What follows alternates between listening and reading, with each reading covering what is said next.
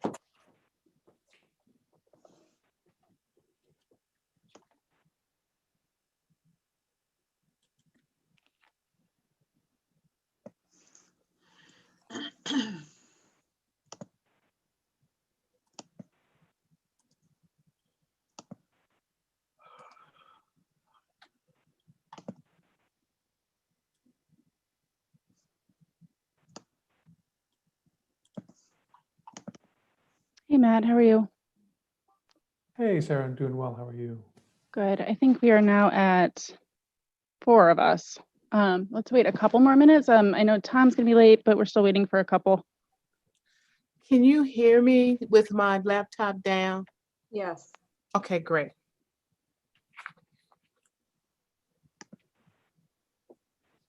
And I think Craig is going to be late. Correct, Right. Gail? Yes. I'm sorry, Gail. Did you say Craig or Tom, or is it both? Both. Both. And, Okay. Okay, we'll wait a couple more minutes then. Craig could be considerably late. Yeah, I think we have one additional board member though, who I anticipate will not be late. So I figure we'll wait just a little bit longer.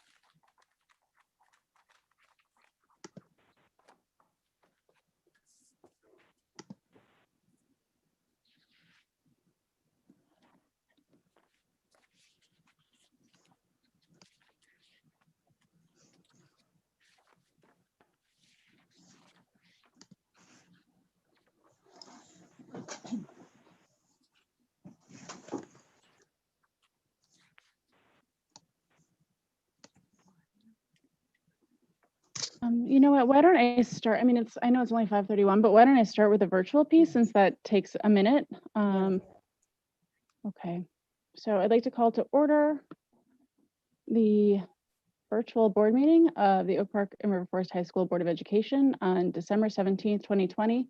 It is currently 5:32 p.m. Gail, could you please call the roll? Yes. Dr. Moore? No. Mr. Barron? Here. Mr. Isley? Oh, he's not, I'm sorry. Mr. Martiri? Here. Ms. Harris? Here. And Ms. Dixon Spivey? Here. So regarding our virtual location, the state of Illinois continues to operate under disaster declaration related to the COVID-19 worldwide pandemic. The health department continues to advise the community to practice social distancing, wear face masks, and avoid unnecessary contact with others. Based on the current public health concerns, I, Sarah Spivey, as head of the public body, do not believe it is either practical or prudent to hold an in-person meeting of the Board of Education on December 17, 2020. I further believe that it is neither practical nor prudent for the public to be present at the public body's regular meeting location. We will continue to hold a remote meeting with updated practices to comply with Public Act 101-640 that was signed by Governor Pritzker on June 12th. Okay, our first item this evening is closed session. So I move to enter closed session for the purpose of discussing the appointment, employment, compensation, discipline, performance, or dismissal of specific employees of the district or legal counsel for the district, and independent contractors and specific volunteers, including hearing testimony on a complaint lodged against an employee or against legal counsel for the district to determine its validity, collective negotiation matters between the district and its employees or their representatives, or deliberations concerning salary schedules for one or more classes of employees, as well as a self-evaluation, practices and procedures, or professional ethics when meeting with a representative of a statewide association in which the district is a member. Litigation when an action against affecting or on behalf of the district has been filed and is pending before a court or administrative tribunal, or when the district finds that action is probably imminent, in which case the basis for the finding shall be recorded and entered into the closed meeting minutes. Is there a second? Second. Gail, could you please do a roll call? Yes. Dr. Moore? Mr. Barron? Yes. Mr. Martiri? Yep. Ms. Harris? Yes. And Ms. Dixon Spivey? Yes. So we will now go to our closed session link and reunite there. For any members of the public who are watching, we will be coming back for open session, our levy hearing, public comment, and our normal items of business at 7:30.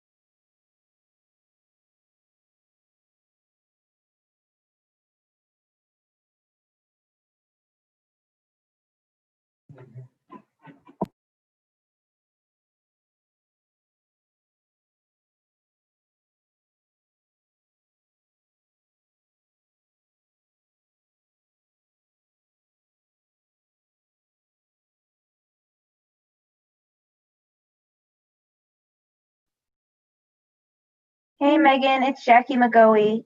They won't be back until 7:30 for the open session. You're muted.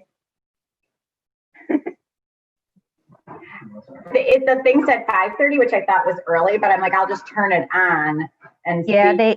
they open the meeting and then go right into closed session. So they won't be back for open session until 7:30. Okay, great. Thanks for letting me know. Yeah, no problem. What if I just sat here for 2 hours and stared at you? All We right. have See much you later. better things to do. All right, Wait, what did you tell me? I've already forgotten. 7 or 7:30? 7:30. Okay. Thanks, Jackie. Sure, no problem. Bye.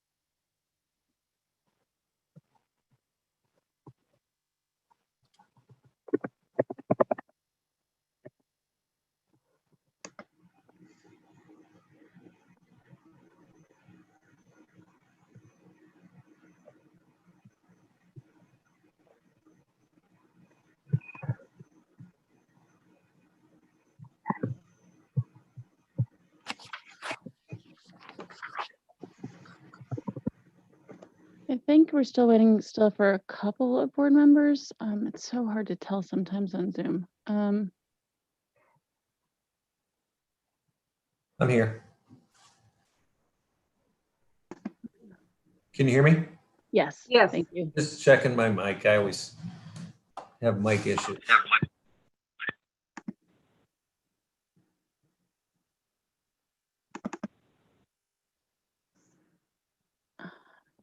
Yeah, we're still missing some.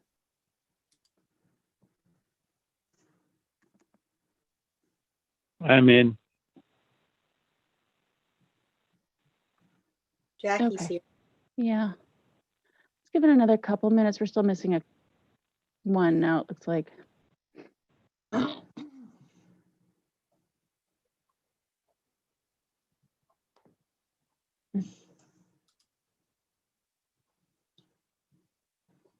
Oh, you know what? Gail, I think she had said that she wasn't gonna be able to make part of the meeting. That is correct. Yeah. Okay, she'll be back we will later. I forgot that. Okay. Let me get to where I need to be. So, we are here for the tax levy hearing. It is now 7:34 p.m. I call this public hearing to order on Thursday, December 17th, 2020 for the Oak Park and River Forest High School 2020 tax levy. Notice of this public hearing appeared in the December 9th, 2020 edition of the Wednesday Journal newspaper. At this time, I ask for any written or oral comments to be received. And this is now the opportunity for public comment on the tax levy. Yes, and we do have one, if you'll give me one moment. And this is from Michael Gibbs to the District 200 Board. Thank you for your service to the community. Yes, you have been elected to serve the interests of the voters of Oak Park and River Forest, but the primary reason is what is that the best interest of the students of Oak Park River Forest, present and future. As president of the Husky Booster Club for 10 years and River Forest Village trustee for 8 years, I grew to appreciate the different responsibilities of the various elected bodies and who they are elected to represent. You need to ask yourself one question before every decision you make. Is this decision in the best interest of District 200? I firmly believe the decision is to not take the allowable levy is not in the best interest of District 200. Where will the funds come from to renovate the facilities?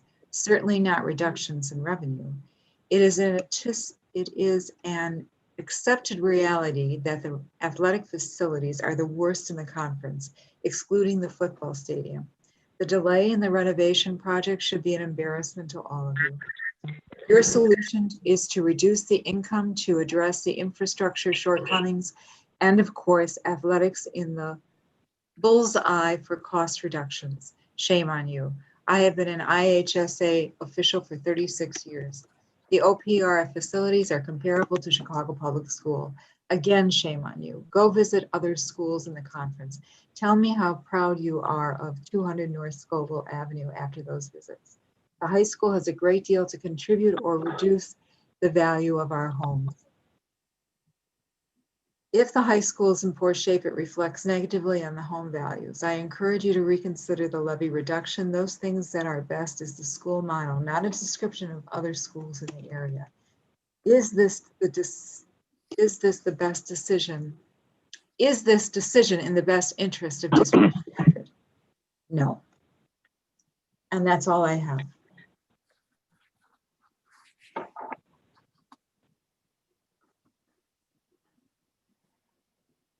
Sarah?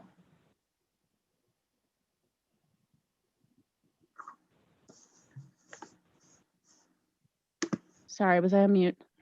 I guess so. Forgive me. Yeah, forgive me. I'm just talking away. Okay. So given that there is no other additional comment concerning the levy, it is now 7:37 p.m. And so I'm going to close this public hearing. Gail, is there any other formality that needs to be done No. with regard to this for tonight? Okay. No.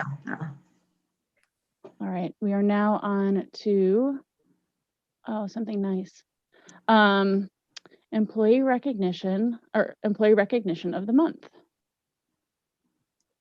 So as we, feels like so long ago, but as we hopefully remember when we used to meet live and in person, we had started honoring various members of our Husky community. So we are going to start doing that again.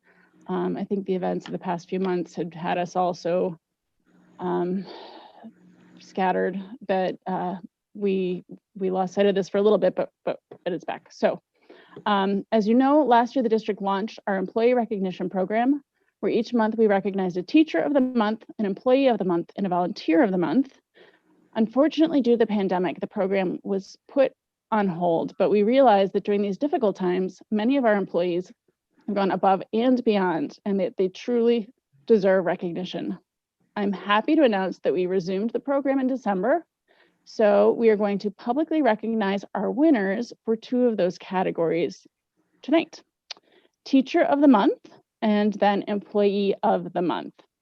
And Gail, I don't know, am I supposed to have a certificate? Because I don't. No, it's going to be just flashed on the screen. Oh, I understand. don't have to do anything with it. Okay.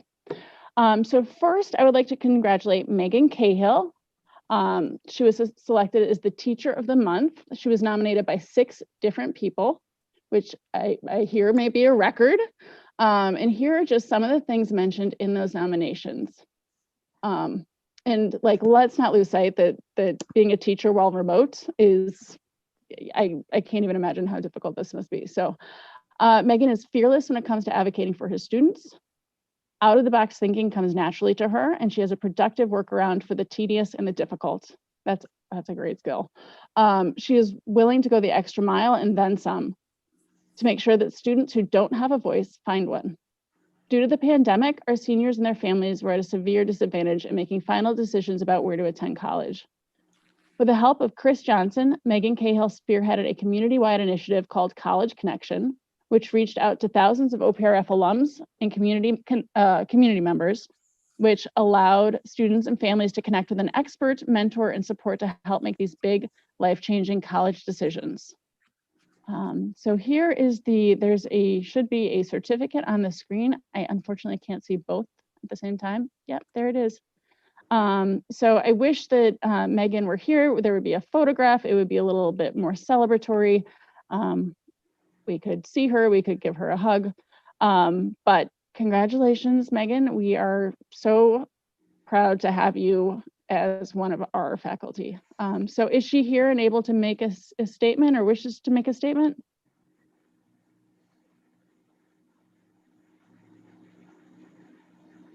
Does I don't anyone think know? she's here. Okay, all right, well, we are super, super grateful for her service. And then we have our second employee of the month. And I'm so glad we brought this back. All right, our second employee of the month is Tim Hasso. And here is what people who submitted the nominations had to say about Tim. This fall, Tim has been running our on-site connectivity lab for students who have had difficulty with consistent internet access at home, and has gone above and beyond serving as a mentor, tutor, and unofficial case manager for students in the program. Because Tim quickly built meaningful relationships with students in the program, he's been able to continue the outreach, encouragement, and academic support with these students even during this adaptive pause. He has been an incredible advocate for our students and has managed to motivate students who have been really disengaged during remote learning.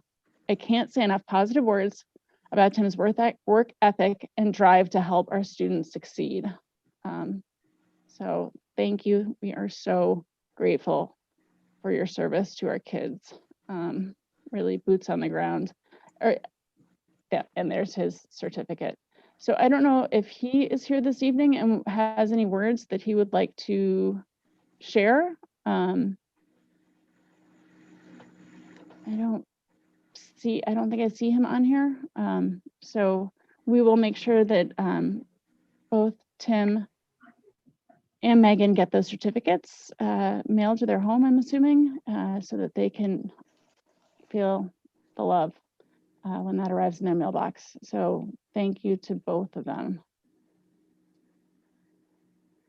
All right, now we have public comments. So Gail, if you want to begin. Yes. Sorry, can I jump in really quick? I apologize. I just saw Megan Cahill in the room and I don't know if she wants to say something, but I would be remiss if we didn't give her the opportunity to at least. Yeah, please.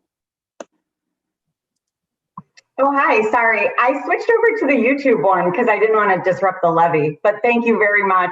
I appreciate it. And hope everyone has a wonderful holiday. Thanks.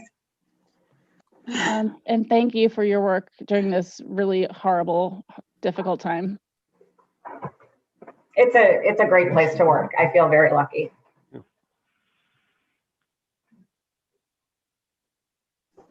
Thanks again. Thank you, Megan. I'll mute myself. Thank you. Thank you.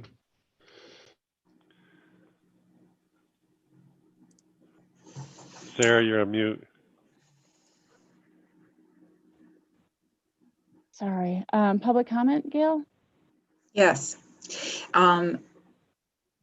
This is from Suzanne Morrison. Dr. Pruitt-Adams doesn't leave until, I believe, July. It seems appropriate for this board to choose her replacement. There is nothing wrong with getting a head start, such as securing a search firm and providing a first draft of the criteria for a new superintendent. However, selecting a new superintendent when the makeup of the board will change in April is a bit of an overreach. It seems unnecessary and hence it makes people suspicious of the current board's motives. If this board is 100% intent on making that decision for the subsequent board, then perhaps create a task force or ad hoc committee made up exclusively of District 200 board candidates to provide input into the candidate process.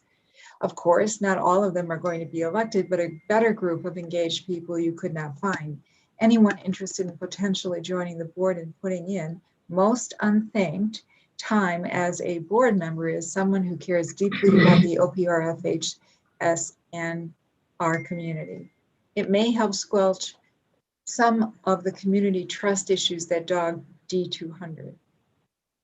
Many in the community perceive that D200 board seems content approving major plans and initiatives that are presented to them and the community that are rather light on the details of how things will be administered once the rubber meets the road. There are all sorts of obvious details that, no surprise, were thought through that end up creating all manners of problems. Personally, I recall the changes a few years ago to the attendance policy that left a few seniors hours before graduation unable to walk the stage until myself and many others wrote letters questioning how such poor communication and execution by the school could be allowed to cause such arbitrary pain and hurt. My child was not one of those students, but I wrote anyway because the fault seemed to lie with the attendance policy. They clearly hadn't considered all the issues when it was adopted.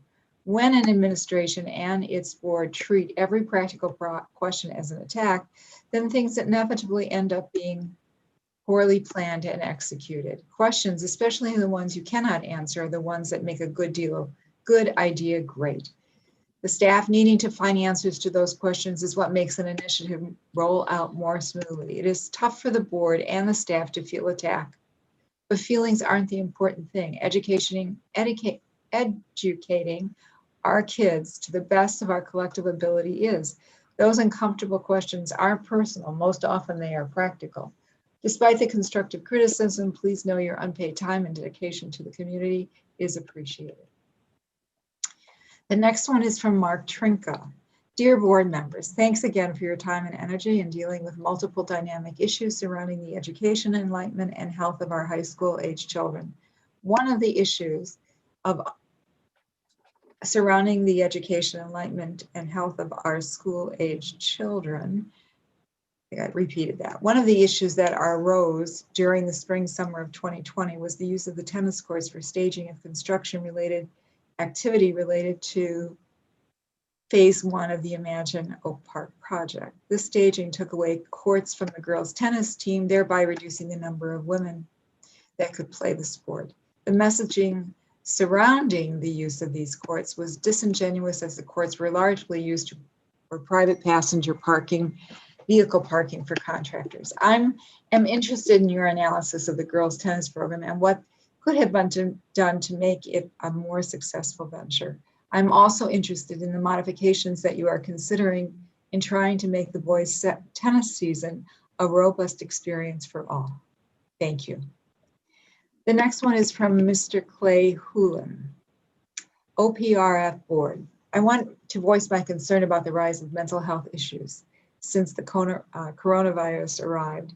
Depression and anxiety in America have become rampant. Federal surveys show that 40% of Americans are now grappling with at least one mental health or drug-related problem.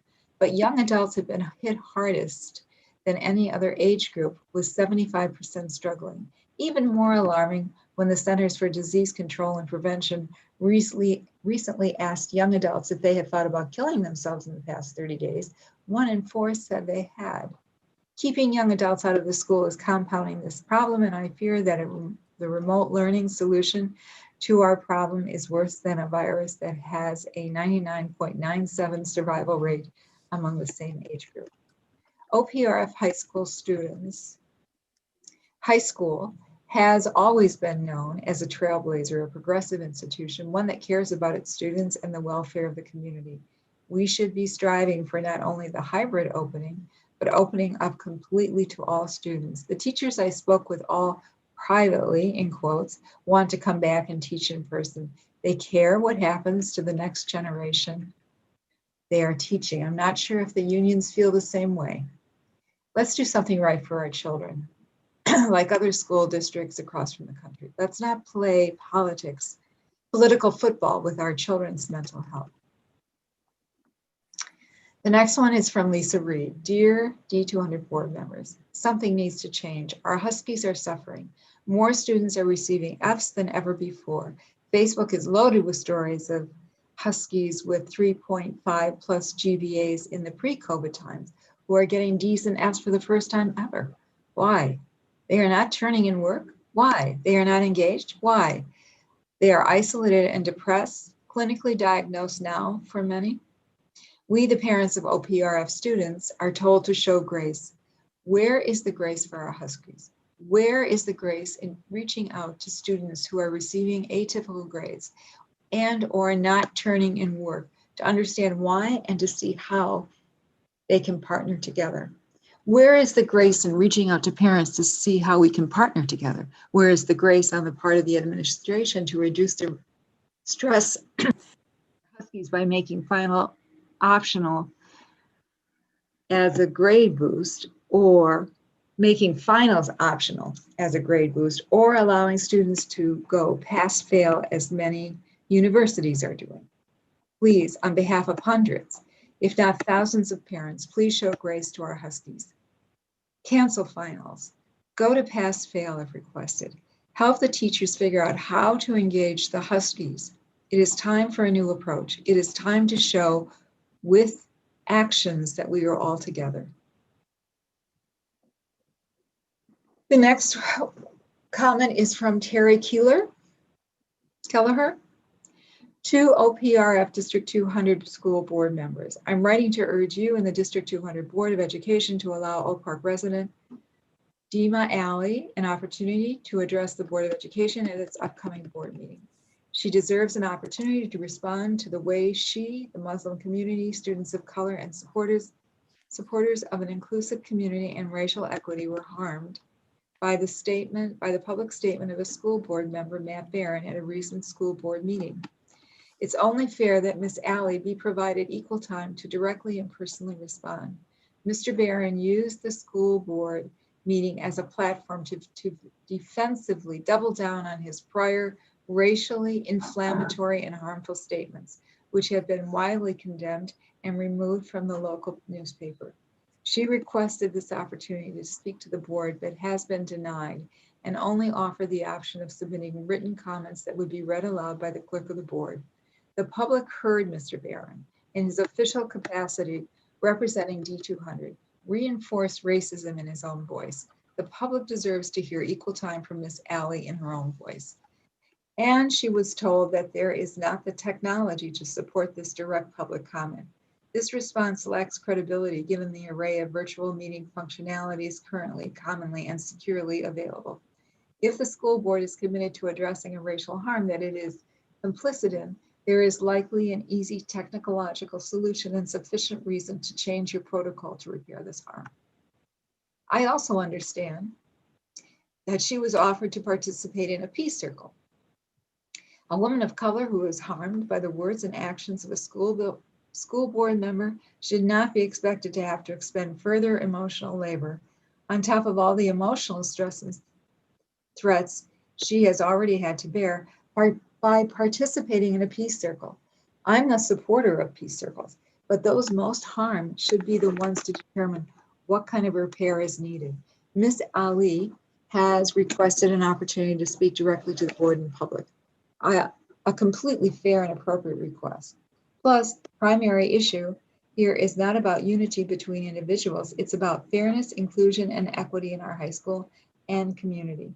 When there's racial equity, unity is more possible. Please allow the public to hear Ms. Ali's own voice so that community healing can begin. It's the fair and right thing to do. Thank you. The next one is from Flo Schumacher. Good evening, board members. As a parent of a special education student, I would like to remind the board once again of its commitment to prioritize the needs of the district's most vulnerable students when responding to the COVID-19 pandemic.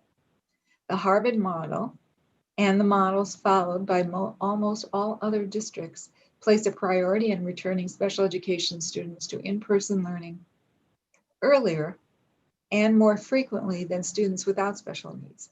The hybrid plan the board approved does not follow this model. Special education students are given no more in-person instructional time than regular education students. That is 1 day in 4. In addition, special education parents were just advised the learning labs, which provided much needed daily in-person attendance to some of our students, will be discontinued once hybrid learning resumes.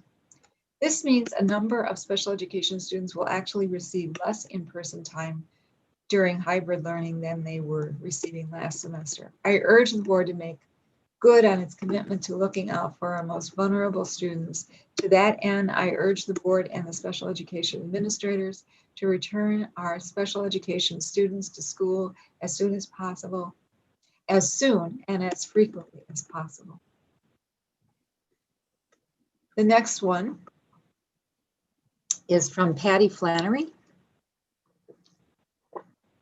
Dear Board of Education, thank you for the opportunity to contribute important data from the University of Chicago's The 5 Essential School independent survey results on the high school.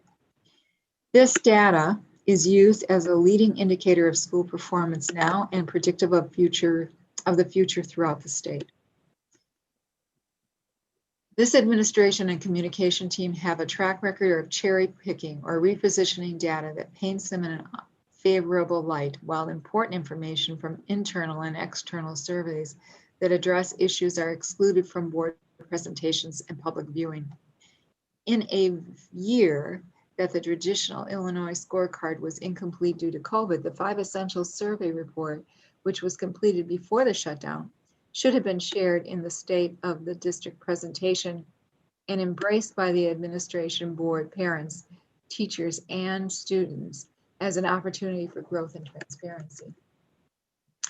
I have recapped, or I've included a recap below with 2020 versus 2017 with lowest rankings 1 of 100 to highest rankings 100 of 100. As you can see, parent, teachers, students rated OPRF high school leadership 18 out of the 100, and the survey reveals a growing lack of confidence, trust in the administration. Those issues should have been brought to the attention of the board and the community years ago. So she puts down 2020 versus 2017, the 100 highest rankings, instructional leadership at 14, it's a 46% decline. Program coherence at 15 is a 25% decline.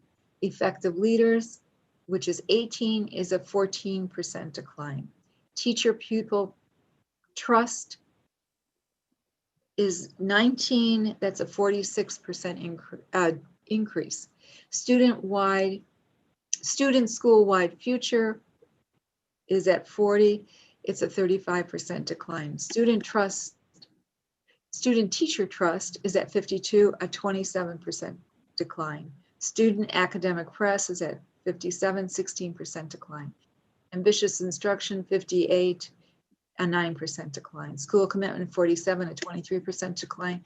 Parent teacher trust, 79, an 8% decline. Involved families, 81, 2% increase. The administration and communications team should be held accountable for sharing all data with stakeholders. Additionally, the Imagine One project update does not include budget and cost information. The community should be informed without making a FOIA request on where the finances of this project stand. If possible, please add budgeted actual costs to the presentation as soon as possible, or let me know if it's necessary to make a FOIA request. In closing, there are many teachers I admire and respect at OPRF. Apparently, many of them share the same anger and frustration with the administration and leadership of our school. Moving forward, the 5 essential surveys should be included with the state of the district to the Board of Education and community. Thank you. Mr. Johnson, could you? Sure. Thank you. Yep. From Russell Susan. Dear Board of Education, you have shared your passion statement for the tennis program in the past, and so I thought I would update you on the success and challenges of the girls' tennis program this past fall. The power of sports and clubs for our children should never be minimized. My understanding is the varsity team finished the season without a major COVID incident. The Huskies had 16 players, they all stayed healthy, practices were spirited, and they completed the conference schedule in 5th place. The JV teams did almost as well, completing the season with only 1 2-week quarantine. Even with the health restrictions, it was frustrating for the program to have to let go roughly half the players who came to tryouts because of space limitations. The program was not going to have competition for all of them, but it would have been beneficial to offer them a practice schedule and an opportunity to get on the court, exercise, and be with classmates. Traditionally, tennis has been a no or low-cut sport. That was not the case this fall. As you recall, many in the community had advocated prior to COVID for allowing more tennis courts to be kept playable as opposed to turning the courts into a construction parking lot and hosting a single trailer. Limited street parking was a major factor cited by the administration for converting the courts. Thus, when we heard that our students would be fully remote the entire semester, the tennis program community was excited to discuss the possibility of allowing a few more courts to come online for the girls' fall tennis season. That never happened. In fact, during the process of inquiring, fences, both literally and figuratively, were put up, which reduced the number of courts by half and resulted in cuts and less student participation. This happened while the entire West Field was wide open. Not a single fall OPRF IHSA sport needed the fields. It was a lost opportunity to have an honest discussion, and it affected many student athletes negatively. You should take this opportunity to reach out to players and ask them how they feel about their facilities and how they feel the school supports the tennis program. Our school community has another chance to make this right for the spring. We now know that only a quarter of the students will be on campus at a time, and half of those will be freshmen and sophomores who don't drive. Thus, parking seems less of a concern. Will you at least consider opening up a few more courts for the spring tennis season to allow more kids to participate in an OPRF team sport in the middle of a pandemic? I look forward to any response and a conversation to try to help kids stay active and connect with the school when the weather breaks. Go Huskies. From Judith Alexander, dear board members, this is a message of appreciation for your decision to take a flat 2020 tax levy despite dire warnings from the administration. As you know, the pandemic has created a financial burden for many in the community. A flat tax will help these taxpayers remain here. Taking a flat levy now also will increase the likelihood of a favorable referendum vote, even if it means you'll have to go to referendum a little sooner. I also suggest that you work to shift the culture at OPRF to one of greater financial responsibility. Ask faculty and staff to suggest ways to save money. Give quarterly awards for the best ideas. Look for someone with a track record of holding down spending without sacrificing academic achievement when choosing our next superintendent. The more the community sees the high school exercising financial discipline, the more it will trust and support the high school. Thank you for the opportunity to make these comments. From Lori Jerry, dear 200 School Board, I would respectfully like to urge the BOE and the administration to identify and focus on the real customer at OPRF. It is not the teachers, it is not the parents, it is not the administrators, it is the students. I cannot help but feel like we do not truly have a student-centric mindset at OPRF. This pandemic has required businesses to rethink and reinvent themselves to meet the needs of their customers and stay afloat. If you own a local restaurant and you don't figure out carry out, you lose your business. If you own a small retail store and don't figure out how to engage your best customers when it's easier for them to buy from Amazon, you lose your livelihood. If your customer says this is a waste of time and it makes no sense during a pandemic advisory, you listen and adjust or they leave. Is it possible to have the same entrepreneurial mindset in our schools? Is it possible to seek the counsel of students and listen to them rather than parents and unions when decisions are made? Is it possible to have the difficult conversations that would improve the education of all students without posturing and worry about political fallout? Example of this include the 8 months it took to get to a hybrid plan that turned out to be far from innovative, excuse me. The lack of any opportunity for freshmen to meet their teachers in person, the detracking of the curriculum. How do low and high performing students feel about that? The lack of quantitative measurement for online teaching. When I tell friends and family that my junior has not been in the classroom since March, they are astounded. So many schools have figured out how to have some level of in-person engagement. Private schools are incented to figure it out, and they will lose revenue. We are now in the dark and dreary months of winter with cases spiking, and I cannot help but feel we missed our chances this fall. I appreciate the work people are doing, especially the volunteers and the BOE, but hope with the new superintendent we can reorient ourselves to focus on the true customers at OPRF, our students. From David Detmer and Jean Bacon. We have a real love for OPRF high school community and have been saddened by the recent chain of events that have us underperforming our peers in many metrics. We understand COVID has been difficult on all, but also believe our response to COVID has been to wait out the virus until a vaccine becomes available versus looking for creative ways to get our students involved in some way. On top of all of this disappointment, now we are dealing with a threat from our administration of cutbacks in numerous student academic and extracurricular programs. We, the entire OPRF community, need to find more ways to bring our students and staff together. Now more than ever, we need to get going the extra mile to do whatever we can to get our students and staff engaged both during and after the pandemic. We can set a new course with exciting and hopeful leadership in the coming days and months. Please consider all we can do to help our students reach their highest potential. Thank you all for your time and service to your community. From Monica Sheehan. Good evening. I appreciate the opportunity to make a public comment tonight. It addresses agenda item 11.01. I strongly support a flat levy. It is just and responsive action as our community continues to deal with the economic consequences of a pandemic. 2 weeks ago, more than 3 hours of public comments were submitted in response to the administration's effort to change the board's decision regarding a flat levy. The vast majority of comments supported the school's aquatic teams and urged D200 to continue to provide pool resources for them. Their comments served as a reminder of the inequity of the Imagine Plan. It calls for a huge pool and a 600-seat natatorium in Project 2, while a standard-sized indoor track for the school's largest and one of its most diverse teams, track and field, isn't addressed until the fifth and final project of the $219 million plan. As a reminder, OPRF removed the team's outdoor track in 2003 to expand the stadium. Ever since, the spring track team has had to hold practices and home meets offsite in less than desirable circumstances. Given that Imagine's Project 1 is already over budget and 39% of its classrooms remain on hold, despite the more than $90 million sitting on the school's cash reserve, it's reasonable to think that the track in Project 5 will never be built. As such, I request that the board undertake a comprehensive review of the Imagine Plan and prioritize its elements accordingly. It's not enough that an element is included in the plan. It matters when and if it will become a reality. While D200 faces a scarcity of land and financial resources, there is a pragmatic solution to the pool, indoor track, and other facility needs. The school can collaborate with the Park District and build a covered competition-sized pool at Ridgeland Commons at a total shared cost of $14 million. Remove the old pool from the building, making space for a standard-sized indoor track expanding the team's cramped field house, and creating new space for other sports, clubs, and the performing arts. The time is long overdue for the school to update its antiquated, self-imposed, and burdensome swimming requirement.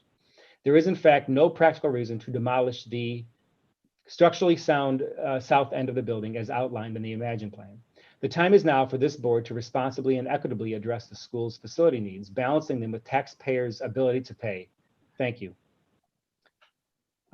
From Marcy Grant. Dear 200 board members, I appreciate your service and commitment to the community. As I hope you can see, racism and bigotry, sorry about that. As I hope you can see, racism and bigotry at OPRF HS will not just dissipate, if you will, it will away or sweep it under the rug. Now you have hate crimes inflicted upon students remote learning, as well as a bigoted board member who refuses to accept responsibility for his ill-conceived actions. Racism and bigotry at the school level, whether the perpetrator is a board member or supposedly behind a screen halfway around the world, must be met face to face.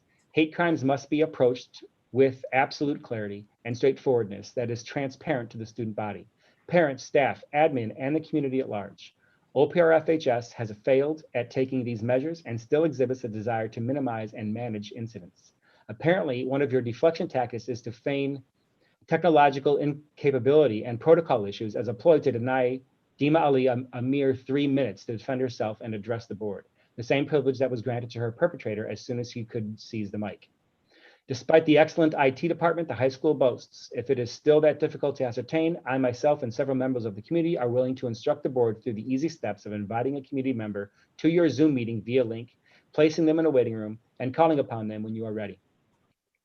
Because this is so simple to do, it would be prudent to allow the resumption of live public comments instead of staff butchering our words when they read our letters aloud. The longer you deflect injustices like Dima's and try to pretend you are technologically incapable of honoring a request that was given to her perpetrator without question weeks ago, the more enraged and distrustful you make the community with your favoritism of the oppressor, your willingness to hold them accountable, and your unwillingness, to hold them accountable, and your sweepingly opaque and indirect tactics to wish this injustice away.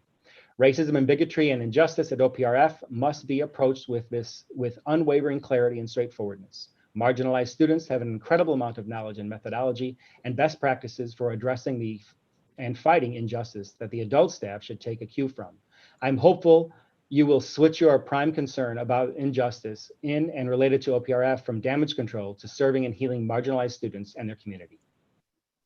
From Colleen Hillen. Hello, I have 3 questions. I asked a question at December 3rd, 2020 board meeting, and it was directed to the website for answers, specifically the update on freshman curriculum restructuring area. My question is there a freshman class 9th grade that has detracked its curriculum with any level of measured success? The OPRF website has a lot of research, most of it dated before 2013. I could not find data on measured success for schools that have implemented detracking. Well, a better way to put it, I could not find information that is obvious and easy to understand. I'm not an expert on education, so the information is somewhat of a puzzle. There are mentions of a few schools that had rollouts back in the early 2000s, but as I dug deeper, I couldn't find any data that followed this school's success over a period of time. Evanston had a similar program back in 2010, and it spanned over 4 years, but I can't find any recent, Gail, if you're editing, I can't follow when you do that. But I can't find any recent information on continued success. If you have it, please post. So in pursuit of more information, I will ask a more specific question. Please provide a recent school or schools in the state of Illinois who have a detracked freshman curriculum and data to support its continued success. If there are no schools in Illinois that have recently detracked their curriculum, then what schools and data are you using as a benchmark? My second question, in the State of the District document under the logic model of transformative teaching and learning page in the professional practices area, it states that school teams will collaborate to make data-driven decisions to improve student learning. Can you be specific on what this data is? My third question, I want to clarify what was stated in the November 2020 freshman curriculum and instruction update. Is OPRF rewriting the entire freshman science curriculum? What is the process to ensure it will meet NGSS standards, and who signs off on this?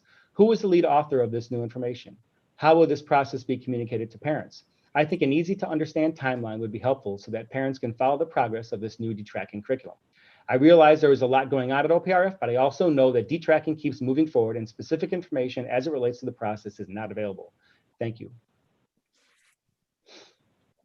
Trying to see if I should pause here for a second and have somebody else step in. I think we're very close. I'm going to keep rolling on. I can come in. You want to? Okay. Yeah, I'm sorry, I was on mute. All good. All right. Thank you. Yes. So from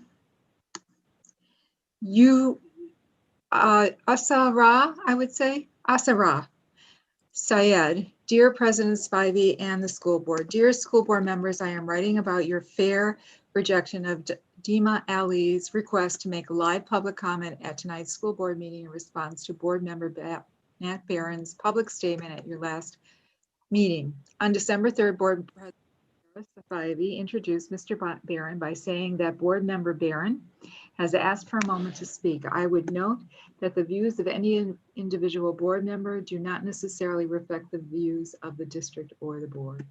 President Spivey specifically introduced him as board member, not as private citizen, yet she gave him a public platform to re-express and double down on his private Islamic phobic attacks that he had already expressed in the Wednesday Journal. He did not address his role on the board in re-explaining his belief, using it as another opportunity to take shots at Dima and the progressive members of our community. Since then, Barron claims to have understood his mistake better and has begrudgingly apologized in a private message to Dima, which the Wednesday Journal published. Dima then made a reasonable request, one that is mandated by law, to be allowed to respond and to address the public. Any taxpayer has a right to publicly comment in the school board arena, even during the pandemic. Yet Spivey said to Dima in an email, "We do not have the capability to support live public comment at this time," telling her that the only option was to email a comment to be read aloud. However, the Illinois Attorney General mandate for the pandemic clearly states that the public convenes via electronic means. It should provide multiple alternative means for the public to comment, such as telephone or video conference capabilities, in addition to the submission of emailed or written comments. Not only is the board breaking state mandates, they are stifling a marginalized woman who has been so wronged in her public forum by one of their own board members. What message is the board sending to all the Muslim and other marginalized students at OPRF High School with this refusal to comply to the law, and with what's right and fair? Only providing Dima the option of emailing a letter like the one I've sent is not fair and equitable, as OPR strives to be. Dima's words will not have the inflection or tone intended. Her Muslim immigrant female voice is still stifled and replaced by that of a non-Muslim, non-Iraqi person who will not pause at the parts Dima would have paused at, will not emphasize the words Dima would have emphasized. Heck, the word is Islamophobia might even be mispronounced like it was by the reader during the last board meeting. At this point, the OPRF board has already made the wrong decision twice. I expect better from my community and especially its elected leaders, and I look forward to hearing from President Spivey and the board how they plan to publicly rectify this situation immediately. I also urge the community to remember to vote in April 2021, which is when Matt Barron is up for re-election. This is certainly not the kind of leader who should be making the decisions for our children's future. Ms. Spivey is not up for re-election till 2013, so I hope she takes this opportunity to redeem herself and the reputation of the school board, OPRF, and the community of Oak Park. Sincerely. From Steve Lefko. Thank you to the members of District 200 board for the opportunity to make a comment. My name is Steve Lefko and I live in River Forest. COVID has created many questions under the umbrella of when will construction end? When will students return to in-person learning? My comments are directed at the question of how. How will every student be challenged to grow in a rebuilt OPRF school system? We're increasingly becoming one school district: Oak Park District 97, River Forest District 90, and OPRF District 200. And it's especially evident in the coordinated changes in curriculum and instruction. It was about 3 years ago when the River Forest District 90 board president described a fundamental change in instructional philosophy. The initiative was multifaceted and spurred by a common goal among sister districts 90, 97, 200 of reducing the racial predictability of achievement. The goal included a strategy involving a change in curriculum and instruction for every subject taught in every grade. Implementation was quiet and expedient, and soon the board described being years ahead of our sisters districts. What follows is a performance update for District 90 since the changes in before school shuttered in March 2020 due to COVID. 1. River Forest adopted a less rigorous math curriculum. It's one of the U.S. Department of Education works group affirms should reduce achievement among all students by 9 to 11%. It's already working. Math achievement has fallen even before COVID. The district eliminated differentiated instruction, and now the growth of children on either end of the achievement curve is delayed. The district adopted an unproven reading and literacy program from Lucy Calkins that defies what research says is best, like a foundation in awareness of early readers, phonic awareness of early readers. Students choose their own books now, and achievement in English language arts has Students chose their own books now, and achievement in English language arts has fallen even before COVID. Immediately after implementation, the Illinois 5 Essential Survey showed River Forest teachers blasting the administration, rating instructional leadership in the bottom 8% of all Illinois schools. The trend is teacher voice persists today. In the short time exemplary schools were downgraded to commendable, there is no longer an exemplary school in River Forest. Since the new philosophy, River Forest school ratings on popular home finding sites like Realtor.com, SchoolDigger.com, and GreatSchools.org have declined, creating a community issue and not just a curriculum issue. It's astonishing how quickly a lower academic ceiling has translated to lower student achievement. Lowering academic standards helps no one, and it is an inconsistent step for well-funded schools. Instead, changes should consider directing more attention, more contact time, and more resources to students needing it most. This is where our money should be spent. In April 2019, OPRF Assistant Superintendent Greg Johnson described tracking as rebuilding a school system at OPRFHS. It sounded eerily familiar to the vision cast in River Forest.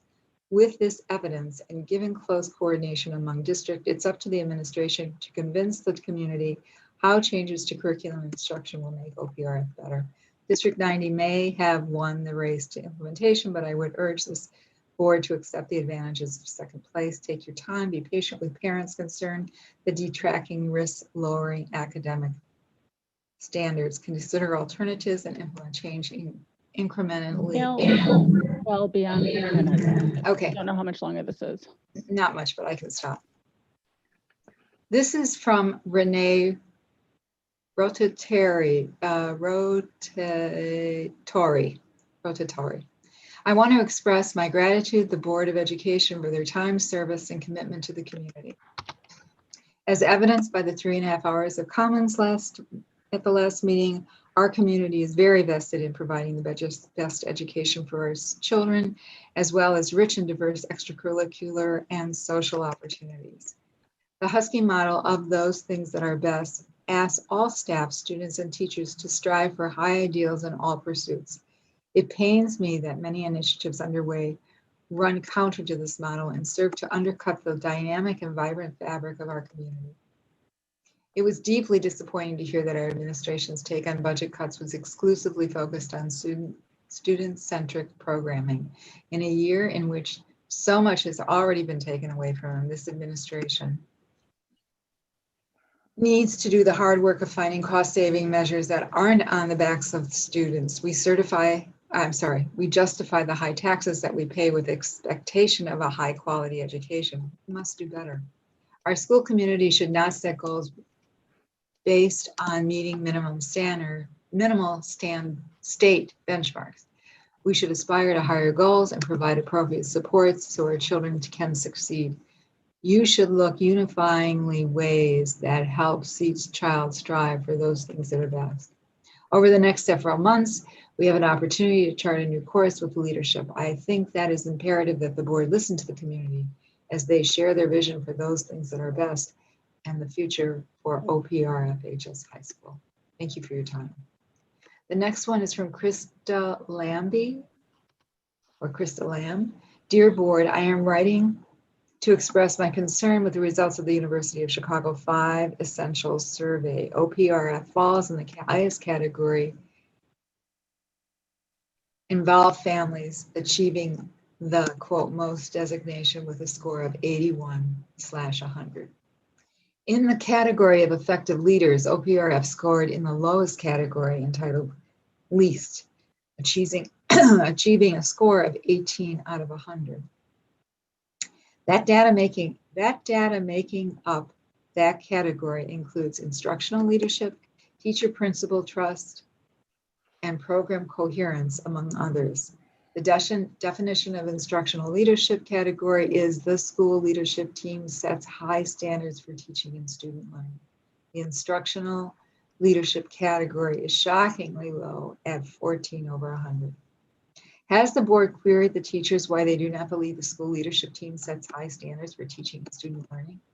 Going forward, as the board endeavors to hire a new superintendent, the board should examine the 5 essential scores of any new superintendent candidate, assuming said candidate comes from Illinois before hiring.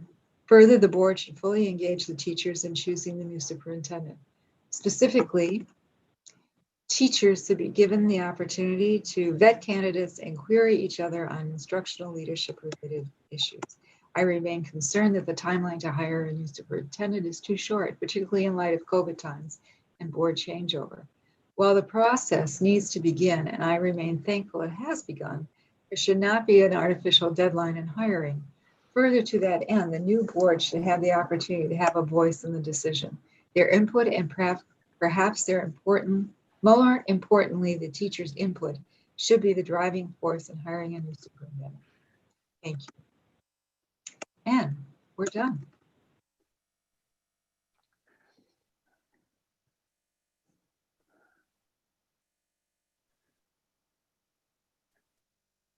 All right, thank you. Thank you to our readers. That I know is tiring. So we are on to introductory reports. Before we go to our student council liaison, Maeve McAndrews, I would like to make one statement from the board. So tonight's the first time that the board has had an opportunity to meet together since the events of the last several weeks have unfolded. Both, concerning Mr. Barron's comments and the ensuing continued struggles. So we are in the process of working on a statement from the board. We're not ready to give that tonight because we want time to craft it and be intentional and careful in our wording. So our plan is to have a special board meeting, which will be on December 22nd at 5:30 p.m. To address the issues that came up tonight and many public comments. And with that, Maeve, do you want to begin? Hi, everybody. I'm Maeve McAndrews, and I'm the Student Council Board Representative. I'm excited to be here tonight and tell all of you what Student Council has been working on. This week, students have been participating in our Winter Spirit Week. Student Council wanted to create a fun Spirit Week for students and staff to participate in before finals. We hope this week has helped everyone relax and show some school spirit before the first semester ends. This Monday was Pajama Day, Tuesday was Winter Gear Day, Wednesday was Whiteout Day, today was Ugly Sweater Day, and tomorrow is Fancy Clothes Day. Although we have not seen as much participation this week as we did during our Home Cozy Spirit Week, we still have seen a bunch of students and staff send in pictures each day showing off their school spirit. Additionally, Student Council is in the process of planning some fun activities for the second semester that will get students involved. We would like to host a virtual cooking night where we would have a chef teach students how to make a meal or pastry over a live Zoom call. We are currently looking for possible chefs that are willing to participate and hope that students are interested in this idea. Also, Student Council is still working on our virtual trivia night for second semester, and we really hope that people will want to participate in that too. Recently, we've noticed that some students are still a little confused about how hybrid learning will work exactly. So we would really appreciate just like a little extra explanation of what the second semester will look like, just to help students understand what school will look like when we return from winter break. Just, help them as much as we can. So thank you so much for giving me this opportunity to speak on behalf of Student Council. Thank you, Maeve. And that's a really excellent point about doing additional education so that students, that we can alleviate some anxiety if possible before they come back into what will be a very different school. And thank you for your work with Spirit Week. I think that it's never been more needed. So that was really nice to hear. And if you need people to be the tasters of that great chef work, I'm sure you'll find volunteers. Okay, you ready for me to call on the next thing? Okay. Sure. Ms. Camerton, could you give us the FOIA request, please? Yes, we have 3 FOIA requests and they were resolved. Thank you.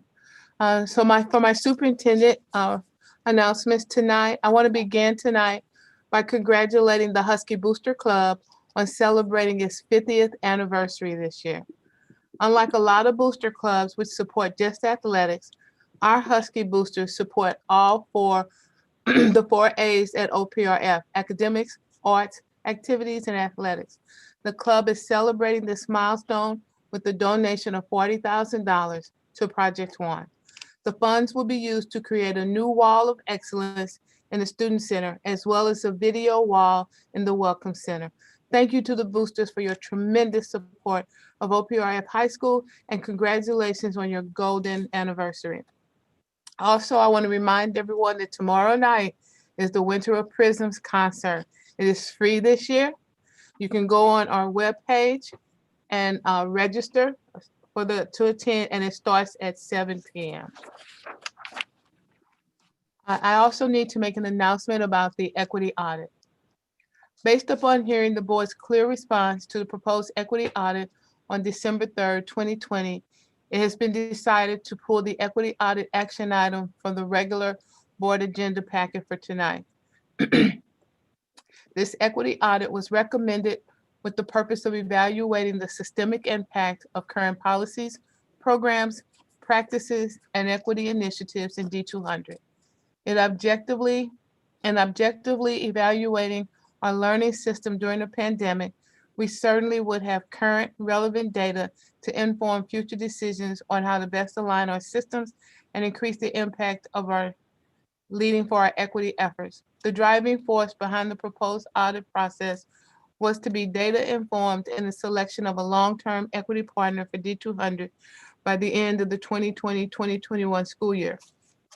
Having the appropriate long-term equity partner is critical to systematizing district efforts as they pertain to equity leadership development, student voice, culture responsiveness, and professional development. The District Equity Leadership Team, or DELT, conducted a process of inquiry around the need to do an equity audit, acknowledging who we are as an institution in our equity journey was important to discuss. The DELT understood the need to choose an audit firm that would meet to D200 where we are relative to the current state of our racial equity journey.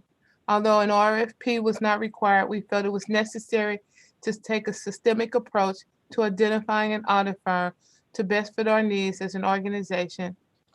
Going forward, we will continue the racial equity work. The plan is for the administration to evaluate our current systems for efficacy and make the necessary adjustments relative to our equity needs.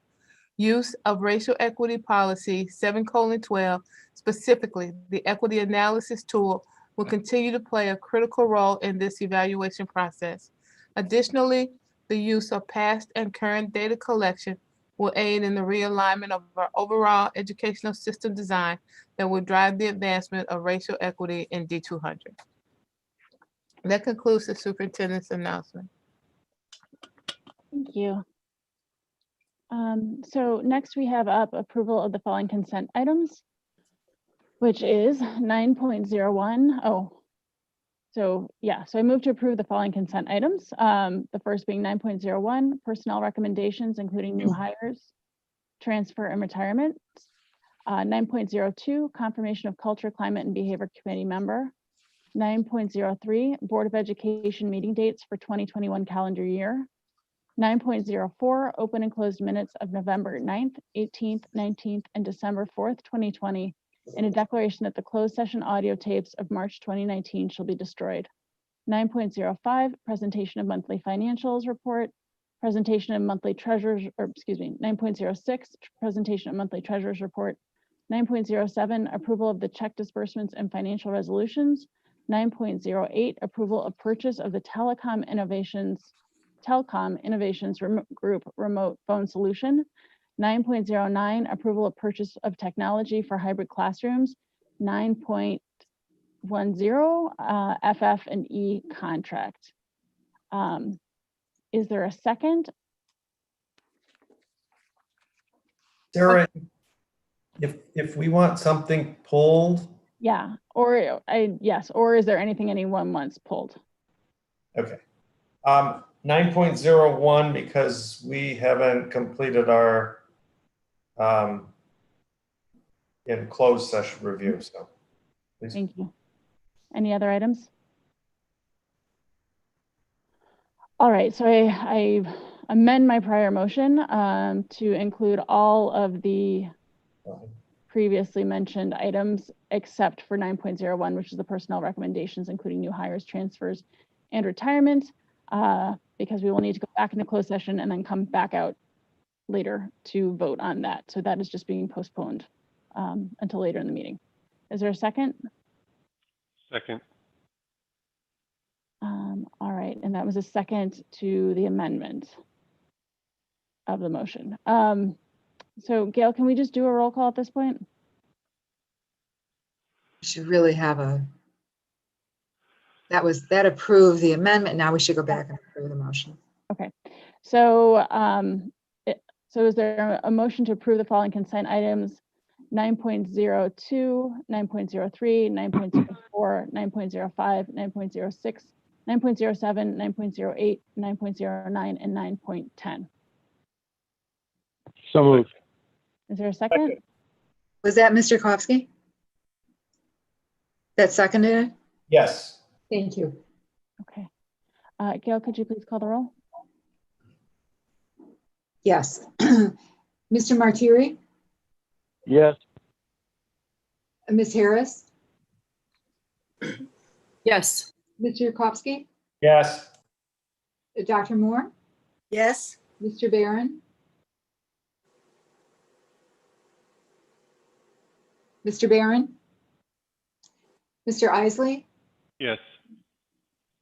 Ms. Dixon Spivey? Yes. And Mr. Barron? Okay. I'm seeing you. I didn't hear you. Okay. All right. And now we have discussion items. Yes, the first item, item 10.01, is the State of the District address.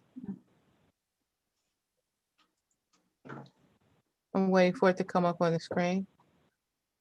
Thank you.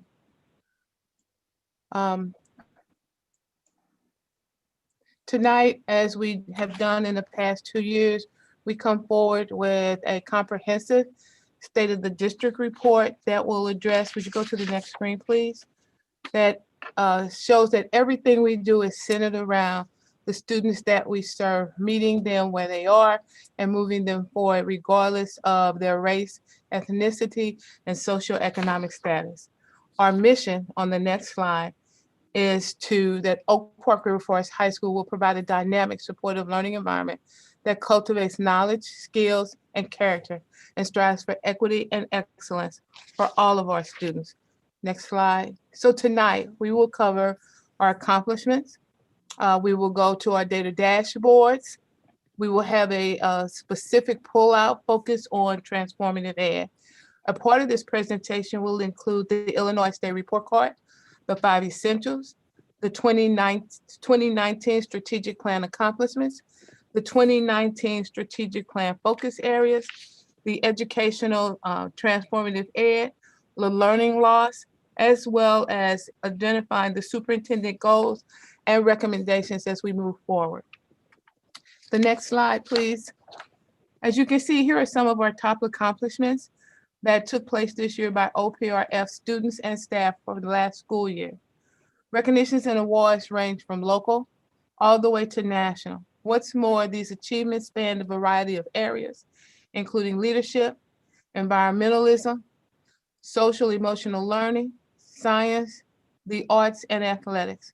What these accomplishments show us is that we are a public school that truly does provide a comprehensive, well-rounded education for our students. Next slide. Instead, so this year, can you make that a little bit bigger, Greg? Is that possible? Actually, I can't. It's in presentation mode as it is right there. Okay. As you know, last year we launched several dashboards that are posted on our website. These dashboards provide a wealth of information and data to the current state of the district. The first dashboard to your left is the Illinois State Report Card. You can go on there and see the current Illinois State Report Card, and those which the state issues in the fall of each year.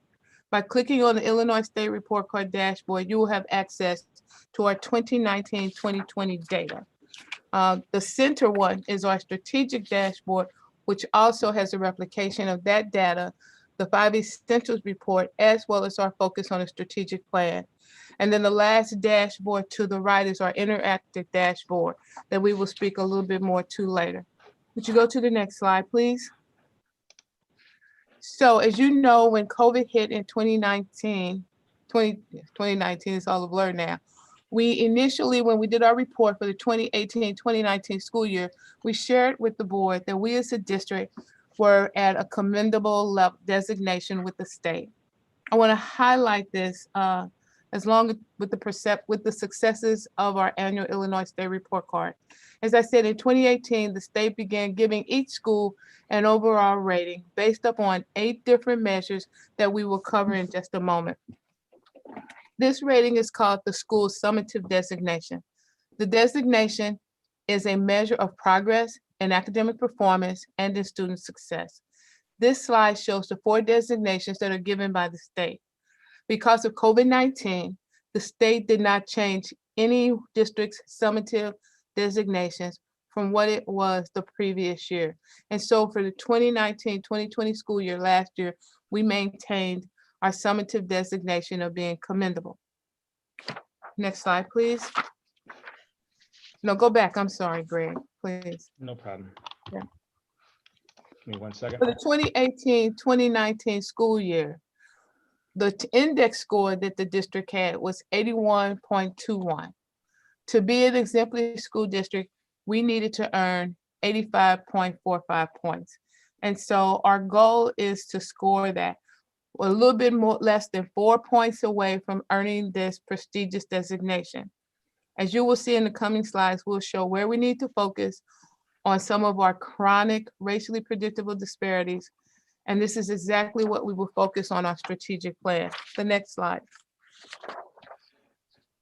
As a school, our summative designation is based upon 10 indicators. Listed here, the pie chart shows the weight of each indicator when calculating the overall designation. So as you can see, 75% of our designation comes from the academic indicators. English is 7.5%. Math proficiency is 7.5% of the indicators. Science, 5%. Graduation rate is 50% of the weight for academic indicators. And the English learner progress proficiency is 5%. The other 25% for the designation comes from the school quality or student success indicators. Chronic absenteeism is worth 10%. Climate survey, which is the 5 essentials, is worth 6.67%. Ninth graders on track to graduate, 8.33%. We are still waiting for ISB to add in the college and career readiness, which we hear is coming, and the fine arts. I do want to continue to talk about our Illinois State Report Card. Due to the COVID pandemic, it led to the cancellation of the spring testing. So there's no data for several indicators, as you will see here. And that's on the chart when you look at the data dashboard. While the summative designation was not updated, the report card does have new data. So I'm going to share with that data with you. Our graduation rate has gone up 4%. It is now 95%. Our chronic absentee, while we went in the wrong direction, it is now 19%, which means we went up 4% in our chronic absenteeism. We are still looking at the data to see if this is directly correlated to COVID. The 5 Essentials Climate Survey, our designation stayed the same as it was for last year. I'm sorry, Greg, could you flip the slide? I'm just talking. Thank you. My bad. Which is our moderately organized for improvement. And later on, I'm going to give you some more information on the 5 Essential Survey. Our 9th graders on track went up 1%, so we are now at 91.8%. While again, I said there was no assessment data given for last year, so we don't have that. But I do want to break down our graduation rate. For the 2019 graduating class, 85% of our Black students graduated on the 4-year cohort. For the 2020 school year, 89% of our Black students graduated in their 4-year cohort. So that went up 4%. From the 2018-19 school year, our 86% of our Hispanic students graduated within 4 years. For the 2019-2020 school year, 91% of our Hispanic students graduated with their 4-year cohort. So we went up 5% there. In the 2018-2019 school year, 96% of our Asian students graduated in a 4-year cohort. We went down 1% with 95% of our Asian students graduating with their 5-year cohort. 92% of our students who identified as 2 or more races in the 2018-2019 school year graduated with their 4-year cohort. In the 2019-2020 school year, 97% of our students who identified 2 or more races graduated with their 4-year cohort. So they went up by 5%. Also, in our early college, which is a new indicator, early college course, dual credit, we went from 29% of our students taking dual credit early college courses to 36.7% of our students taking early college dual credit courses.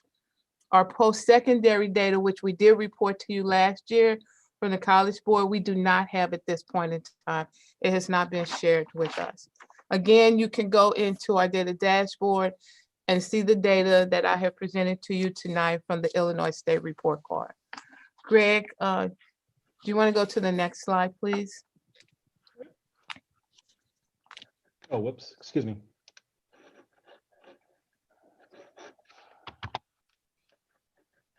So I want to talk now about the 5 Essentials. The 5 Essential School Report for the state of Illinois was derived 20 years ago in research for improving schools.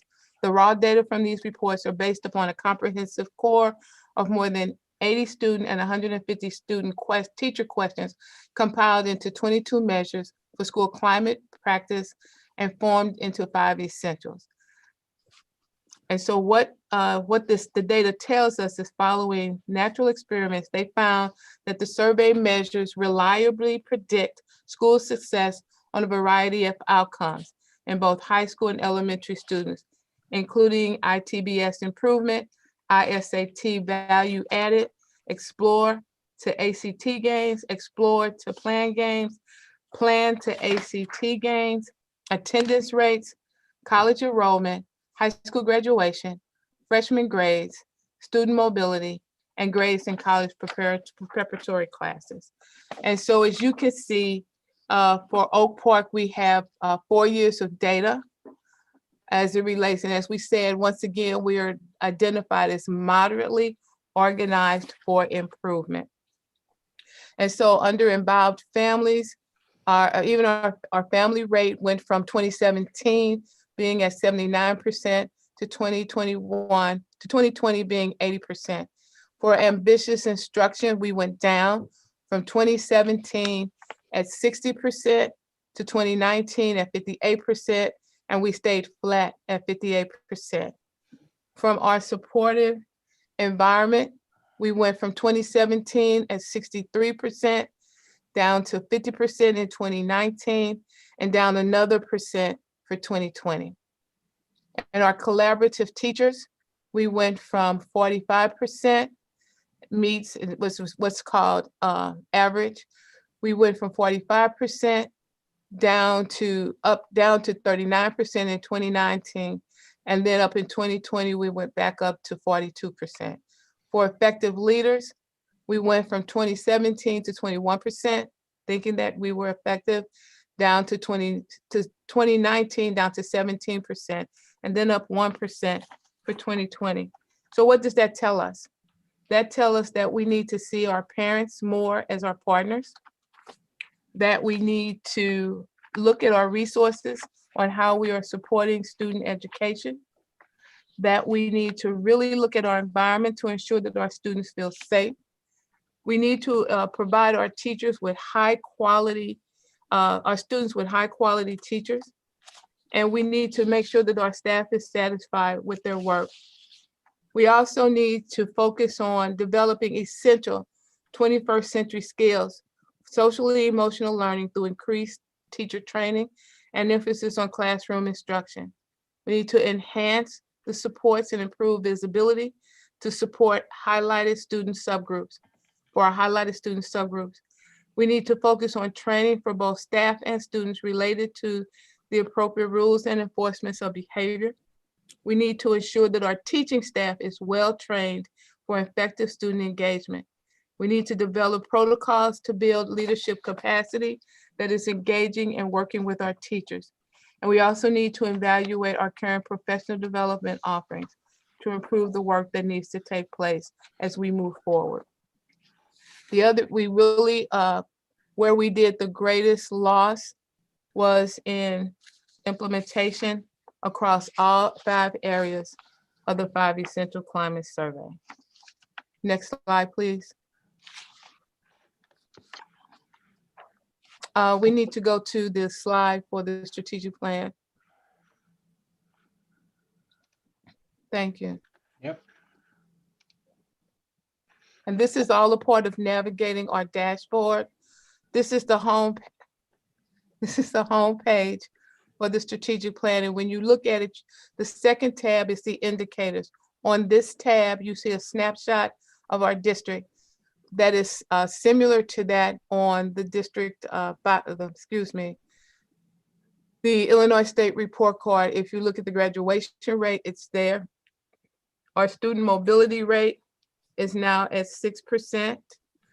Our school finance, we spend $24,000 per student. Our evidence-based funding shows us at 117%.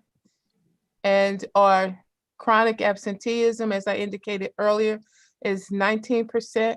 And our teacher retention is at 92%. If you go down to student environment, when you're navigating our dashboard, you don't have to do it now, Greg, because we just went through it. If you click on the climate survey, it will take you directly to the 5 Essentials report. It shows our total school days. It shows all the information about our school system that you will find on the Illinois State Report Card. Greg, you want to scroll down so they can see the entire screen? And that's our student achievement data. And as I said earlier, we didn't have any assessments. Thank you. If you go to the strategies now, if you click on the strategies tab, that takes you to the strategic plan. So what I'm going to cover first is those things that we've accomplished in the strategic plan for the 1920 school year. Goal number 1 is our goal for equity. Under equity, we have 4 strategies. Would you click on those, please? Those 4 strategies were the development of the framework for the racial equity policy. That was done 100%. I do want to say that the numbers at the top, the 70%, the total numbers at each indicator are approximate numbers. The system does not average out the numbers, but this is where we believe we are with the context of accomplishing each of those goals. The second strategy that we worked on under the racial equity policy was the development and publishment of the implementation of Board Policy 7:12, and that was the racial equity metrics. Those metrics are not completed, but are in the process, and so they're 90% complete. Also, we wanted to prioritize the order of the policy sections and resources to consider. This is so small, I'm sorry if I'm squinting. So we have 90% there for prioritizing those, and then 20% complete, thank you, 20% complete on the assessment for school culture and environment. And that goes back to the surveys, the climate and culture surveys that we're going to do. So overall, for racial equity for the 2019-2020 school year, we are 70% complete with the 4 strategies that were being addressed. Now, while we're going to show you some items for focus for the 2020-21 school year, please note that that does not mean that we will stop the work that we still have to continue to do from the 2019-2020 school year. Our second one is priority 2, transformative ed, where overall we are 60% complete, and we had 7 strategies there. The first one was to implement a comprehensive database system that will monitor and support our students academically. We will share that with you. You're going to see some dialogue about that tonight. And it really talks about our social and emotional impact. When you look at transformative ed, it is comprised of 3 different sections: holistic community education, transformative teaching and learning, and supportive learning environment. The second one, which was 75% complete, is on creating an individualized post-high school plans for students. Greg is going to talk a little bit about that when he talks about the portrait of a graduate. We also are 50% complete, decreasing the disparities between overall school demographics, and that's students receiving at least 1 discipline referral and students receiving 5 or more tardies. These are some of the things that are also addressed in the behavior education plan that was presented to the board earlier this year. So for some of these are the baseline data. I also want to say, for those of you who are listening, that the strategic plan is not a 1-year plan. It is a 5-year plan. Every year we pick a focus that we're working on. What I'm reporting on now are those things that were accomplished last year. And then after that, I will share with you those things that we are focused on this year. So also under transformative ed, we're working to increase the percentage of students that feel that they are welcome in our building across all demographic groups. And this is a goal that comes from our CCB, Culture, Climate, and Behavior Committee. Also increase overall participation in extracurricular activities while ensuring that the representation of the reflective of our student demographics is looked at. This too is a goal from CCB, our Culture, Climate, and Behavior Committee. Also, we worked on decreasing the opportunity, and that report was made to the board earlier this fall. So the second one was to decrease the opportunity gap for our Black, African American, and Hispanic students as measured by the percentage of students who earn honors during freshman year. You're going to hear more about that when Mr. Johnston speaks. And then the last one under transformative ed was to decrease the opportunity gaps for our Black and African American and Hispanic students as measured by the percentage of students who earn honors throughout their high school experience. This is a 5-year goal. You will learn today where we are with that and how we're moving forward. Would you go to transformative leadership? Transformative leadership for the 2019-2020 school year focused on 3 strategies. They were improving quality and accountability of employee evaluations by implementing an electronic evaluation system. We implemented that electronic evaluation system last year. The reason it's 90% complete is because once COVID hit, ISB changed the way that we would evaluate people for that ensuing year. And so this year, we believe we will have that completed. Also, we wanted to complete the representation of our minority teachers. Every board meeting, when we do a personnel report, there is a portion of that report that speaks to the demographics of our hires. Right now, we are 55% within reach of that goal. The other one was to increase the overall representation of our minority employees. We are 65% there. So the overall goal for transformative leadership, which is priority 3, is to hold our leaders to a high expectation of responsibility for policies and practices, and to create opportunities to support effective teaching, learning, and leadership. Priority 4 is our last priority, and we're 100% there. That's the operations, facilities, and finance. Greg, could you click on that one? Thank you. There were 3 strategies that we're focused on, all which are 100% complete. The first one was to update the 5-year financial projection and annual updates given to the board each December. The second one was to complete the design for Imagine Project 1, Facilities Project 1. Tonight, you're going to get an update on that. And then in January, we will bring forth the costs for those items. Also, we will present to the board a preliminary balanced budget for fiscal year 2021. So we've accomplished those goals 100%. So let's see what our focus is for this year.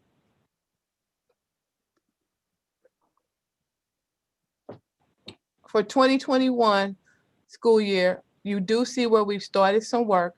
So for the racial equity policy, we have identified 3 strategies for this year to substantially implement our racial equity procedures for policy 7:12 by July of 2021. Substantially, because we want to say that there are 12 different sections to the racial equity procedures, and our goal is to have all of them fully implemented and up and running to the best of our ability by July of 2021. The second one is to identify a long-term equity partnership that strategically guides D200 towards systemic racial equity transformation by May of 2021. And then to develop a framework aligned with the Illinois state funding model that allocates funds based upon student need. The next one, transformative ed. Transformative ed has grown from 7 because we wanted to specifically identify this year some sections for our special education diverse learners. And so the first one is to put in place systemic pieces to become a data-driven organization. We're trying to demonstrate some of that tonight, or maybe not so eloquently, by utilizing our different dashboards. By the fall of 2021, integrate our post-secondary career clusters and pathways in the student decision-making throughout our high school. You're going to hear some more about that too later when Mr. Johnson does his presentation. By the end of the 2021 school year, create and submit an online proposal for the Special Education Department strategic planning process to begin in the fall of 2021. We also want to develop a 2-year outline for job-embedded coaching and professional development training specific to the respective roles of special education division staff who teach and support the needs of our diverse learners. We want to implement systemic pieces to become a trauma-informed school. We've started that process by identifying an individual who will begin to do that work. We also want to, by the fall of 2021, fully design a multi-tier system of support for social, emotional, and behavioral needs, MTSS and SEB. You'll hear a little bit about that later. By fall of 2021, complete curriculum plans to D-track freshman English, history, science, and world languages. Throughout this school year and then into the next school year, we're going to implement a comprehensive and differentiated professional development to support the needs of our teachers and the learning of all of our students. And then last but not least, by the fall of 2021, conduct a review assessment and GPA practices at OPRF to include best practices in equitable grading, evaluation of our academic performance, in-text API calculation process. Would you go to priority 3, please?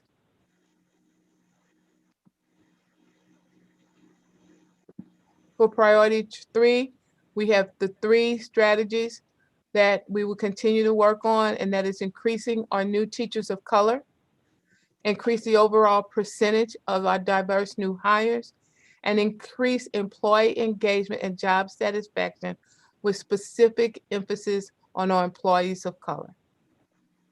And then the last focus area for operations, facilities, and finance, We will refine the 2022 budget process, identify benchmarks for district expenditures that align or either do not align to the evidence-based funding model. And that is one of the goals that the board has established for the superintendent to be identified by January 31st for a presentation in the February board meeting. The second one is to determine a resource. Excuse me. The third one is to determine a resource based on the evidence-based funding model that will benchmark and provide direction to determine strategic outcomes that will assist us in building our balanced budget. This is to be determined by, I believe, March for implementation by June. And it too is tied to the superintendent's goals. The next one is to evaluate our current public-facing finance dashboard. We want to find a way to include our finance dashboard into our current data dashboard. And then by August of 2021, complete the summer construction as part of the long-term facilities plan. Complete by August 21, Project 1 South Cafeteria and the SRC to 70%. That meaning that the only thing that would need to be done would be the punch list. And then by December of 2021, substantially complete the South Cafeteria and the SRC and hopefully have a ribbon cutting. That's our focus for this year. And at the conclusion of the presentation, members of the Executive Cabinet will answer any questions that you have pertinent to their part of the presentation. I'm now going to turn it over to Greg, who will go into detail more deeply into the long-term focus on the transformational education piece, which is also tied to the first superintendent goal from the board, and that is the long-term outcomes to achieve exemplary status on the Illinois State Report Card. Greg? Thanks, Dr. Pruitt-Adams. In the interest of trying to move through this as efficiently as we can while still getting the important information out, I'm going to go as quickly as I can. So if I go too quick and there are questions you want to ask, please feel free to slow me down. As a quick reminder before I dive into this, the transformative education part of the strategic plan is actually broke up into 3 subcategories. And so what we're focusing on right here is specifically the teaching and learning strand. In previous board presentations, we've talked about these 5 goals that you see on the screen as the ones that we care about most for our long-term outcomes. So these metrics here, they aren't new, and they provide a nice transition from what we previously heard. If we're going to realize a level of success that by all means we should expect at OPRF, these are the areas that will mark our improvement. Gains in these 5 areas are needed, of course, like Dr. Pruitt-Adams just said, to realize exemplary status. Please keep in mind that these areas here, they aren't criterion referenced in the state designations. We aren't trying to hit some externally imposed benchmark with these marks. Instead, we're looking to gain in a comparative metric to other districts in the state. But regardless, we are looking to see steady gains in all of these areas year in and year out. And so the question is, what does gaining in these metrics look like for OPRF? Before I go into the specific way we've configured the transformative ed logic model, I want to draw attention to 2 board goals that the board set for Dr. Pruitt-Adams. The first bullet is it references a need to identify and see improvements in those progress metrics that will improve our status on the report card. The second goal that you see on this page here highlights the importance of race and ethnicity in doing exactly that. Both are important ethically, of course, but relative to the state report card, they complement one another. By doing one, we almost certainly make gains towards the other. So how are we planning to meet these goals?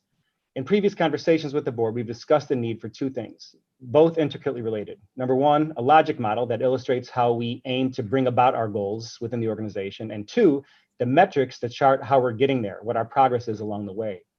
In a previous board presentation related to the trauma-informed specialist position, you saw a bit of a preview of what that logic model looks like and how metrics are integrated into it, something that we've used to reconfigure elements of our strategic plan. So in the next few slides, we'll take a deeper dive into the transformative teaching and learning part of that plan that helped to illustrate this shift. So here is the first half of what that strategic plan logic model looks like, okay? In order to illustrate how to read these next 2 slides, I'm going to be clicking back and forth a little bit. So for now, if you could just pay attention to the headings in gray and just the color coding in general on this slide, paying attention to the flow from left to right. So first, you see our school improvement strategies listed on the far left, and the blue, they're listed in the blue column that lists them out.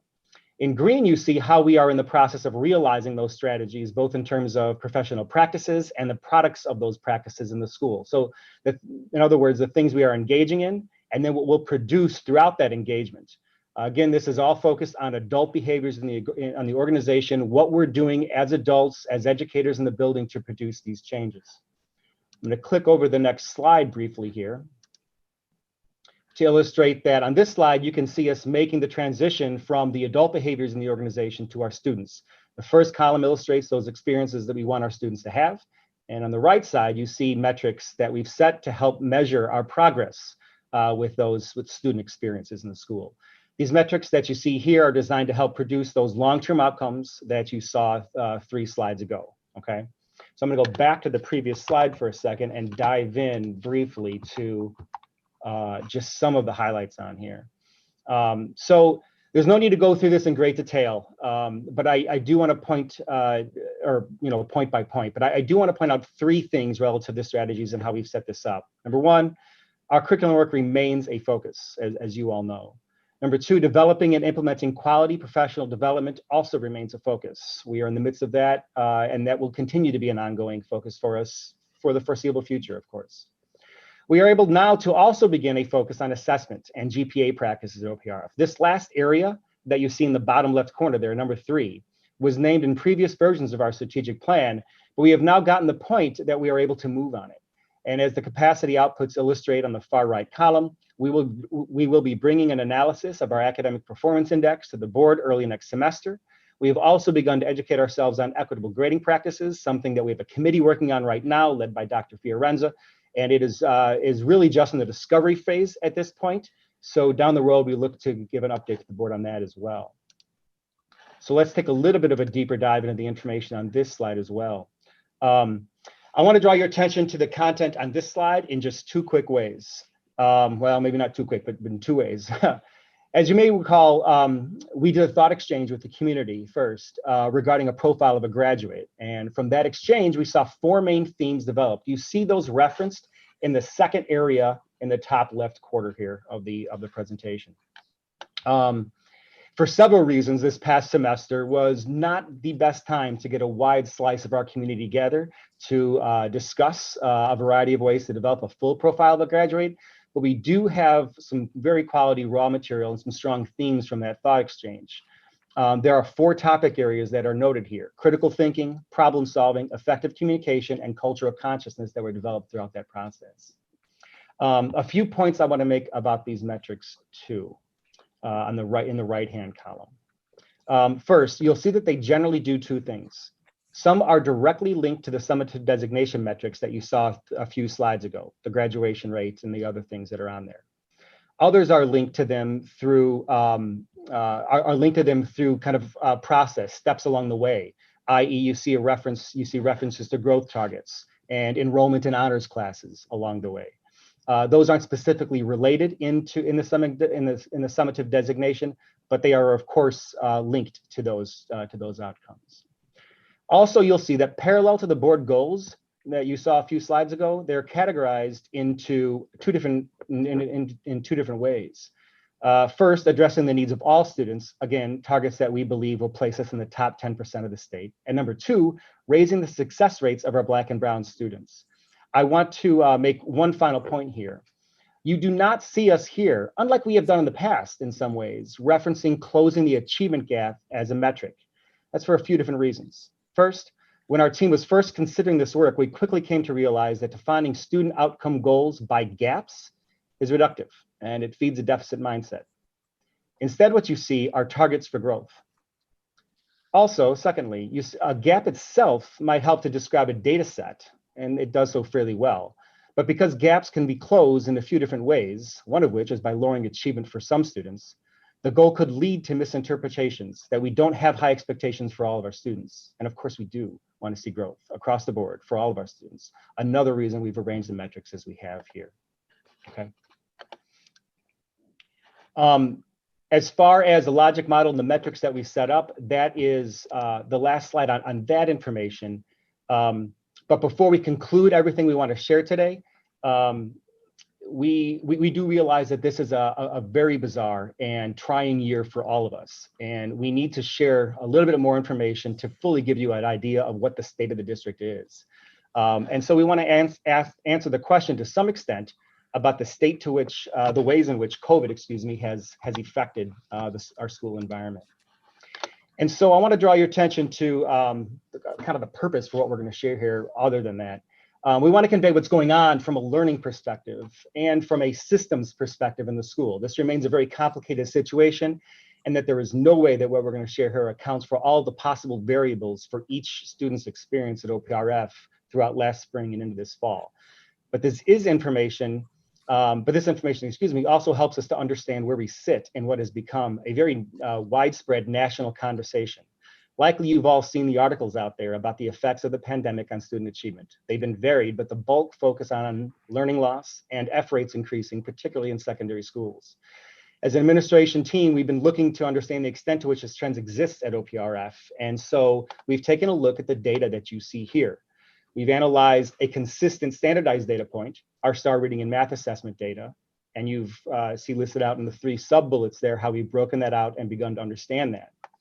And I'll talk a little bit more of that in the next few slides. But we've also taken a look at our grade analysis, of course, and those rates that suggest that our students are in a problematic area, specifically D's and F's. So let's jump right to it. The next slide here takes a look at our benchmark data, a benchmark comparison for freshman students only. All right, we asked ourselves this question: how different were our kids' skills at the start of this year from freshmen in previous school years? So we analyzed what our incoming freshmen looked like last year and compared them to this year. We want to be clear that over 90% of our freshmen took this test in both years. So we have a large participation rate. When comparing current freshman reading proficiency band distribution to that of last year's freshmen, there is no significant difference noted overall. One could state that there is a slight increase of students performing at the advanced and proficient level and decrease in students performing in the strategic and intensive levels when you are taking a look at the reading proficiency in the top left corner. But that's a marginal shift, and in order to draw any widespread conclusions from that, we'd have to see the data spread out over time or break it down to analyzing an individual cohort. Now you take a look at our math scores in the bottom right, and when comparing current freshman math proficiency band distribution to that of last year's freshmen, there does appear to be a slight increase in advanced and proficient levels and a slight decline in the strategic and intensive strategic levels, similar to what we saw in reading. But again, in order to draw any conclusions of that, we'd have to see it over time and drill down to see what's really going on with an individual cohort over time. The overall takeaway, kids' skills were pretty consistent with what we've seen in past years, okay? One measure of learning loss, again, one measure of learning loss, but it does point us in one direction. So let's take a look now, instead of taking a look at 2 different classes of students, let's take a look at how one class performed that has been within our organization the whole time. What about our own students, in other words? Kids who didn't come here from somewhere else, but were with us and took the same test last year.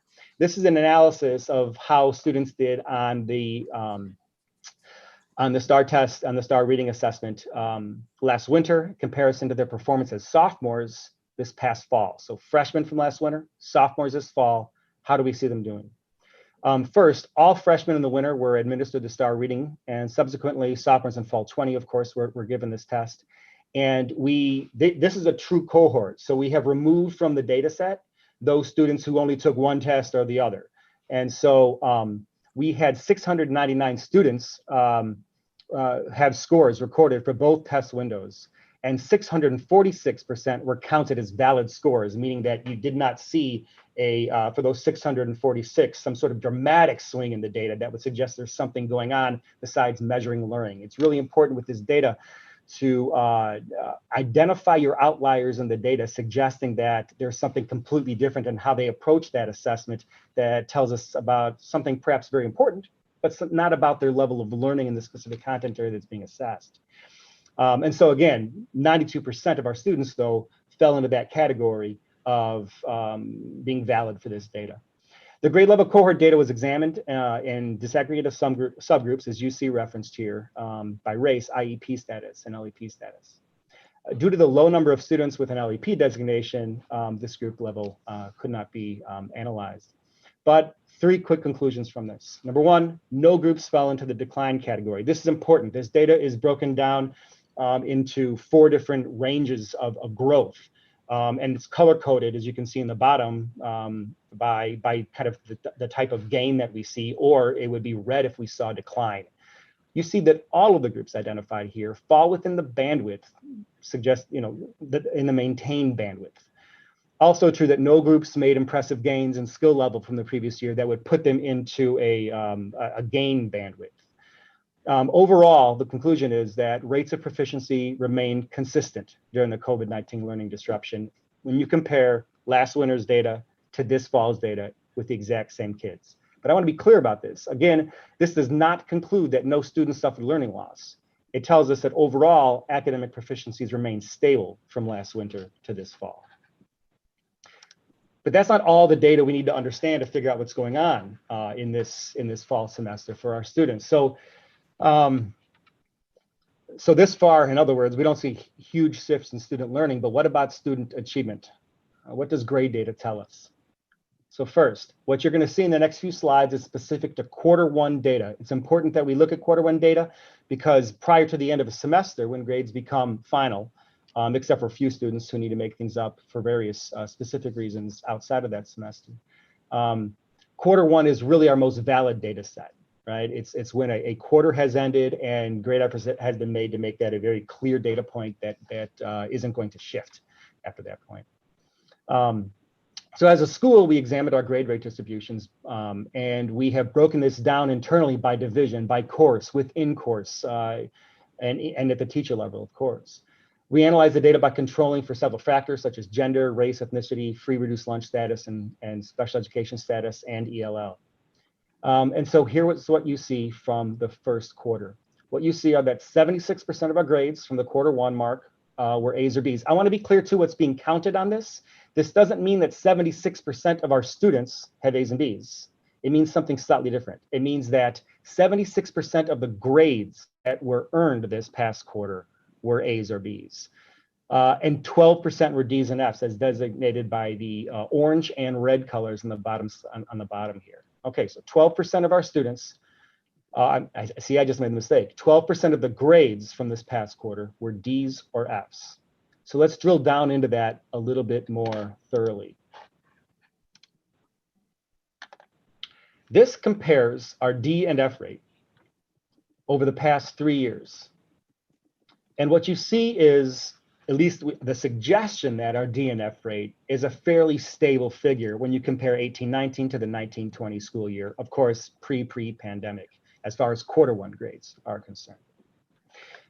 But when you go into 2021 over here on the right-hand side, that's where you begin to see our increase. I want to note before we go a little bit further with this that our student population at OPRF has not gone under some sort of dramatic swing up or down, right? We're always right around 34, or we have been right around 3,400 students over the past 3 years. So overall student population has not affected the numbers you see here.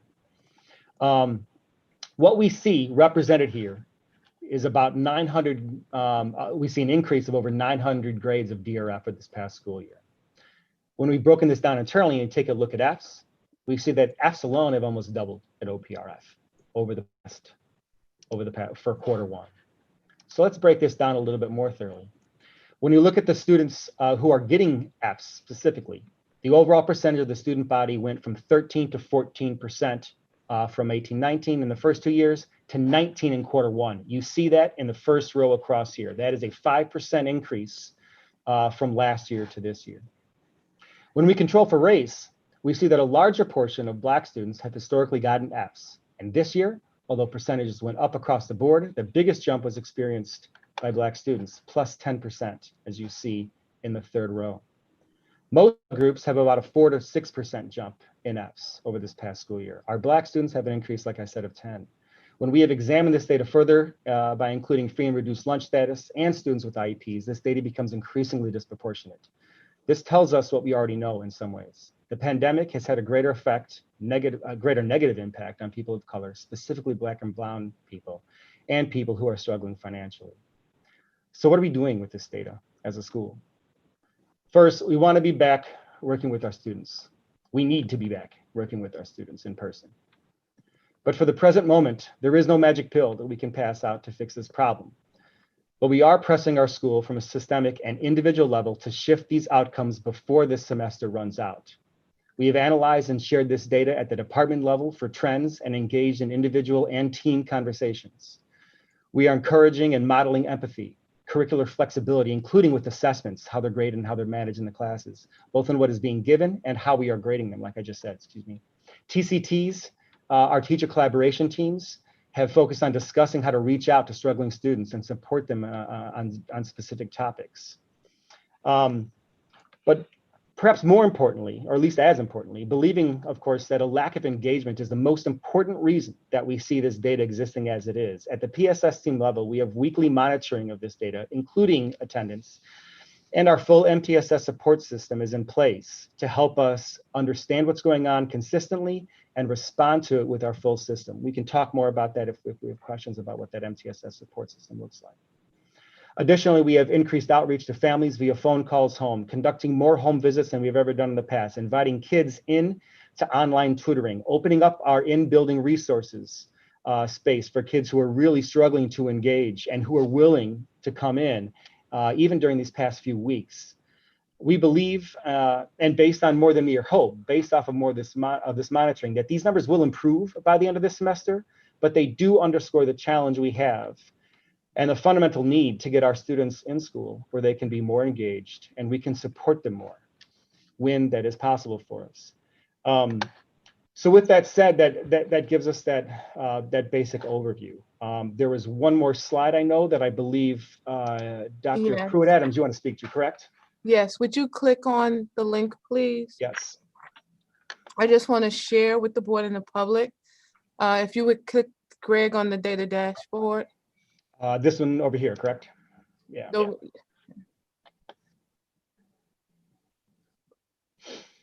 Last year, the board asked us to create a public-facing data dashboard. And so I just want to remind our audience that you can go to our website. As I said earlier, if you click on the first dashboard, that will take you straight to the Illinois State Report Card. The second dashboard would take you to the ECRA dashboard, which is reflective, again, of the Illinois State Report Card. Is also reflective of the 5 essentials and where we are with the strategic plan. And then the last dashboard is our dashboard that has our data. And it allows you to go in and disaggregate data based on the graduation rate, our students on track, our attendance, discipline, student achievement, student performance, student participation, college and career, and our climate data. And you can disaggregate that based upon gender, race and ethnicity, special education, free and reduced lunch, and economically disadvantaged, and our students who have 504 plans. Greg, if you just click on one so they can see what it looks like, you might want to go to the, either one, it doesn't matter, just click on one. So when you see our data, you will see our most up-to-date data. While a lot of our data is similar to that of the Illinois State Report Card, you will find some of our data has been updated for the 2019-2020 school year.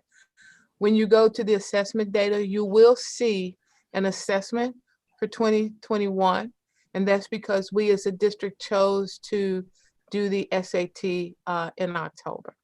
But just wanted to remind everyone that this data dashboard does exist, and you have the opportunity to go in and generate reports based upon those areas that I indicated: gender, race and ethnicity, special education, socially economic status, and Section 504s. Thank you, Greg. You can come out of that. And so now we are open for any questions that the board may have, and members of the executive cabinet are also prepared to answer questions should you have them relative to their areas of the strategic plan. Thank you. That was a very thorough presentation. Board members, questions?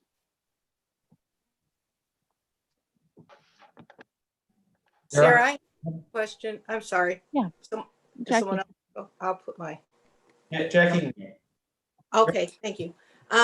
Thank you. It was a lot to take in, so I'm not sure all my questions will be asked this evening. So I reserve the right to ask more later. Absolutely.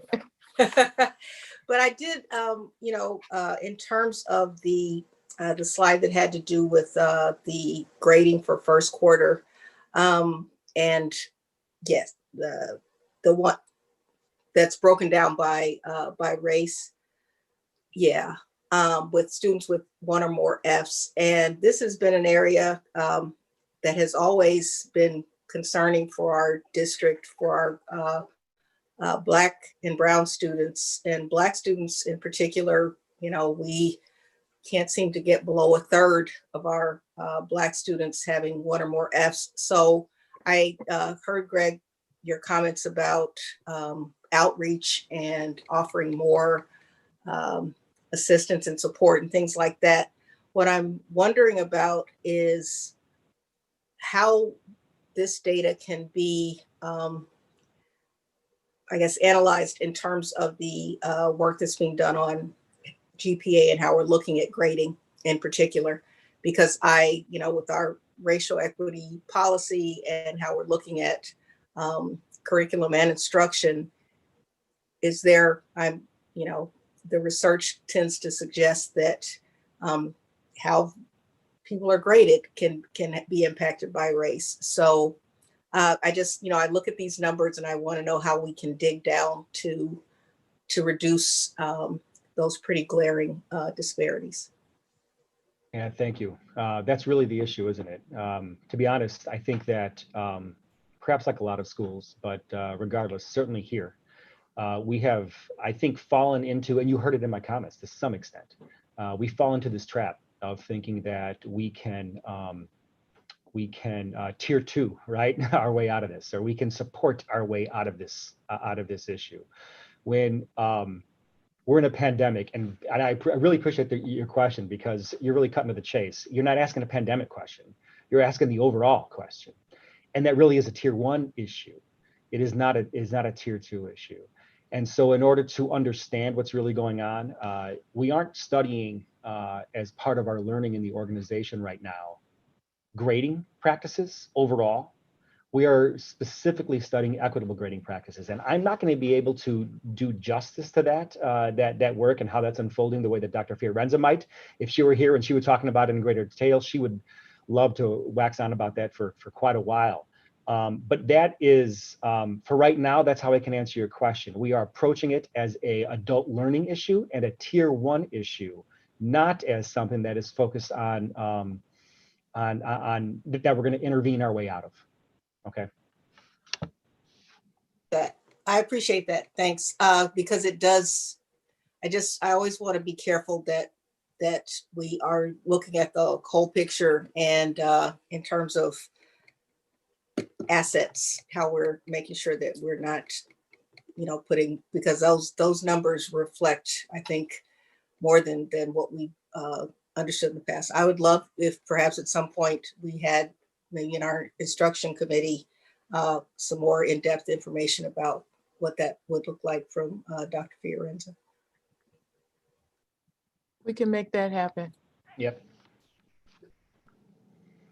I think there was another Yeah. question. Yes. Tom? So yeah, first of all, thank you to both of you for the presentation.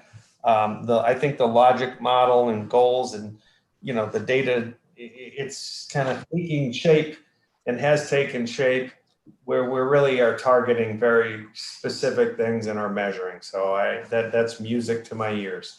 The question I have is, on the 5 essentials and the one on leadership.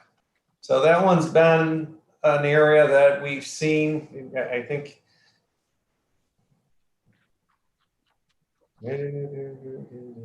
Bingo.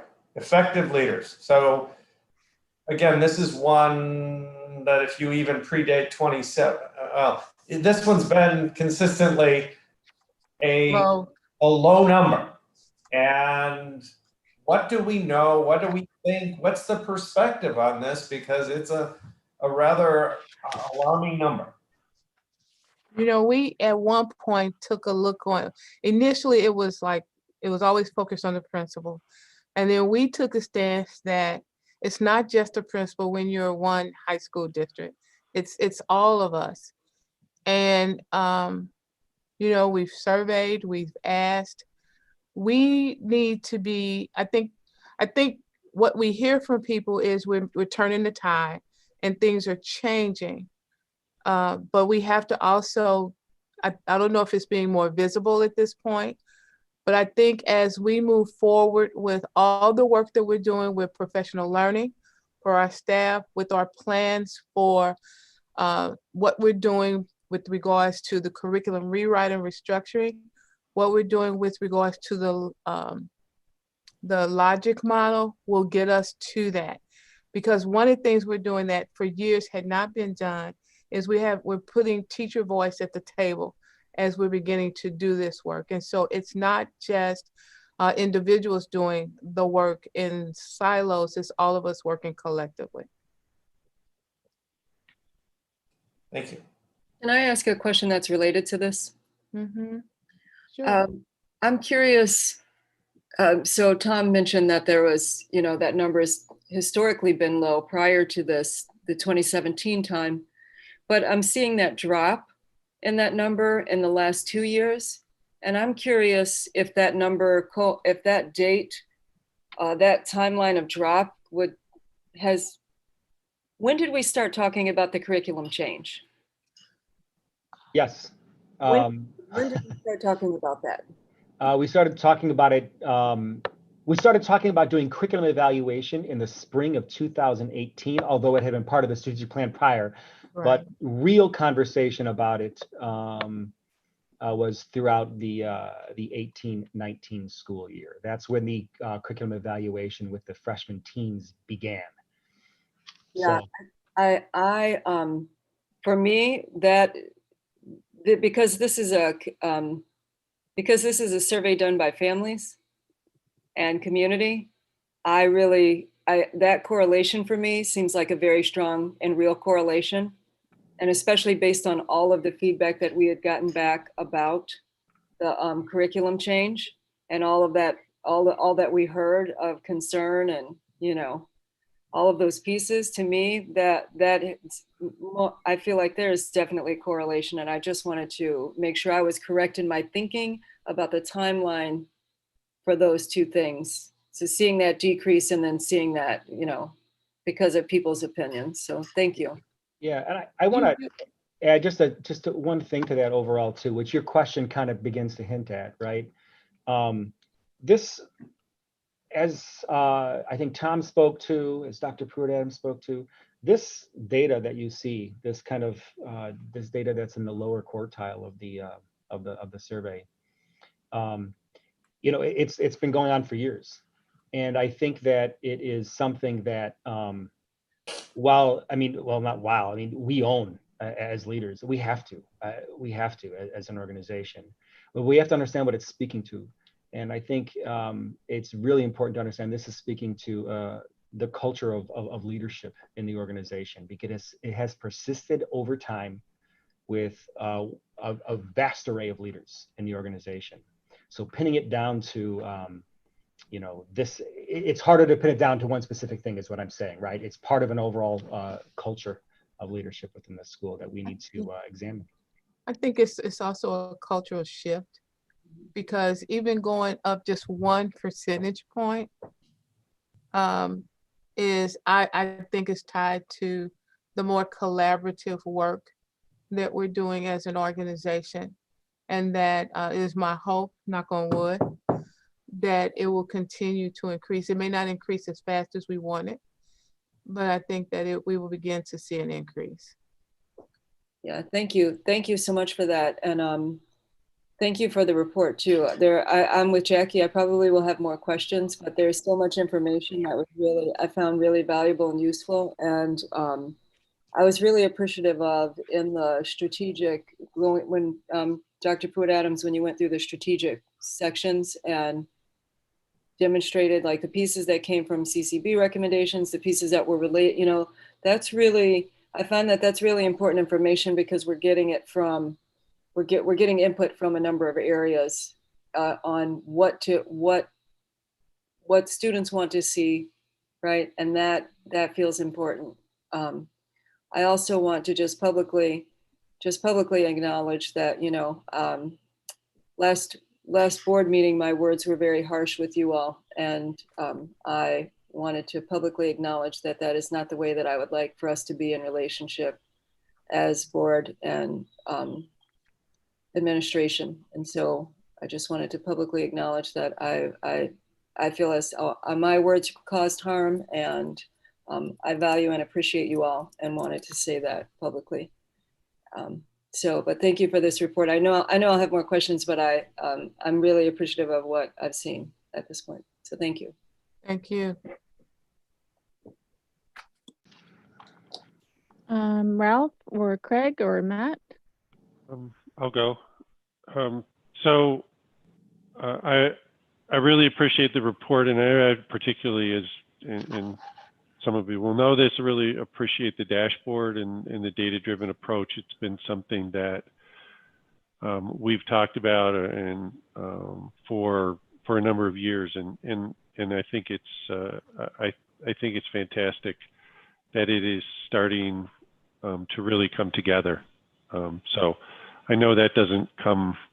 I know that that's a lot of hard work, and so I'm very appreciative of that and all the work that was put into it.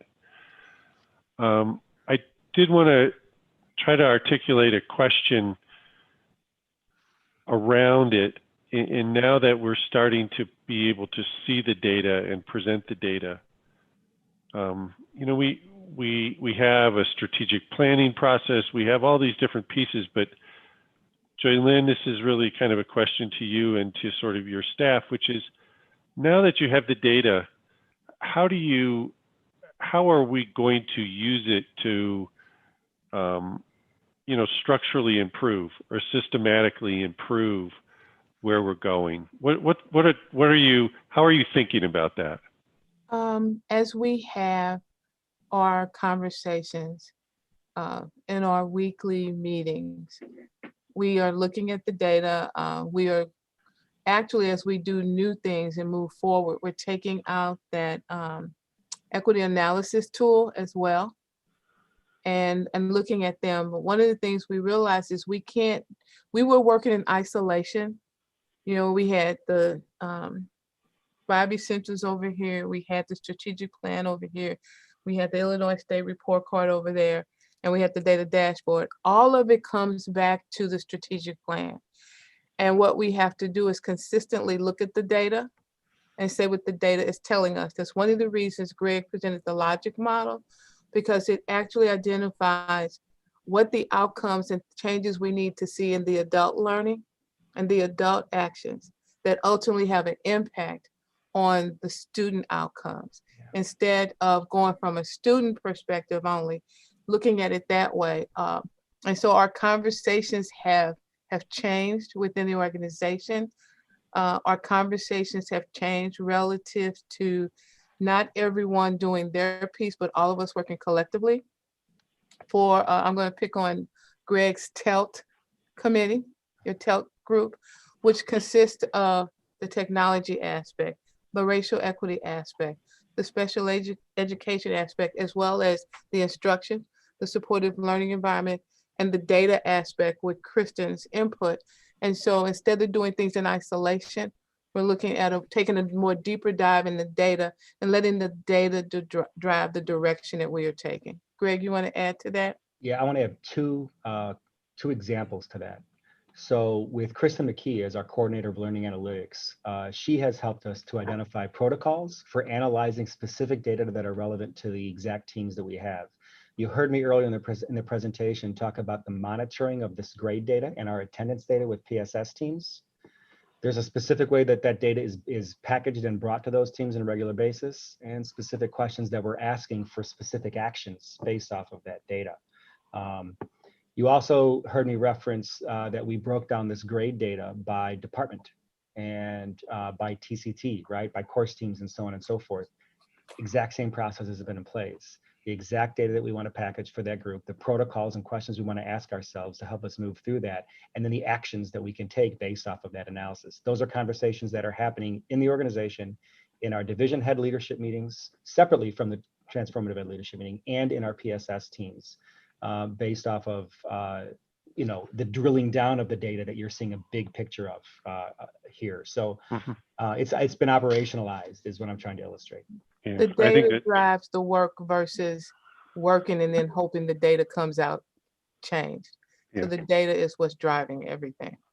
Yeah, I think that's fantastic, and I'm hoping that as this we go through the spring too, that we can start, and it won't be all at once, but if we can start to connect the resourcing to the data to, you know, I just think that's a next another step forward.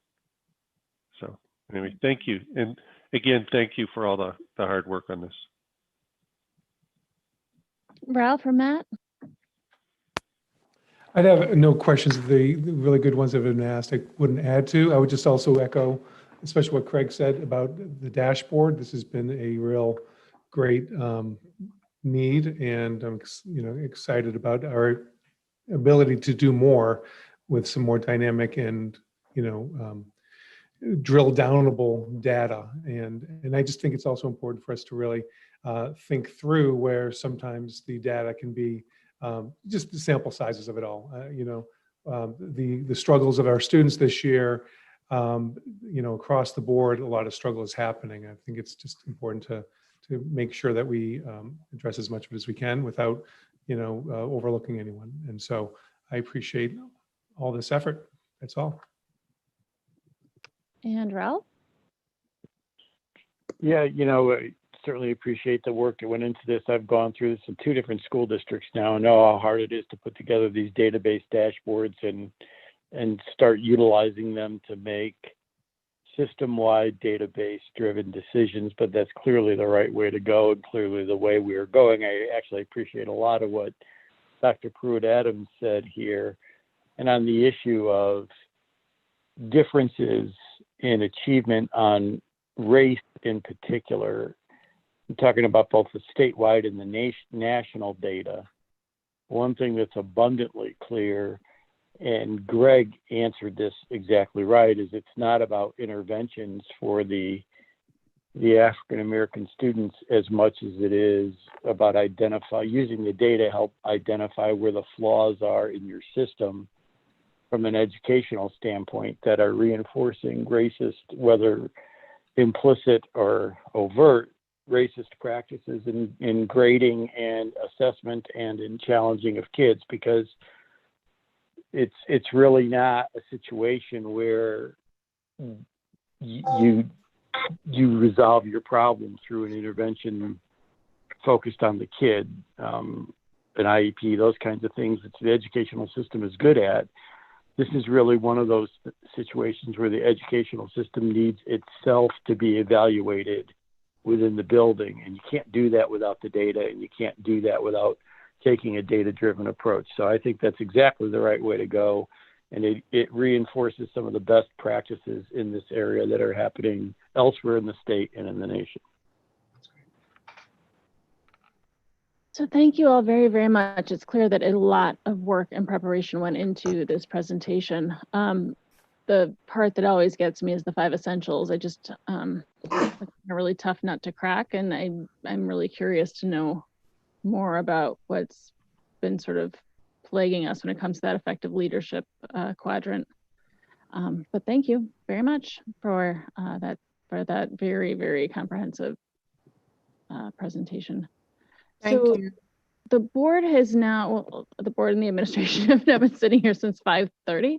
I suggest that we take a 5-minute break and then reconvene for the next part of our meeting. So you. it would be until like 9:52. Okay, thank you.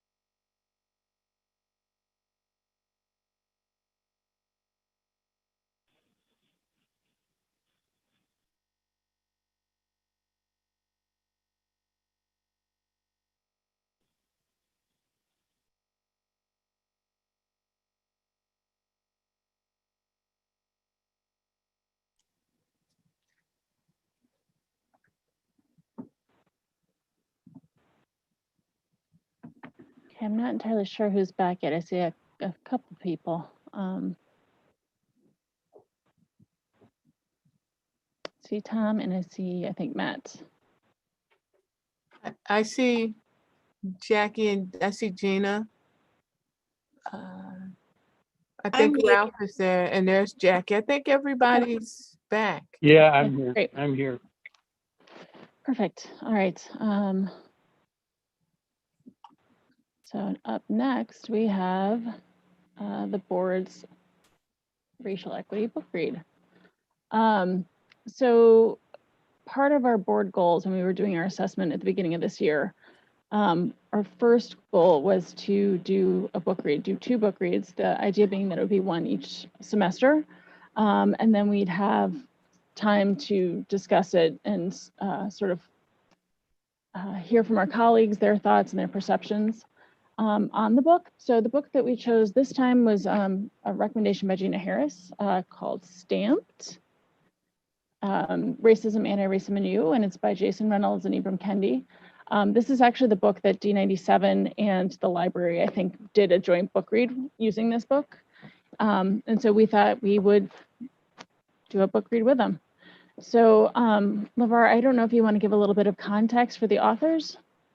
Yeah, thank you. I'll do that. So, and thank you, Sarah. So in this book, Stamped, just for some context on the authors, we have Ibram X. Kendi, who is recently noted for writing How to Be an Anti-Racist and also just Stamped from the beginning. And his partnership with Jason Reynolds, who is an author and poet, or writes author of novels and poetry for young adults. And this partnership has allowed this book to be a bit more accessible, not only for youth, but for folks who are just on this journey and having conversations about race on this ongoing journey. So that's just a little bit about the authors and some context for them. In our discussion tonight, I just want to speak to a few personal standards, right? Around just these conversations in general, these ongoing conversations. So number one, coming into this space with just constructive intent, right? We're here to engage and ultimately to really challenge ourselves. These conversations about race encompass everything that's around us, but ultimately this is an exploration of self. So we just want to be constructive with our intent and understanding that, we're digging into ourselves into this conversation. And secondly, just to have a focus, a communal focus, as we are, thinking about supporting one another in this work, in this exploration of self, just being a sense of support and providing some grace in this conversation. So, and ultimately it comes back to our leadership, right? And how we show up for leadership in these conversations about race. So I'll open it up with the first question relative to the book. And I'll ask, so in terms of the word race, it's always been a charged word throughout the history of our country. But today there's a different edge to it, right? So my question for the board is why do you think race has become such a even more polarized of a word in today's society?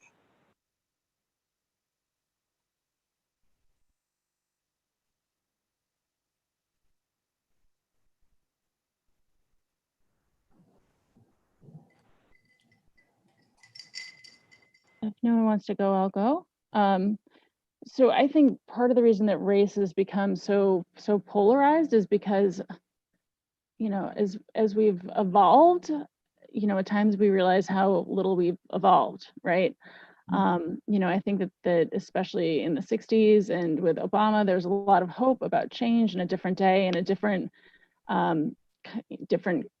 construct around race. And the reality is that not much has changed at all. And I think we've seen that certainly on the national level, but I think we've seen that locally. So, I think part of why it's such a charged word is because it's so pervasive and so intractable seeming, and so painful for so many. Yeah, thank you for sharing, Sarah. Anyone else? what do we think about race and how and why has it become such a polarizing conversation and just word for by today's standards? I'll offer 2 cents. You know, and I think what I've heard so far from both you, Dr. Ammons, and from you, Sarah, is so true. I know a lot of people would just rather not look at it. And I know as a white man that I've had the privilege of not having to look at it really that much in my life. Not much for me personally, and certainly not much within my family. And so it's been a gradual process and an uneven process for me of really having this, increased awareness. I came from a real lily white community in the suburbs of Boston, and Boston is notoriously a racist city, at least when I lived there into the 80s. And so I'm sure that there's just a lot of unconscious bias, unconscious upbringing that brought with it. And so in recent years, as and over time, as I've had a diversity of friends through different arenas that I've been in, I've been exposed to things either personally, but a lot of times it's anecdotes. I was blown away and so saddened to hear when Dr. Pruitt Adams talked about the experiences that she's had with her family, with having to follow a child to school to make sure they get there without being harassed by a police officer, things like that. And so it's horrible. And so and a lot of it is just, I think, the difficulty of talking about it for a lot of people, and why we had what felt like an hour of silence when you opened this up. And Sarah bravely was first. Was the feelings of being misunderstood, and that the minute I know that I open my mouth or that I put my pen to paper, I'm running the risk of being misunderstood.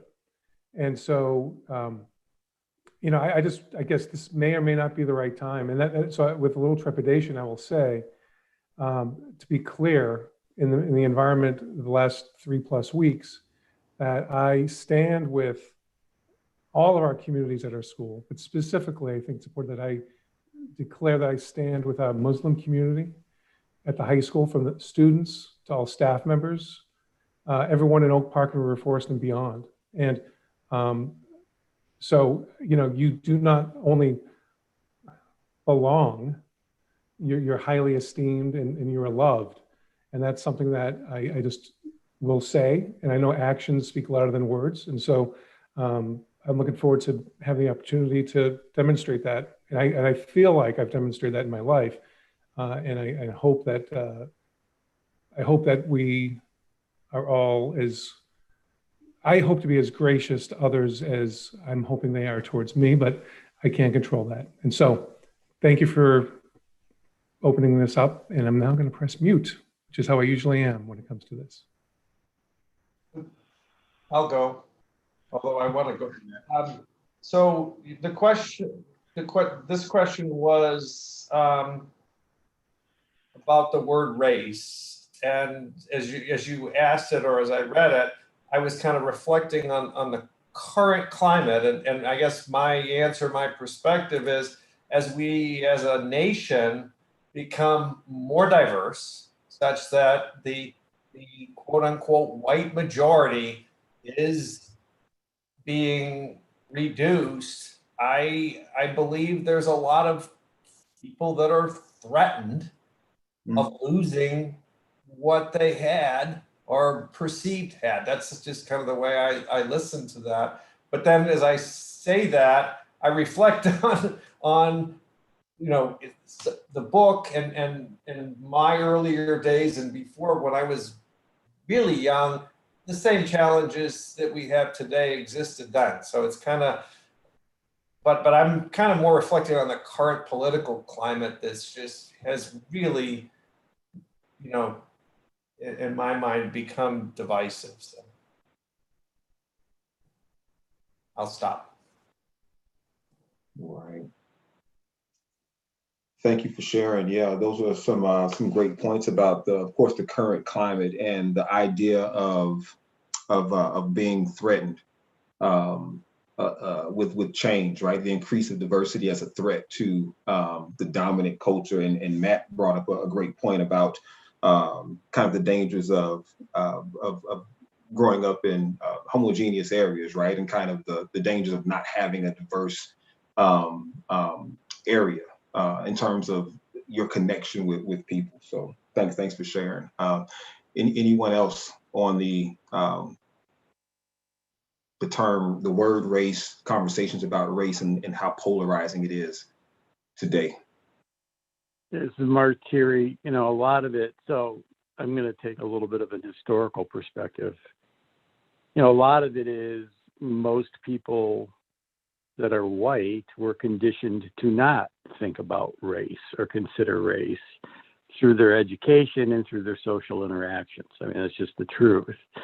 And then more recently, politically, beginning with when I say recently, the late 70s, early 80s, the Southern strategy, the demonization, the re-demonization of Black Americans, I think made whites look at race in a very destructive way. Whether or not they understood that overtly and whether or not it just became implicit, because if you looked at how the white strategy evolved over time, words black and white weren't used, but there were certainly euphemisms used. And then you fast forward to the current environment, I think the advent of the internet has been very polarizing, where people can just go and get their information from folks who don't necessarily have any credentials to give them their information, but could just reinforce their preconceived biases, right? So I think that further polarizes us. And then in this polarized environment, we had a president who used traditional populist, racist language and approaches in his politics. And we also had the high-profile murders of Black individuals by the police or by white folks like the guys in Georgia that weren't police, but were murdering Blacks. In this polarized environment, subtly made race a very hot word. So I think there's a lot going into that, LeVar, honestly, and it's had a long history. One of the reasons I appreciated this book, although it cracked me up that he kept saying it's not a history book. This is such a history book, and it's written in a very specific historical style called an areatology, which I was a history major, so I kind of loved how this guy was playing with folks that don't know history, where you write your history in a way that provides some sort of moral judgment of what's happened in the past and some moral assessment for what could be in the future. And they did that very well in the book, but it cracked me up that he kept insisting this is not a history book. He must have repeated that 10 times. I'm like, oh, dude, you're just playing with us because this is absolutely a history book. But anyway, that was just me being a history major enjoying that. Right. Thank you, Ralph. Anybody else on this first question?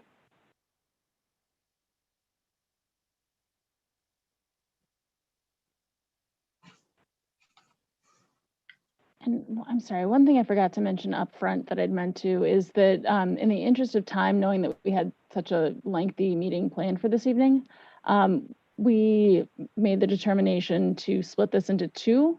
So tonight is part one, and then our next meeting in January will be part two. So there are additional questions that we will be discussing then.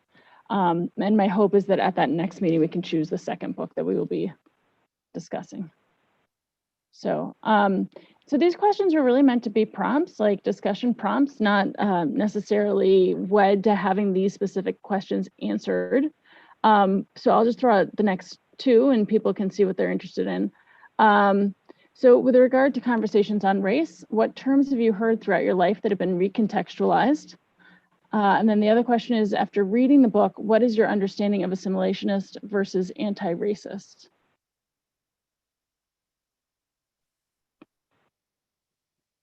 Or if you want to talk about something else, I thought it was a great book. So if there's something else you want to talk about too, we would welcome that.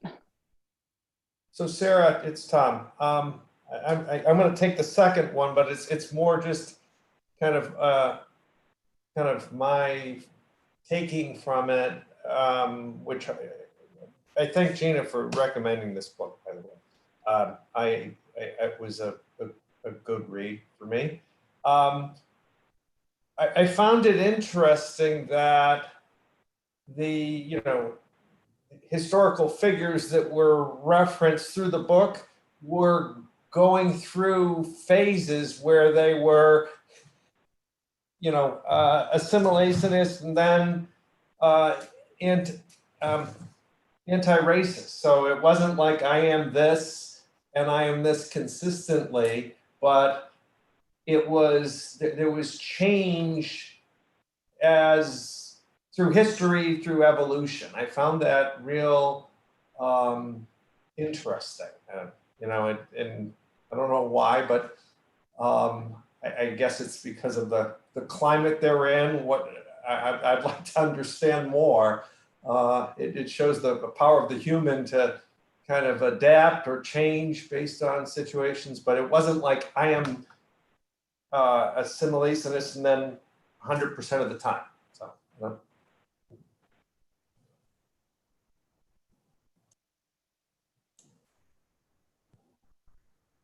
Others?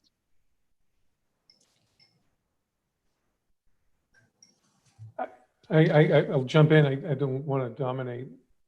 I guess I'll keep it short. I mean, I see assimilationist as someone who goes with the flow and just doesn't say, I'm going to, it's through inaction that there's the sin of, maybe the sin of omission, of not stepping up and standing up and speaking out and actively being an anti-racist is my, assessment from what I've read and from what I've seen in general. And that an anti-racist is someone who is active, that if you're not on a side, then you've picked a side. Your inaction is the decision, and that you don't have a choice but to speak up and to speak out when you see something that is wrong in the area of racism. So that's what comes to my mind.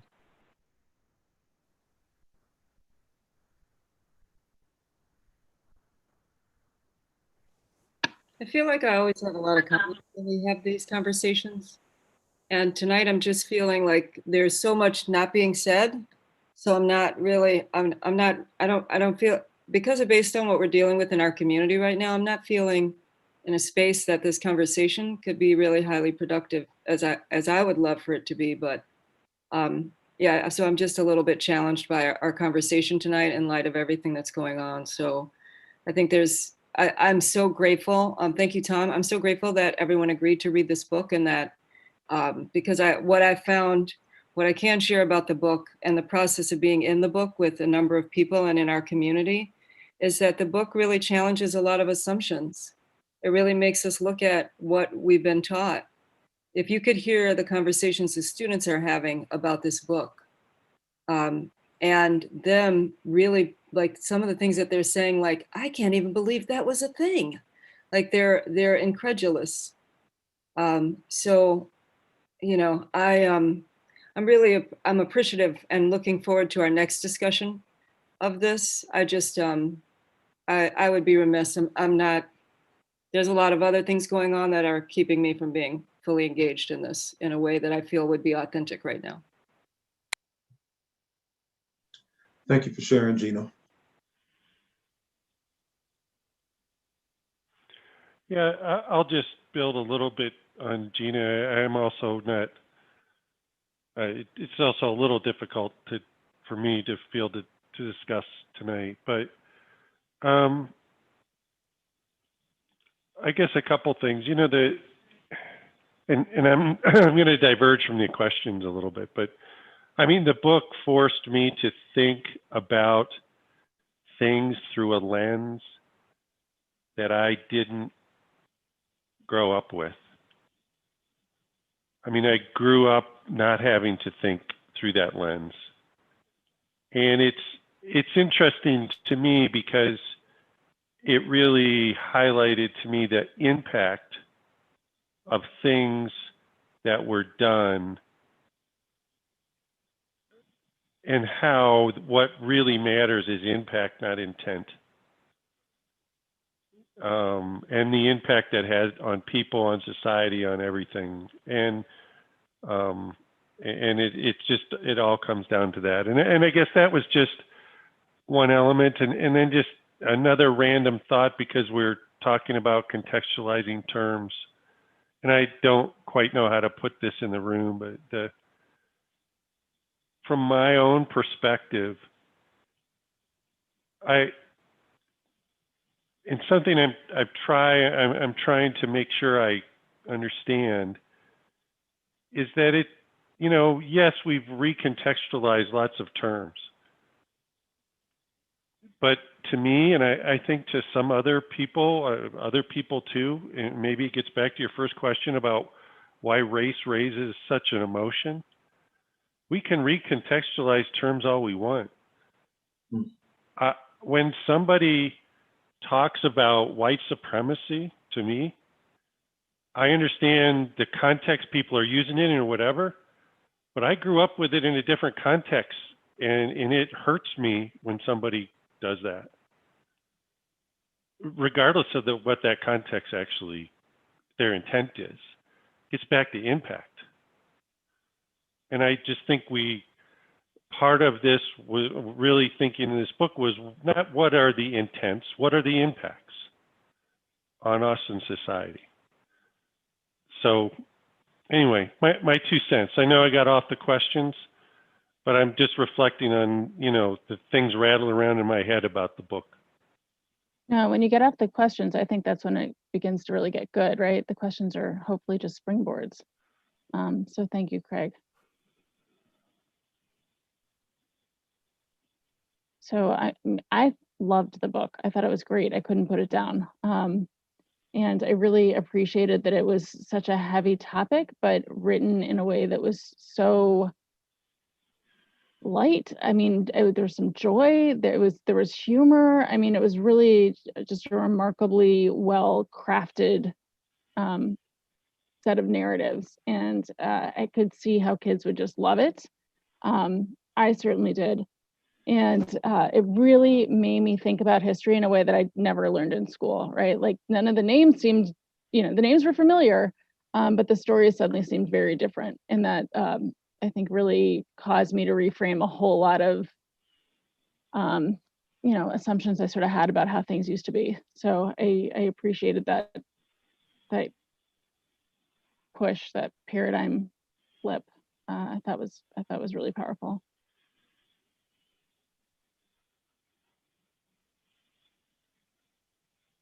I'll just weigh in. I thank you, Gina, for recommending the book. And I am not in the space to do anything other than reflect on this, given our current local climate and the hurt, harm, and divisiveness that is happening. And we discussed that earlier, but I'm glad that we'll have an opportunity to revisit this. And I do just want to say that, Craig, I appreciate your comment about hearing white supremacy and connecting it with something that not how you understood it. And I hope that can come to a place, maybe even in our next discussion, where as we're discussing all these terms, that we can, the pastor at my church used to say, if you understand it, or if it resonates, say amen. And if it's too close, say ouch. So I think, ouch is perfectly acceptable. But after that, my question for us is, so I hope that when we continue our discussion, that it will be grounded in what our actions can be and what we can do. Because as much as it is talking about history, the biggest thing I take away is history is the present. And it wasn't way back when a lot of the trauma of lynching or redlining or, racial disparities in education and environmental pollution. I mean, all of the racisms, the isms that we're trying to combat are things that I hope we can talk about, and as the book as a springboard to really dealing and delving into our leadership roles and how we can see ourselves being connected to the work that we say we want to do around racial equity and truly, social justice and anti-racism. And I think it requires us to come into the present with the knowledge of that history. And that's harder to do, but so necessary if we're ever going to model for our community and our students what leadership around anti-racism is really about. Thank you for sharing that, Jackie. And that same awareness that you're speaking to is really what pushes us, I think, beyond our convictions and ultimately gets us to a place of being change agents, is where we're ultimately looking to land. So thank you for that.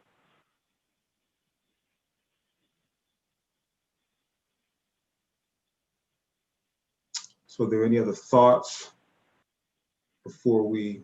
Can I just add something really quickly? Craig, thank you so much for saying that about how when you hear the word, it hurts, because it is, it has been the experience of my life that certain words hurt, and it's interesting that you hearing that word hurts, and the idea of that when I've lived, and most of the people that I know, specifically Black people, have lived with a number of words that hurt on a regular basis, right?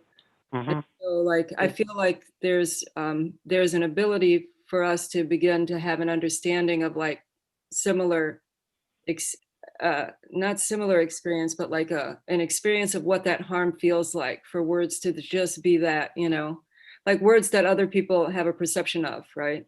Because if I go into a space and someone says, "Wow, you speak so eloquently," it's like based as compared to what, right? So that could be considered such a compliment, but for me, it feels such like an assault, like compared to what? Do other Black people not speak eloquently? Is there so when we're starting to have these conversations about how words impact us and the taking apart of the words, I'm appreciative that you said that. So thank you for sharing that. And Gina, I didn't want to, in saying it, I didn't want to say that there's anything. I think using the word the way we're trying to use it is great.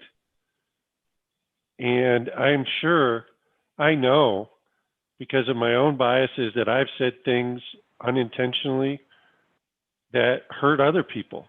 So it's not like I'm asking for any treatment over it. I'm just throwing it out there as a fact because I realize I've done it. And I want to just talk about it. Okay. Thank you, Craig. Are there other thoughts that people want to add?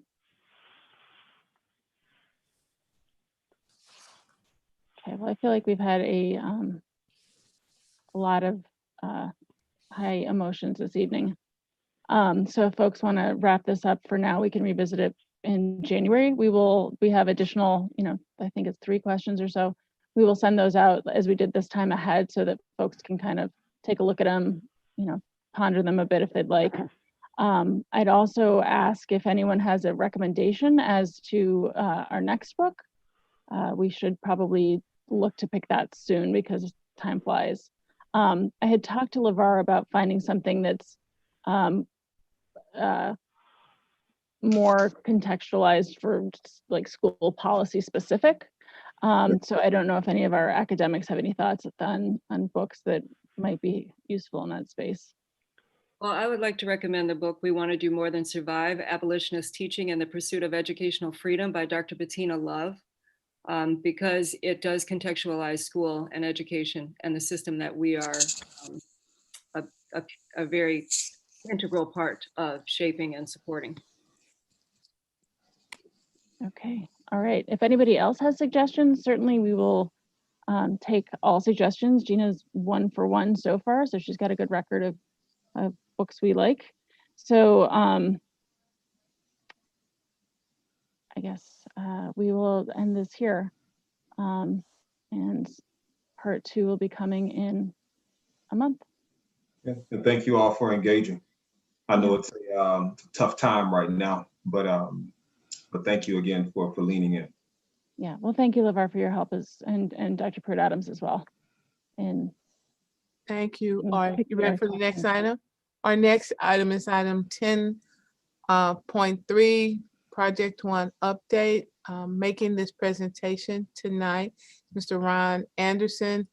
Joining him, I believe, is Jock Cerniak, and took it off my screen.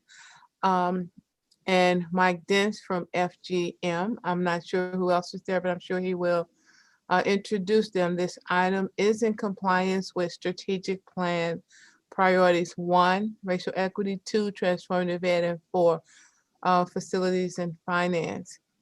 And then it's also in compliance with district policy 2:140 and 2:220. Mr. Anderson?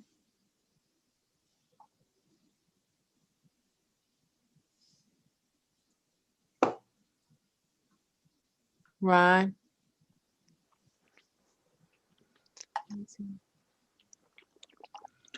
Ron, you're muted and we don't see your face. Had mouse issues for a second there. All right, good evening, board.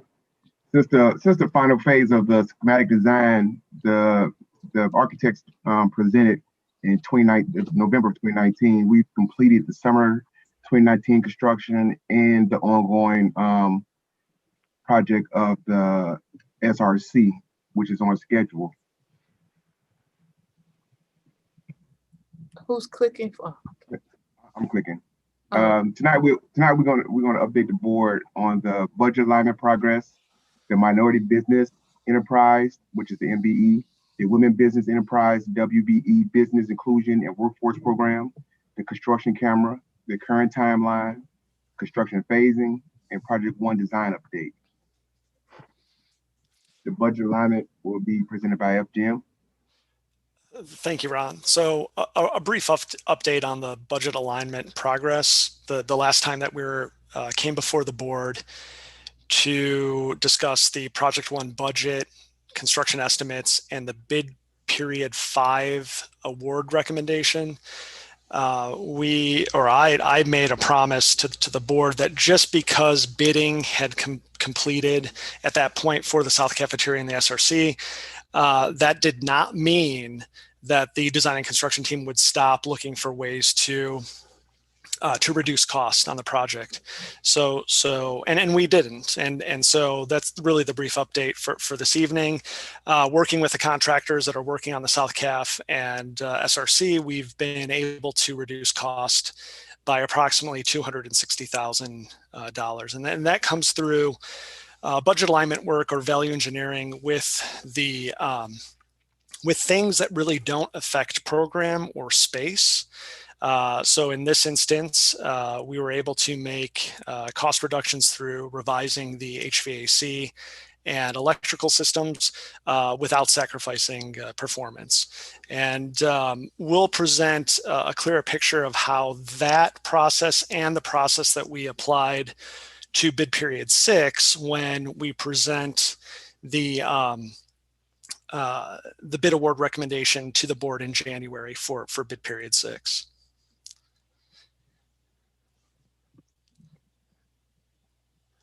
Pepper will talk about the MBE process. Hi, everyone. I'm Ashley Stapleton with Pepper Construction. And one item that we implemented for BP6 was the MBE and WBE Business Inclusion Plan. And with this, the prime trade contractors, so each subcontractor that had a contract with Pepper, the goal, so it was a project goal versus a requirement. MBE was 15%, WBE 5%, alongside the actual prime trade utilization with the MBE, WBE. We also spoke with all contractors about having workforce utilization goals if they could not meet the initial MBE and WBE goals. So that as well would be a minority of 15% working on site and 5% women working on site as far as tradespeople go. For our BP6, we were able to send out the invitation to bid to 75 plus firms. And although we did have our bid opening yesterday, conversations are ongoing because as mentioned, the WBE, MBE, and workforce utilization goals are goals. So we're constantly pushing and letting each of the subcontractors know how important this is to the district and to all of us to make sure that they meet those goals and make sure that they live up to the need, you know, to make sure that we're following what the district wants. So when we actually present the work order, we will also have information on how many people, again, 75 plus, we'll also be able to break that down further to show how many people provided a bid on bid day, and of those people who provided a bid on bid day, how many of those subcontractors were actually awarded the contract. So we will have that information in January as well. So we have construction time. We installed a construction camera, and this allowed us to view a time-lapse video, which will provide a short narrated version of the construction camera. Once I can get over to the screen, and Pepper will narrate it. Alrighty, so what you'll see here, it's a 3-minute video, but it's actually going to walk you through the moment that we took over the mall into where we are now. So what you see here is demoing of the exterior portion of the cafeteria. As you move forward along in the video, you will see all the steps that we've taken leading us to where we are now, which is in the underpinning, excavation, and we'll also be starting concrete foundations as well. And you'll also see partitions that have been built, and those are to protect your existing buildings from being exposed to the elements. Sorry, it jumped a little bit. So, and then as well, there's also ERS, and a little bit further within the timeline, you'll see some large machines in various stages of the project, and they're actually placing steel so that they can, the earth retention system is literally to retain the earth. So since we're building a building with existing on 3 sides, we have to make sure that all of the soils and the earth beneath your existing building do not begin to fall, and therefore the building comes away from the structure. So that's what the system is built for. So as we're finishing up, you will see an ending shot of where we are today. And there, just to throw it out there, there are hard hats and high-vis clothing. If there's ever a time where any of you would like to view the project, we can definitely schedule a quick walkthrough. And mind you that this time-lapse video could be found on the district's website. It takes 15-minute interval, 15-minute interval pictures and makes it into, and creates this time-lapse video for everyone to, all the stakeholders to be able to view this at any time. How long ago was that? Like, are we a month past when that video was done? Like, what was the time period for that? So it was up to 15 minutes ago. So at the end here is up to right now, 15 minutes ago. Okay, wow. That's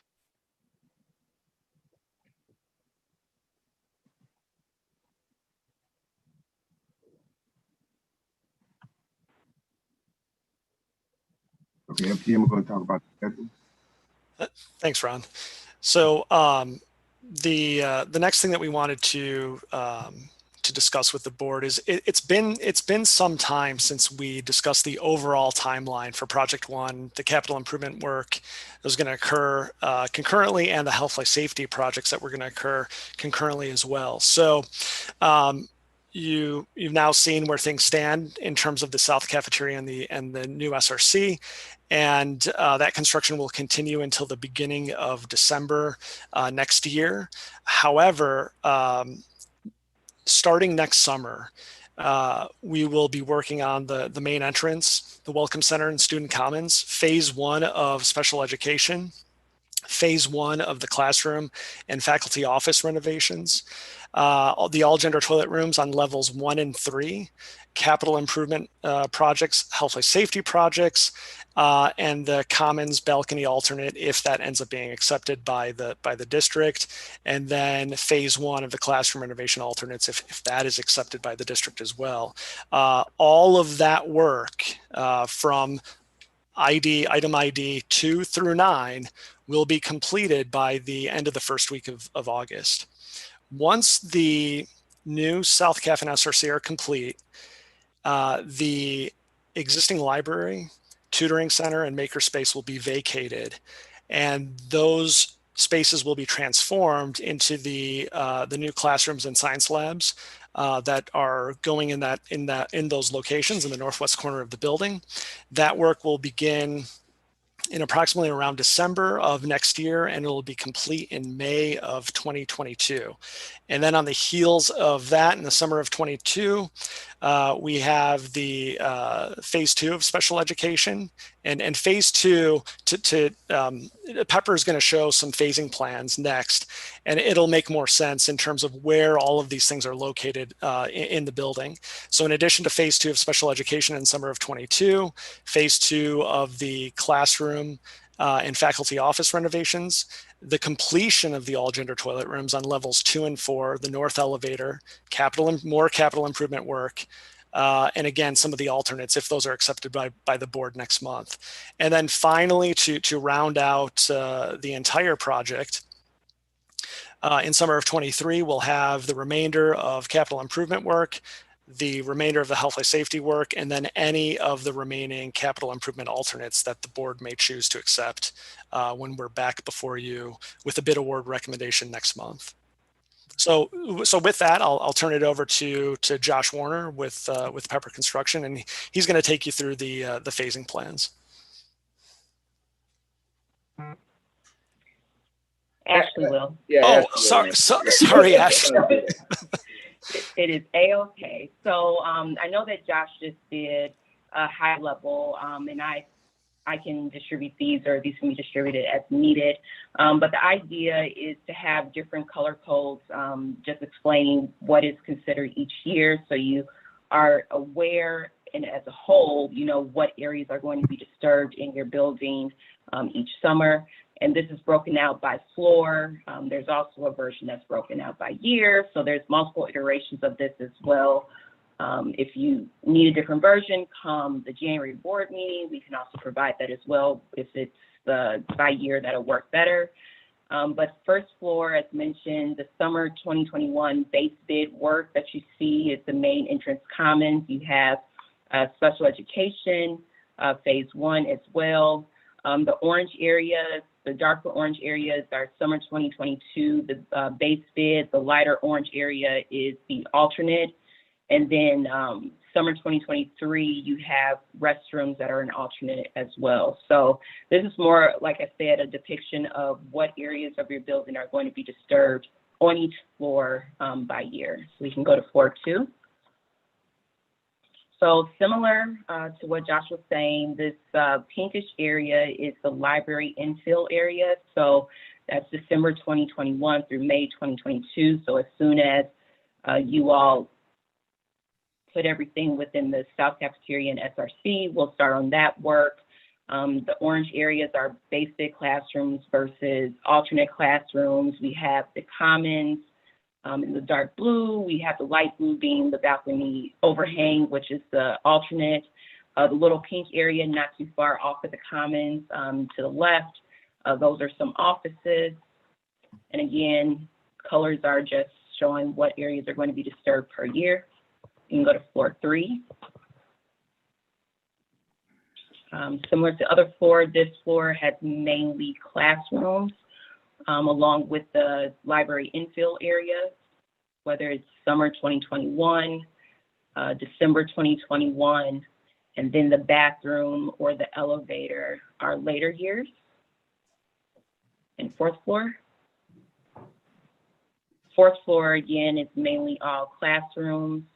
You have a few within the library infill, you have the elevator, bathrooms as well.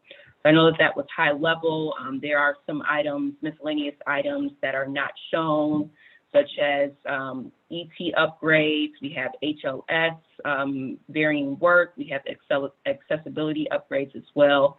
And since those are scattered throughout the building, that's more of a, we can list rooms if we need to. FGM's plans are very detailed, whereas it has everything labeled.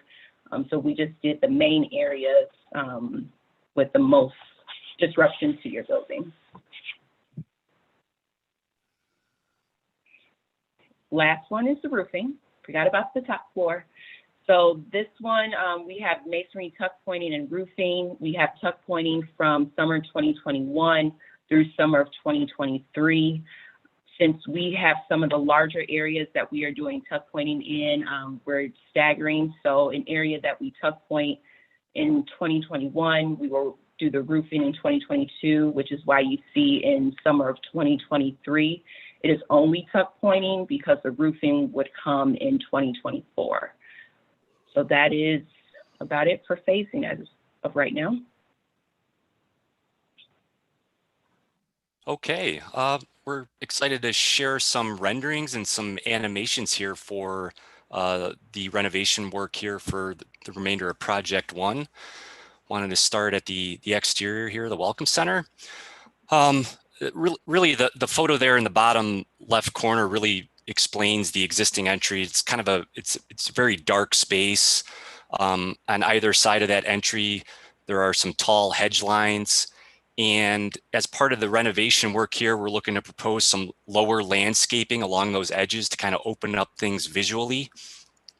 In addition to expanding the Welcome Center and the size of it, we're actually creating a new vestibule underneath the existing canopy roof structure there. You could start to see that glass storefront system there. And then refreshing some of the finishes there with the roof fascias.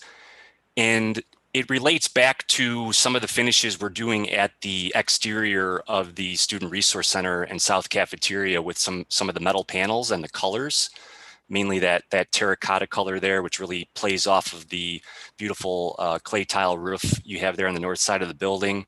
But then also improving some of the wayfinding signage here, adding the school name to the front, and then some main entrance signs there on either side as you're walking along Scoville from the north and the south. You could go to the next one, Ron. So here'd be, this would be an interior view of that new entry vestibule airlock. And you could see we're starting to bring in that same terracotta color into the ceiling of the vestibule and introduce some new linear lighting as well to brighten that space. And now we'll have a series of video animations to walk you through here, starting with the new Welcome Center renovation. I think if you go back, Ron, I think hit spacebar.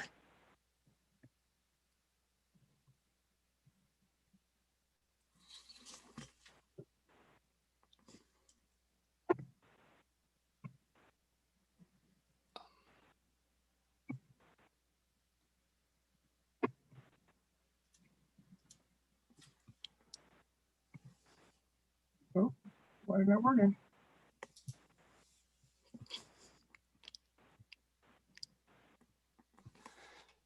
Is it possible to hover over the lower left corner of the image? Yeah, There. Okay. Over here. There we go. Great. There we go. So here with the reconfiguration of the Welcome Center, we're able to move some office spaces around and capture a little bit more daylight there with that window. Introduce some new imagery there, reinforcing the OPRF spirit colors. There you're seeing the new greeters desk. There's a 4-panel video wall for messages. Next to that wall is a door into the new attendance office location.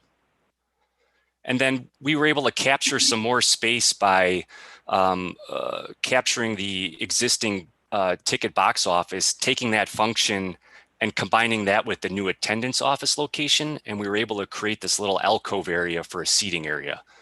And you could see, again, looking at some of the great history there at OPRF and introducing a vinyl wall graphic, which actually shows an image of when Ontario Street used to bisect your site, which used to be one of the older main entries to the building.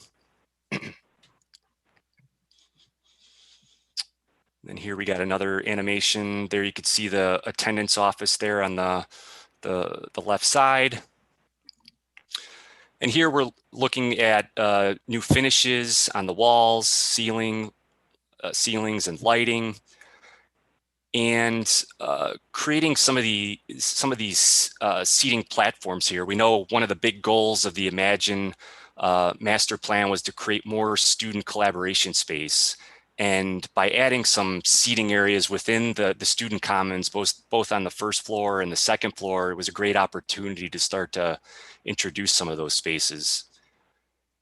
Here you could see we're actually expanding the staircase that leads you into the auditorium and creating this platform space, which could actually fit 30 students there. So you could take a class, or it could be a great place for before or after school as well. Go to the next video.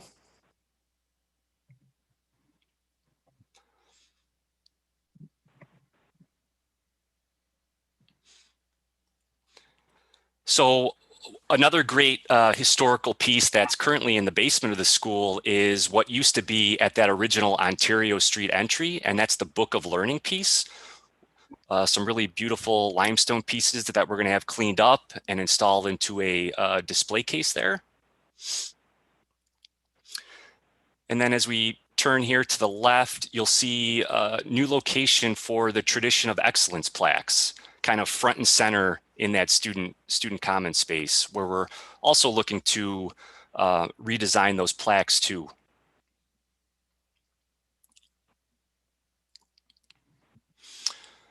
And then moving towards the back of the commons here, you're seeing a display case for your bronze OPRF crest.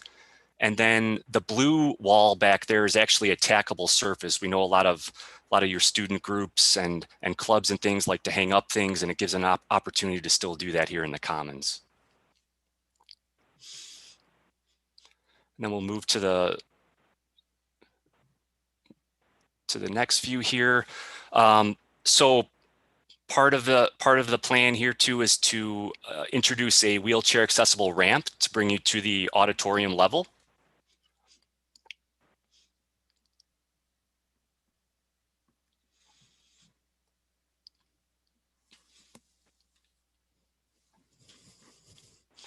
And then as we swing around here, you'll see a better view of that student collaboration space, where the backside of that Book of Learning display case is actually a teaching wall. It's a magnetic dry erase surface.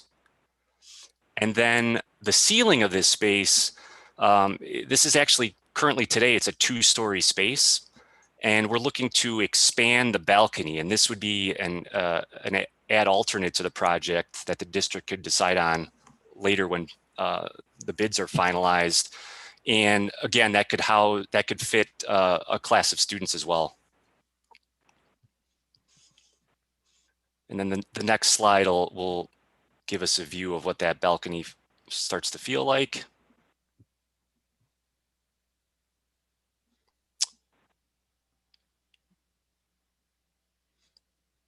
The wall on the left here would be a teaching wall with a projector, dry erase surface.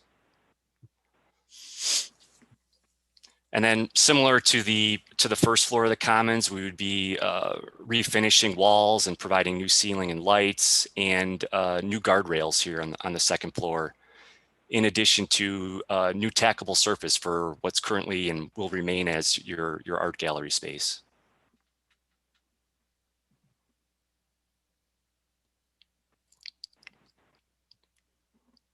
Okay.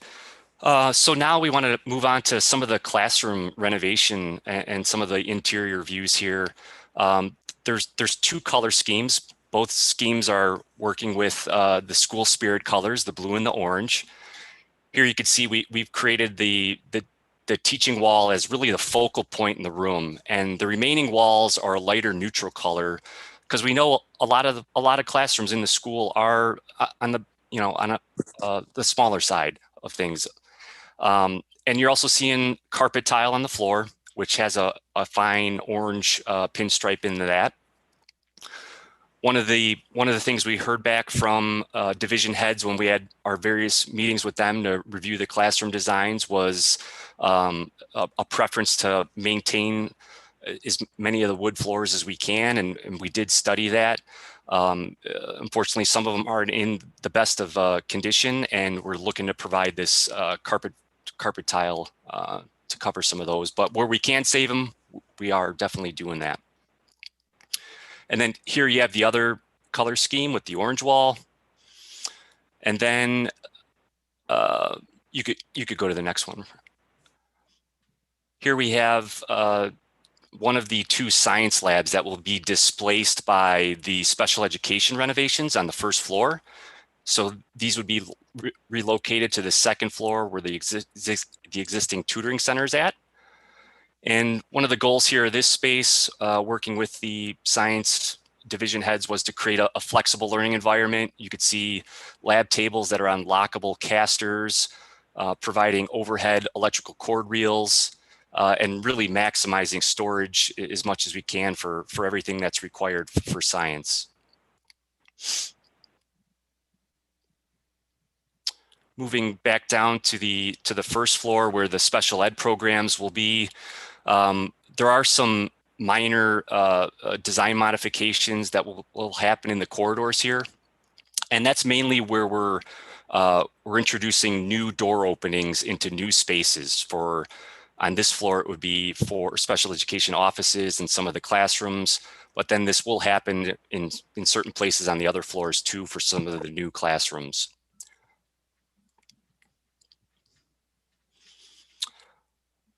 Here you can see a view of the special education. This is one of two team classrooms. And in our conversations and work sessions with the special education division heads, we talked a lot about the life skills kitchen. Currently, the team classrooms share a separate life skills kitchen. And in those conversations, it made a lot of sense to provide a kitchenette within the team classroom. So each of the two team classrooms would have that kitchenette within their space. They also share a fully accessible toilet room. And there's also a site program classroom, which would be configured in the same way. And then the last slide here gives you a view of the single occupant, all gender toilet rooms. That'll be towards the north side of the building. There's going to be two of these per floor that are stacked going all the way up. And that concludes the presentation. If there's any questions.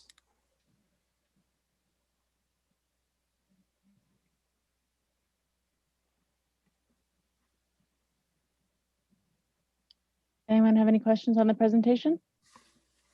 There, I had a couple. Yeah, Craig.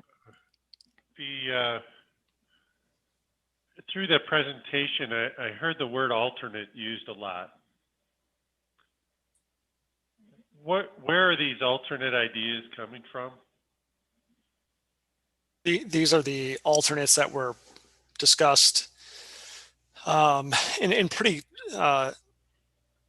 in a lot of detail with the board previously. We had recommended additive alternates to the project to give the district a form of cost control management for when the various portions of the project go out to bid.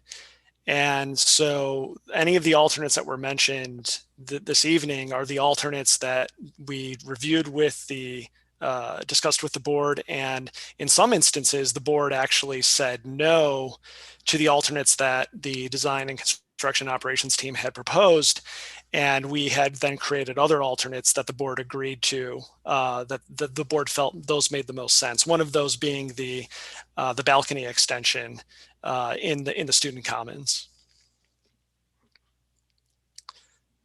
Okay, sorry, a meeting's all run together. I don't remember an extended conversation of alternates. Yeah, I guess, Craig, what might help is at one point the design, construction, and operations team was recommending looking at the student commons in its entirety and the welcome center as alternates, and relatively unanimously the board said no, those are sacred. And so we really had to look at other things to make alternates, and so given the project one scope, the other alternates, and this may sound familiar, 30 of the classrooms are an alternate, and they're broken up into groups of 10. And then prior to going out to bid in bid period 6, because there was some concern of fluctuations in the marketplace, we added an additional 8 classrooms on the 4th floor as an alternate. But those were all in the bid documents, so the contractors have provided pricing on all of those, and then we're going to be coming to the board in January with recommendations, not only on the bid awards for base bid, but then also all of those alternates. The rest of the alternates are in terms of capital improvement projects. So again, giving the district a form of cost control management on the overall scope of work. So in the context of discussing alternates, I mean, you're the architect of record as well for the building, right? Yes. Should we be discussing maintenance issues as well? Why are we discussing these things as 2 separate items?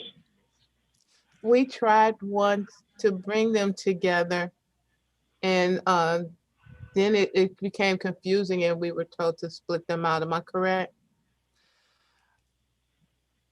I'm not sure, Craig, I understand that you understand the question. Well, my only point is we're not really spending 2 buckets of money. We have a lot of maintenance issues that we have a lot of tension over. How do we fund? And I really have a hard time having a conversation of alternates, additions to program 1, while we're sitting there with maintenance items that we're really struggling to approve and fund. So that's just kind of. I don't think the alternates were all add-ons. It was, no. If my memory serves me, the alternates were when we presented it, and it was coming back like way over budget. Okay. And we had to go back and take some things off. And when we took those things off, we said these could be alternates. Okay. All right. That's fair. And then they're all part of the original. Go ahead, Joylyn. I just also say with the maintenance, the last conversation I remember about the maintenance and the update, Keep, was we went back and color coded. We had the board asked us to color code those things that were like urgent, like red, green, yellow, if memory serves. And that would have been sometime like September, October. Right. I mean, we kind of have a priority list of things, and we know what the priority list is. Right. Right. And all of this is following that priority list. There's nothing adding on that wasn't part of the original scope. It was just pulled out to make the budget. And depending on where the budget comes, where the bids come in, things will be added back in. Okay. And, all right. Thank you. And Craig, I think one thing too that will be helpful, and maybe for the rest of the board and the community as well, is when we say additive alternate, that does not mean added scope that was never in the program.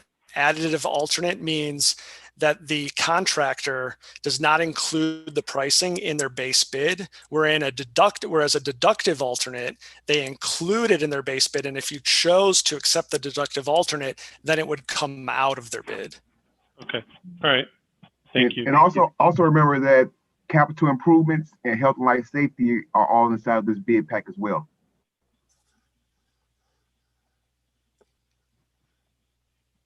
Okay. All right. We'll look forward to seeing the rest, seeing the bottom line in January. I have a question, Sarah, if I can jump in. Of course. So obviously we're living through a pandemic that we hope is once every century or longer. And obviously the design, I would think the design is conducive to anticipating the need for separation. There's flexibility in these spaces. I'm curious though, as we move forward with more decisions over the next number of months and years, to what degree should contemplation of what we're dealing with now inform some of those choices? You know, or is it such an outlier event that it's not feasible to do that? So I'm curious about that from a philosophical modeling kind of standpoint. Sure. Great question, Matt. It certainly is not feasible for schools in terms of maintaining social distancing. If we were to draw a line in the sand now and say every project moving forward needs to accommodate at a minimum 6 foot distance between occupants, the schools would need to be approximately 3 to 4 times larger than they are now. And that's not just for OPRF. However, there are some things that can be done now that we think make good sense and are maybe arguably a little more fiscally responsible. One of those things you saw in the design update for the Welcome Center, previously we had heard kind of more leaning towards that the new greeter's desk should be open. And what you saw tonight is it has glass. It doesn't have glass for security. It has glass in direct response to this pandemic and airborne pathogens. And so things like that, and then also looking at new HVAC equipment that is going in throughout the building related to Project One or capital improvements, the filtration systems going into that new HVAC equipment are all specified with MERV 13 or higher filters, which we know from the scientists and mechanical engineers that's really one of the best ways to trap as many of the airborne pathogens, particularly SARS-CoV-2 and that particular micron size. So, so we have done things, but it's a tricky balance, made even trickier when the budget was as tight as it is. Got it. Thank you for addressing that. Sure.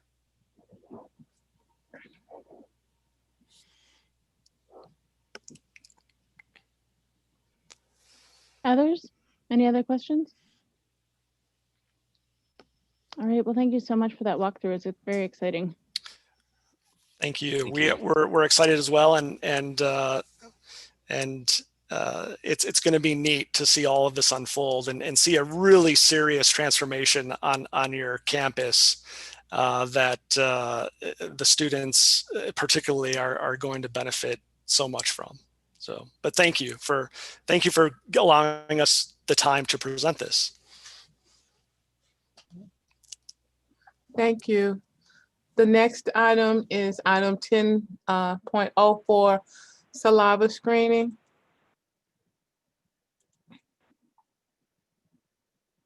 Okay, thank you. So as you know, the district, in our efforts to get our students back on campus as soon as possible in a health and safety manner, has been looking at two different screeners. And I want to say that today I'm going to just want to start the discussion around the screeners that we're looking at. Can you look at the next slide, please? So what you see here is the Swiss cheese model of risk mitigation. And how that works is that there's really no single solution that stops the virus spread. but by combining different layers of public measures and personal actions can make a big difference. And so if you look at the first slice of the Swiss cheese is wearing our mask, the cloth mask that everyone is wearing, maintaining a social distance, and cleaning and disinfecting the area, and hand washing. Well, for us, another layer, like another layer of PPE, would be to use a screener, a saliva screener. And the reason behind that is there's not one specific way of curing coronavirus or maintaining it. But we believe that with some type of saliva screening or some type of screening, we will be able to reduce the probability of cases on site, which will ultimately impact the community and reduce the amount of spread in the community. Could you go to the next slide, please? And so there's two agencies that we've been looking at, and we want to discuss them with you tonight.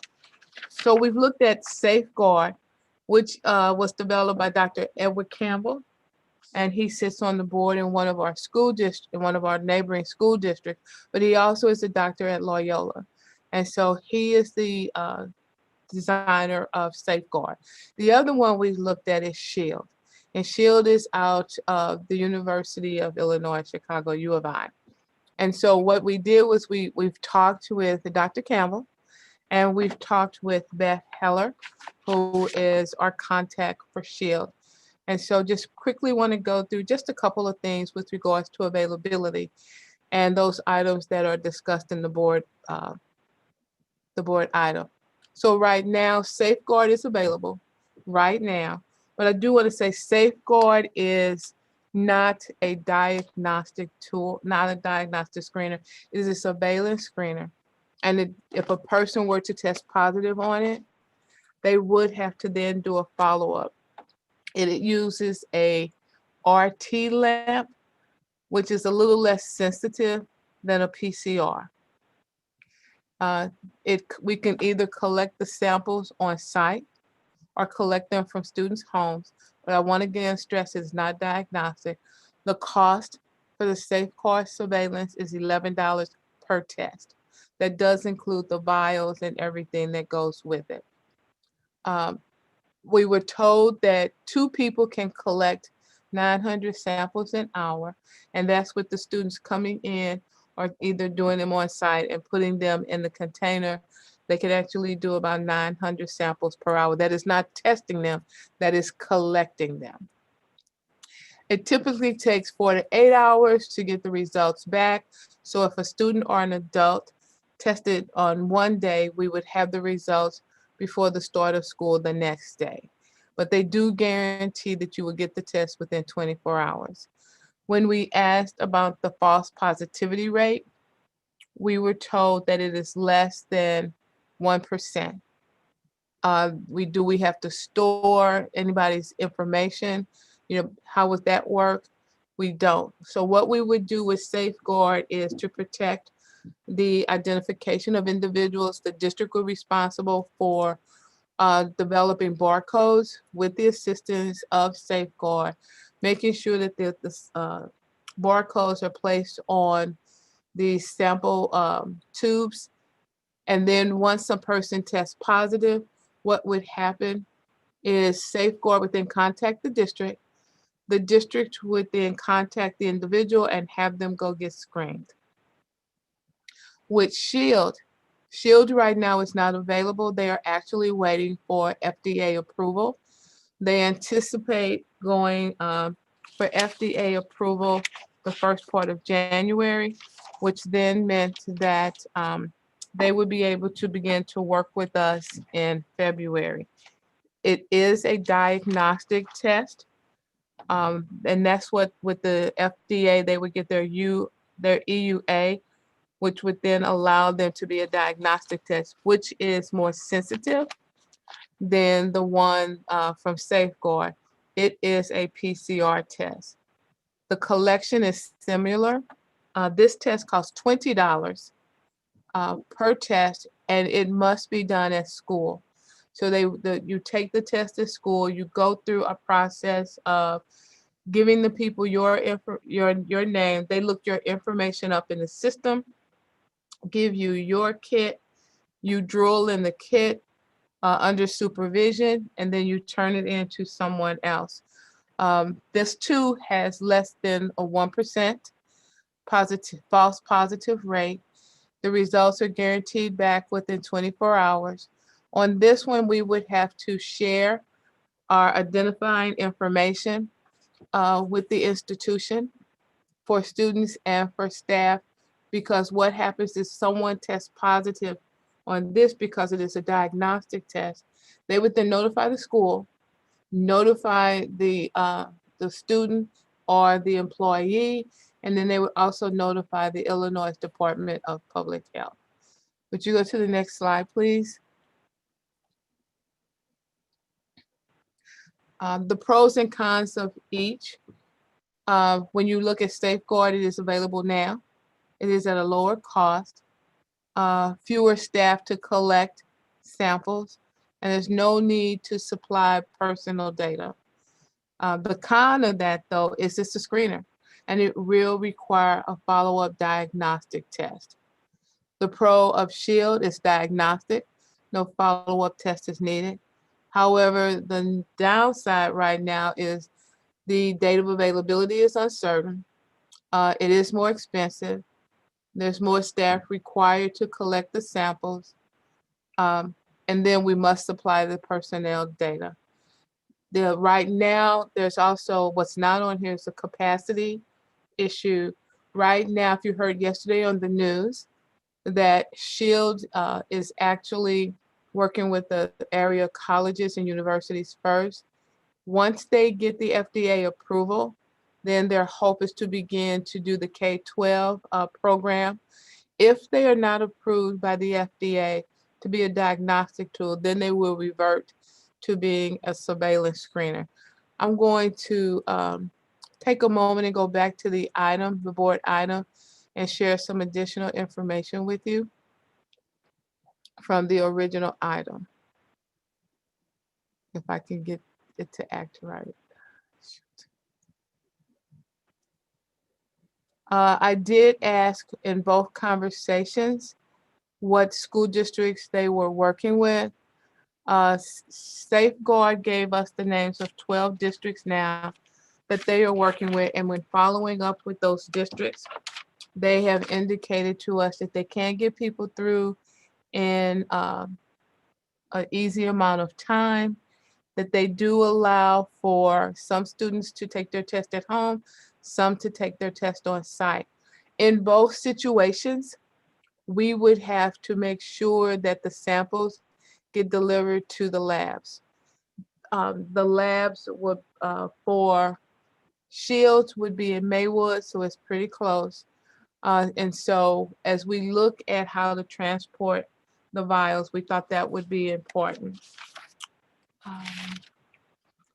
I do want to add that also, what is not a part of this presentation, also the government is providing school districts with the BioNext Now, which is the nasal swab for people who are symptomatic. And we see that too for us as another level of surety and safeguard to reduce the spread. And so if we went with Safeguard, if we got back a positive result, we would use, if that person was on site, while we would refer them to have further testing, we could also use the BioNext, which would help be additional support to encourage them. The other piece to that, though, is if we have a student or an adult in the building who on any given day is showing symptoms of possibly having COVID, we would use the BioNext Now, because that may not be a day that they get tested. And then we would send them off to have a formal test done. We could also do the same with Shield. We do have cost factors. Right now with the rough calculations that we've looked at, and this was prior to getting the opt-in, opt-out information, we are looking at approximately 2,900 tests per week. And that would be, we would test 3 days a week for students, and we would test for staff, on a rotational basis. And we figured we would do approximately 2,900 tests a week. With the safeguard, it would cost us with approximately $3,500 a week, and over 17 weeks, approximately $545,000. With Shield, with $20 per test, it would cost us over the 17 weeks, approximately $949,000. I am prepared to answer any questions that you may have of me. This was to have a discussion. We do have a contract right now that our legal is looking at with Safeguard, and I will be forwarding a contract for perusal to our legal counsel on Shield, just to look at both. Questions? Yeah, I'm ready. Tom? I have 3 questions to start. One is, I think the way you presented it, with the 2 different tests, the frequency would be the same. Is that correct? Yes, once a week for students. We could actually test them prior to coming on site. So if you are a student who will report on Monday, you could test on Friday.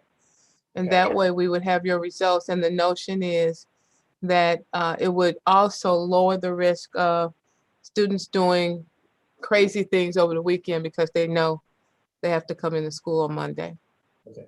So my 2 key questions that I have are, one, when you talked about where these are being used, are the districts using this data to make decisions on keeping kids, on bringing and retaining kids in school? That's my first question. I'm going to ask 2 before I forget, okay?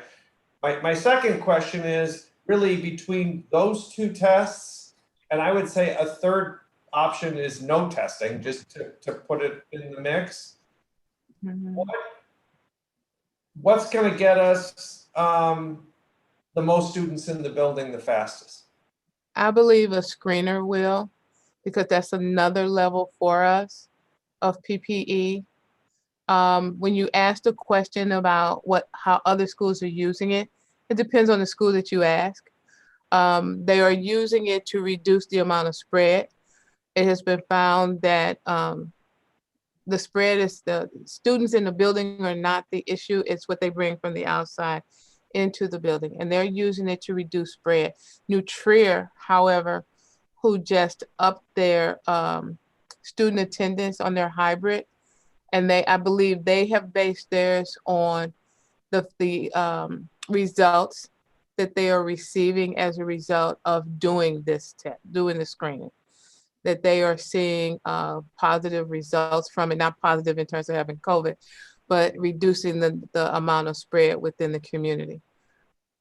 So thank you. I mean, I just want to come back because you said, I believe. So you said, I believe, a screener. So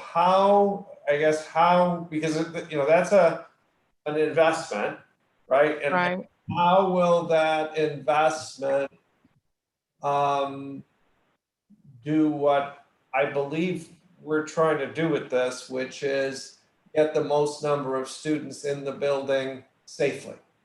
So when we had our conversation with the medical professionals on the advisory committee, which was comprised of pediatricians, infectious disease doctors, and so forth, it was the consensus of the infectious disease doctors that to have some type of screener in place would allow us to reduce the potential of having an outbreak or a number of COVID cases, which would also allow us to revisit the metrics that we currently have and get kids in the building faster. Okay, yeah, and I guess that's kind of goes back to the point that I said, is that if we don't use it in making decisions, then I don't understand how, as you said, if we don't bring it into the metrics to say this is showing favorable results and we can do something, or it's showing that we have an issue, then I don't see how I'm a little cloudy, but I'll stop my questions and yield the floor. Others? I have a question, and maybe it's been addressed and I missed it, but the notion I have in my mind is that we can start to test students and, and staff before we actually even have classes scheduled to see what the population is evidencing in terms of their health. Right. So like for a week or whatever window of time, we test to see who do we catch with it, and therefore that helps us see what the percentage is, so that even if the other indicators aren't as promising in terms of community spread and so forth, we go, wow. So is that part of the plan or not? I guess that's an option. That's not really what we discussed. The members of the advisory group that met with us when we met with SHIELD suggested that if we test the student before he or she is due to enter the building, we could ward off having a student who is potentially symptomatic or asymptomatic enter the building, and then we're more in a more reactive mode versus being in a proactive frame of mind. Right. And so that was the notion about having them come in sooner. I agree. I mean, and I know it's a very complex thing, but I think this is one element where if we can be aggressively proactive about that and say, okay, we're not going to have hybrid at least until we've already said January 18 or something, that, but maybe to have that be the week where we start to, hey, for those who've opted in, let's go through this. You're going to come to the school, whatever the logistics would be, and then see from there. Otherwise I feel, I feel like we might be waiting longer than maybe we needed to. And again, I realize it's a complex thing. So that's something I want to put out there. And I don't know if it's been discussed much before in this I context. do want to add that with whatever screener we use, and that's to say, I believe we need a screener. None of them will be fully up and running before February. And I say that because SHIELD, number one, won't even go before the FDA till February. The first time we could bring something to the board would be at the COW meeting in January. With Safeguard, there's a 30-day pilot, and that pilot is to make sure that you have that 50% of the population being tested, so you can begin to see where you are and whether or not you're going to get the results that you're intended to have. And so I don't want to send the message that once we have a screener, that's the only metrics that count, because it does not. It is an additional layer for us that we believe will keep our students and staff safe, but also help to begin to build a sense of safety with reducing spread in the community as well. Gotcha. So early February is the earliest best case scenario for us to start to get the hybrid going. And so that's not the hybrid, the screener. The hybrid, if the metrics are where our current metrics say they can come in before that, our tentative date right now is to have students begin to come on site November 19th. January the 19th. I hear it. Okay, and so I guess that's another question though, is to what degree would we be comfortable as an organization to have students starting to come in without a screener? And so that's another facet. That is a good question. So, all right, I'll mute. But we did not, I was asked why we didn't have the screener in a plan. I did not want to put the screener in the plan until we knew we were going to have it. And then once we have it, then we can go back and revisit the metrics. But I don't want to say that now until we have it in place. Okay, thank you. I would love if other board members would weigh in with, if you think, if the track that I'm suggesting we pursue is a worthwhile track or not, because I'm just one voice. And I don't know if Greg, Roxana, or Karen want to add anything at this point. I just I was going to underscore something on that point, and that's just that we designed our metrics independent. It just underscores what Jolene just said. We designed the metrics independent of the screener. And so the rules that we have in place according to the plan that you've all seen are in some ways assuming that nothing like that exists. And that answers your question, Matt, right? So the metrics would be in place and we would have people in the school as soon as those metrics allow. That's what, yeah, so. Well, so I guess that brings the question to mind is, can we change the formula and the metrics with this in the mix? Do That's we what I'm need to do saying. that? Once we have a screener, then we could go back and revisit the metrics. Okay, Yes. gotcha. But I guess it's, anyway, so I'm very in favor of having a screener because I want us, if we're able to resume and have some in-person learning happening, I don't want it to go back. And I think a screener is a great way to help that happen. Yeah, I'll add one more thing too, Dr. Adams, and that's that, our current metrics are in 3 categories, right? We take a look at what's going on within the school, within the surrounding community, and then within the county, right? And so in some ways, the data that we would get from a screener plugs very, very well into our metrics. When you think about that first category, it kind of supplants that. And the question is, how much does that affect the weight of that within our calculations? As a result of that, we have a completely different way to gather that data with a screener. And it would most assuredly change the weightedness. So I'm just trying to understand what we gain from going with the more expensive test over the screener test. I mean, obviously one's diagnostic and one isn't, but I'm not sure that translates into any difference of making our students safer, right? Like, I don't know that our students are safer if it's diagnostic versus screening. I don't know if any of the doctors talked about that piece at all. What they said to us was any screener is better than no screener. The diagnostic screener is more sensitive, and that's why it's done with a PCR machine and not an RT lamp.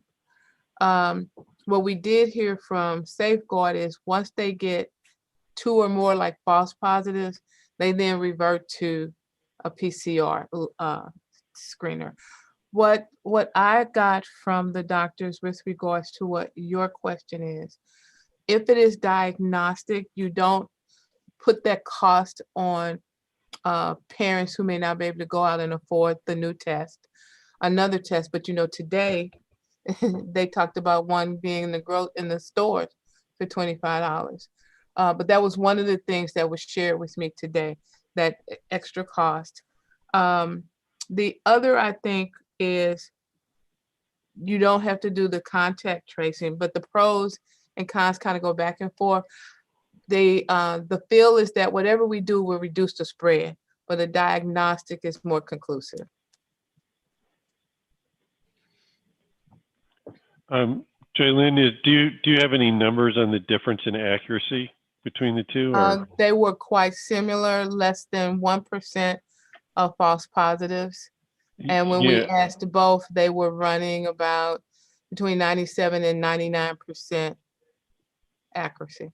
Okay, so they detect between 97 and 90. Okay, good. So they're not that different. Right. Last, just one question. You talked to a number of schools, it sounded like that were using the screener. Are all those schools in session now? Not all of them, depending on their area. If their community spread was at such a high level that they are not, but all of them are planning to go back at some point in January. Some of those times, fluctuate. There are some schools that have multiple buildings. And so, if the rate of positivity rate in the buildings alter, but I will tell you, they are seeing fewer and fewer kids who are coming in, who are testing positive, which is allowing them to keep their schools open longer. So they are, in the context of the spread in our community, successfully making the environment safer for kids. Yes. Okay. And some of them are actually, Nutria is actually doing weekend testing. That's the other thing that both offered, that if we needed to bring samples on Sunday or have kids screen on Sunday, for school on Monday, they could handle that. I'll need to be honest and transparent though, that with Shield, there would be a staffing concern. We believe in our conversation with our lead nurse, we could handle the process with Safeguard, but with Shield, there would be some staffing concerns. We do um, each screener would cause us to have to transport. We could either transport the test ourselves to the labs, or we could contract with a transport company to do that. There is, yeah. So there are some concerns with both. Capacity is one. What the young lady at Shield also told us is there are some districts that are going with Safeguard now that may revert back to Shield once Shield is up and running. Okay, thank you. I had a question about, you went over how long it would take to administer the test, but I'm not clear on like who would administer the test. Do they have their staff come in and do it, or does our staff? No, so if we use Safeguard, the kids could do their sample at home and bring it in, or they could do it on campus and they actually drool into a vial and seal it. The work we would have to do with Safeguard is to make sure that the labels are printed, that the labels are put on the vials in the appropriate manner. When the students or the staff bring them in or take their test on site, they themselves could put it on the rack and then our staff would box it up. So With Shield, you have to do it on site. And so you come into one station, and at that station, you show the person your ID. They have to look you up in the system. Then they print out the label. They give it to you, your label and your vial. Then you go to another station where you have to have somebody also stationed who watches you drool into the vial. And once you drool into the vial, then you go to another station where there's someone to make sure that you turn it in and put it away safely. And then you have someone that kind of supervises all of that. So those supervisors would be, for Shield, that would be their people. For Safeguard, No, they would be our people. Those We would be would have to hire. That's why I said there'd be a staffing consideration. How many people would be required to do that? It depends on how many lanes. There are 3 people per lane. One to make sure that they know who you are. The second person is to actually observe you drool. And then the third person is to make sure that you put your vial in the correct place. So do you think that those would be people that you would hire, or people that are already within that would be trained? If we had the staffing, we could train them. But right now, I don't think we have the staffing. Thank you. I had a question. One's a rudimentary question that has to do with the saliva, the drool test versus the nasal swab. And just curious if there's a greater cost to the nasal swab. Asking that because just trying to imagine a lot of drool around, and how with high school students, and I'm not sure even with the transport issue, if self-transport is allowed with, it seems like a biohazard. So I'm just wondering if that's been thought, if that's been talked about. Self-transport, the only self-transport would be them bringing it from home to the school. That's the only thing. When it goes to the lab, the district is responsible for transporting the boxes with the vials in them. Whenever they're packed, there is a process to wipe down everything to make sure that everything is sanitized. With regards to the nasal swab, the one that we're getting free from the government is the BioNext Now. And that one is just you have to be symptomatic to get that. And that's the one where you go up into your nasal passage. I don't know the cost for what's being done with the nasal swabs is a test. I've not heard of any school using the nasal swabs as a diagnostic test. The only thing we've heard about anybody having anything with the nasal swab is the BioNext Now, which is offered to all schools, all public health departments. They actually go to the public health department and then they distribute it to the senior living facilities and to the schools. That is free, but that is only to be given to those who are showing symptoms. Okay, and I guess the reason I was asking is that just and you know, K-12 may be different than colleges, because I know for both of my daughters, their school has been testing 3 times a week, and it's a self swab that, you know, it's supervised. So that's why I was curious about. It seems less cumbersome than the saliva test. So I was just curious if that had been explored, if there was a cost It aspect. has not. I guess we could look into that, but it has not at this point. I've not heard of any school systems that are doing that. I don't know, Karen, if you've heard with your communications contacts, Roxanne, if you've heard with HR, or Greg, if you've heard in your group. I have not. It's not come up in any superintendent's meeting. Okay, so and the infectious disease docs did not have No. that. Okay. The other question I had was, you know, as we were talking about putting the screening into the metrics for our staff, I was under the impression that one of the prerequisites or agreements had to do with screening being a part of coming, you know, being in the building for students or staff. Right. So is it, I mean, it doesn't sound like it's feasible for us to suggest that we can do this without that being part of the metric. That was part of negotiations with the faculty senate, was for the screening. And so if we go, I have to be honest, if we go with SHIELD, then we would probably have to go back and renegotiate, because SHIELD requires that you share the personal information. Right. And I that's guess one of my question is more about the timing, that regardless of which one we use, the earliest for the other is February. So maybe I'm not clear in your question. We've already done that work with the faculty senate.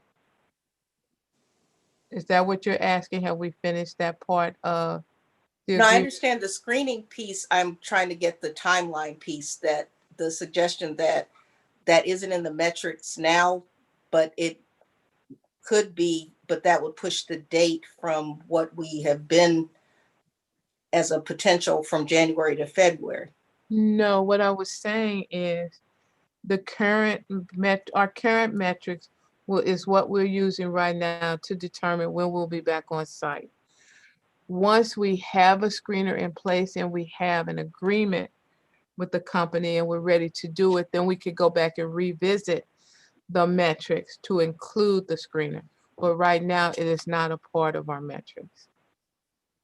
And I'm just try one more time, because I could just Maybe I'm not understanding. No, I'm just trying to understand if are staff willing to come back without the screening tool?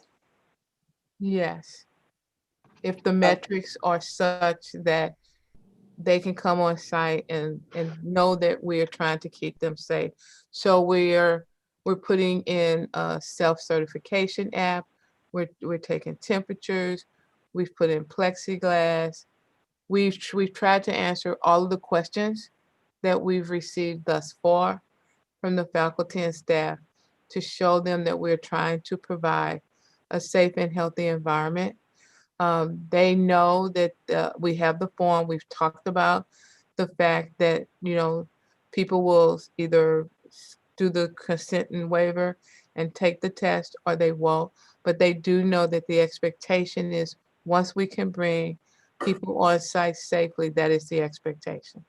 So by expectation, you mean that's the mandate, or is it still That's optional? part of, that is the agreement that they will be on site Okay. unless they qualify for an accommodation. And then last question just has to do, does the cost that is being budgeted include the staffing and transportation? No, we're still looking at transportation cost. If we go with Safeguard, we believe we can handle that internally with regards to staffing. If we go with Shield, that's where we see the staffing consideration. And so as we begin to look at when we could start, because the cost that I quoted was based upon a fourth of our students being in the building, our staff being tested, and a 17 weeks. And so depending on when we could actually have the start date, the number of students who actually opt for hybrid learning, and the staff that signs the consent waiver will determine the number of tests that we would actually get. And then that will be considered in the costs. Carolyn Gus now is looking at transportation, people who transport medical equipment and medical tests. She's looking into that now. We would not be bringing this to the board before the January CAL, and hopefully by that time we would have all of the information. This was just to give the board an update on where we are and get a feel on what the board is thinking and questions that need to be asked. Okay, so that would be one of mine, just as we're talking about kind of overall costs. I just imagine that transportation in these types of companies are in pretty high demand. So what, if there's even some estimates of what those costs could potentially be. That'll be all in when we come forward in the proposal. Thank you.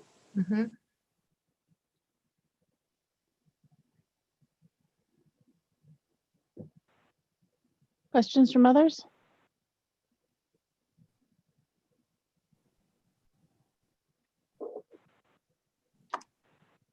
Tom, do you have a question?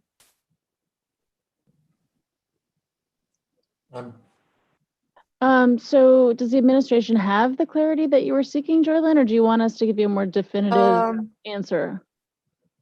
From what I heard, there's a lot of questions that I took. I think I know what the board wants in order to make an informed decision.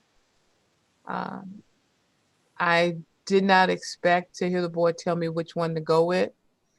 But I expect them to, I believe the board expects me to come back with a recommendation that is sound, that is going to meet the needs that we have for our students, that's going to help us get our students and our staff back into the building as quickly as possible and as safe a manner as we possibly can, that is also fiscally manageable.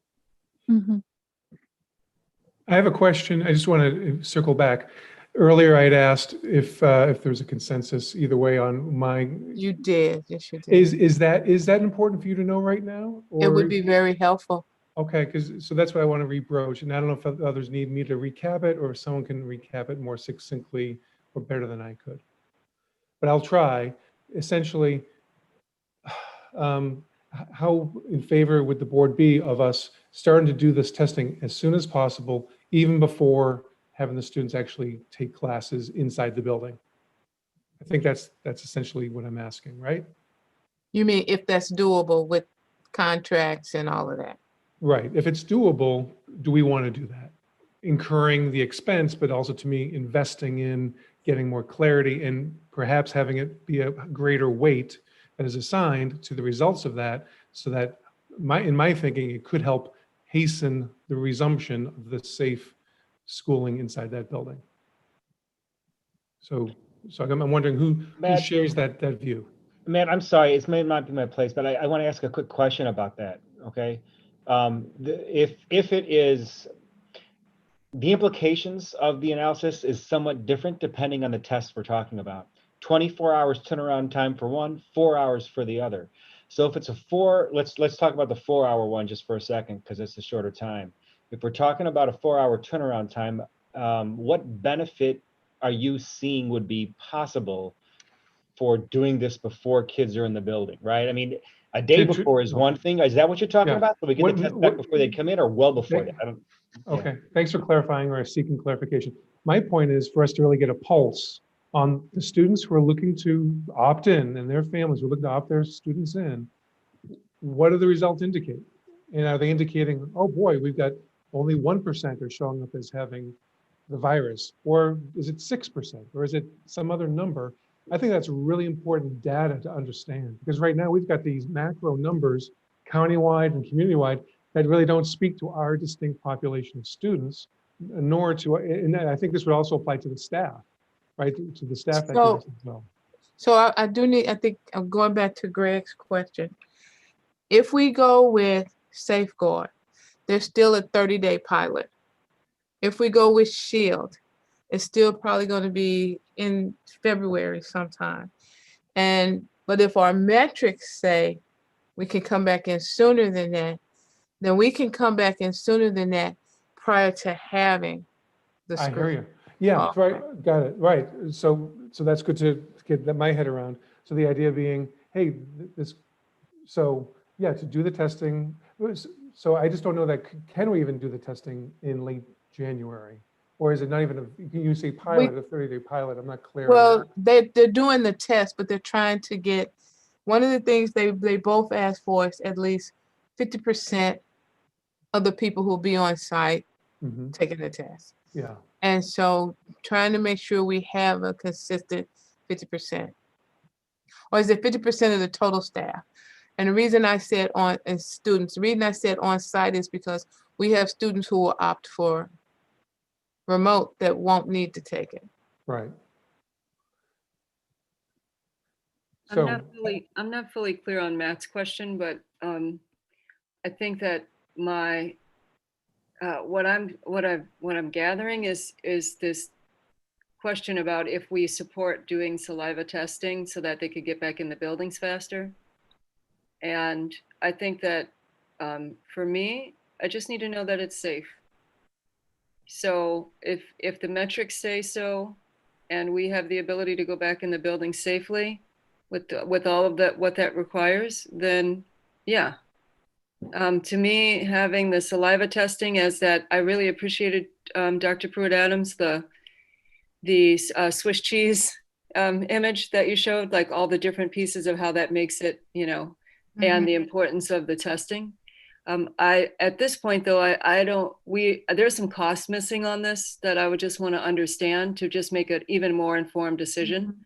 I support it. I just want more information on the cost, and the grossness factor for me is real about the saliva, but I don't know about the spitting piece, but I think that, I'm just concerned, like to the point that Dr. Moore made about the transportation costs. And I'm not saying that if the transportation costs are higher, I would be like, no, don't do it. It's not that. It's just having all the information to make all of the information. Absolutely. And I do want to say with the Swiss cheese, and I want to be clear with the board that even if we have a screener, you still have to wear the mask, you still have to practice social distancing, and you still have to wash your hands. They all have to work in concert with each other. Also, can I just reiterate that even with all of those things and the test and everything, the classrooms are still going to be socially distanced. And yes, I meant to say that too. It is not going to look like what I feel that our community seems to think that school is going to look like, because it's just not the same teaching socially distanced. So it's just for people to not have, I just really would hate for folks to have a false idea about what it's going to look like in classrooms. And you're absolutely correct. And we've tried to communicate that even with the opt-in, opt-out initial, we've said it will look different. It is not pre-pandemic classroom instruction. Thank you, Dr. Pruitt-Adams. You all have done a really great job of reiterating that over and over again. What I'm already hearing come down the pipeline is after they get back in the classrooms are the concerns from families that, but they're not getting this, they're not getting that. And it's like, but so I know that I know that you all have said it repeatedly, and I know that we have reiterated it and it's been brought up, but I just can't stress it enough, because I just don't think people outside of education fully understand what happens in a classroom and really understand what difference it's going to be going back in. Sarah, can I ask a follow-up? Okay. So I'm just trying to understand. So as I see it, we will not be testing. Right now, the testing wouldn't really commence until probably February is what I think I heard. Is that right? Yes. So what that means is we can, and that's just because of the logistics of getting everything up and running. Yes. Okay, so I think I might have answered my own question, but let me just continue my quick thought process, which is, you know, what I believe we've seen is that for other districts, the positivity rate when they've done testing, it has shown a lower rate, which is what you mentioned earlier, than some of the macro numbers that we're seeing in our communities. Yes, that is correct. That's the data that's in my head. So my concern is if we're going to have our metrics solely based on those macro numbers, yet there's a possibility that, you know, within our schools we would have a much lower rate, then we would be losing the opportunity to have our kids in the school. But the conundrum is you can't test them to get the data because the macro metrics are high. So it's like we're kind of pinned until we can get testing data. Right. Tom, you're capturing what I was saying. Just for the record, that is, you're saying it more clearly than I was. Thank you. Well, if that's more clearly, so I guess the question is, how could we get? To me, if we're going to pursue testing, which I am in support of, the sooner we can do it and rely on it, it's the best measure of our actual population. And I'll stop there. Yes. Okay. Greg.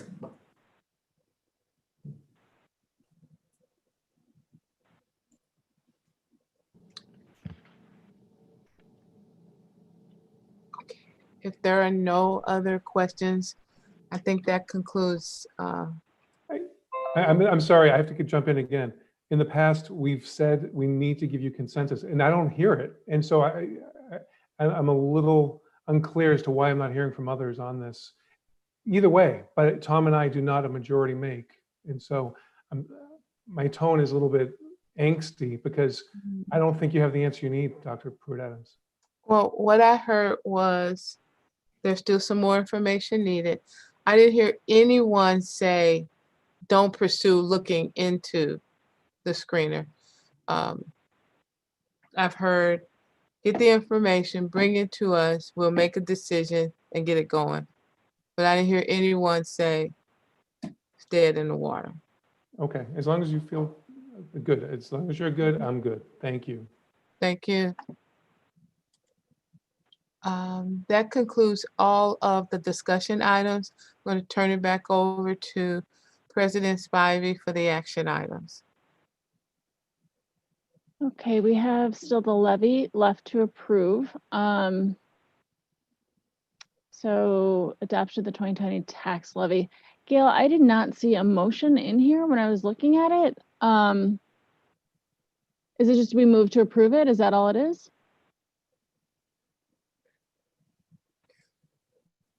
Yes, it says for the board to adopt the 2020 levy as presented. Okay, so I move that the board adopt the 2020 levy as presented. Second. Any conversation on this? Gail, could you call the roll, please?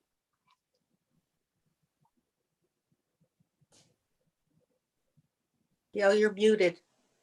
Cindy looks like she's trying to talk. I'm saying she was muted.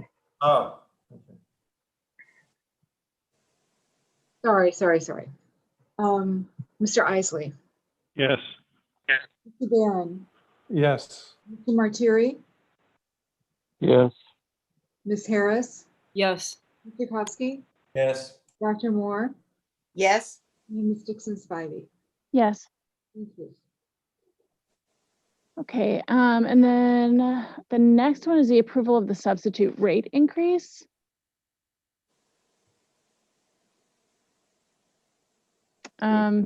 Is Roxana still here to speak to this? She is, but you usually do the motion and the Right. second before she's still here. Yeah, okay. I hadn't seen her. All right.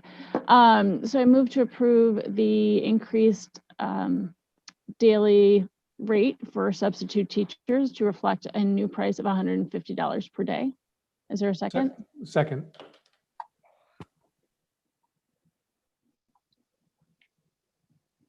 So just a little bit of the background to this request. Our current rate is $120 a day.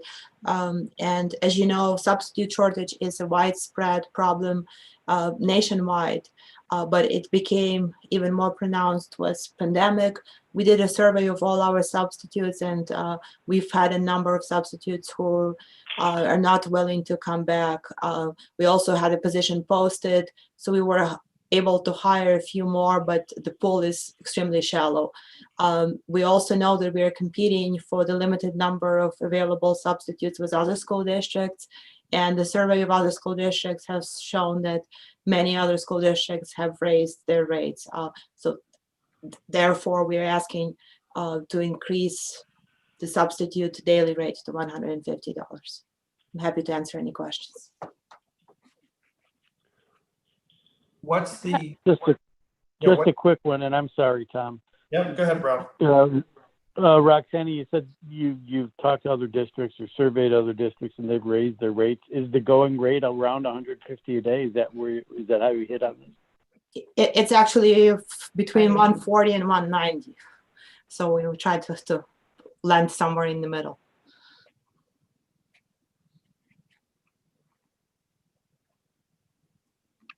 My question just was what's the annual impact of this change? It's hard to predict. It depends on how many absences we have that we need to cover. But I mean, we have historical data, we have something that we base it on, don't we? Cindy, what's our average spend on subs? We can't hear you. You're muted. Annually, it's between 650 and about 725,000. But we've had some savings from this semester, correct? Correct, yes. This is, it's Gina. Tom, I'm sorry, were you done? I'm just awaiting if there's any answer or not. I'm just trying to get an understanding. Cindy, you want to repeat what we normally? Sure. We spend anywhere between 650,000 and 725,000 annually on subs.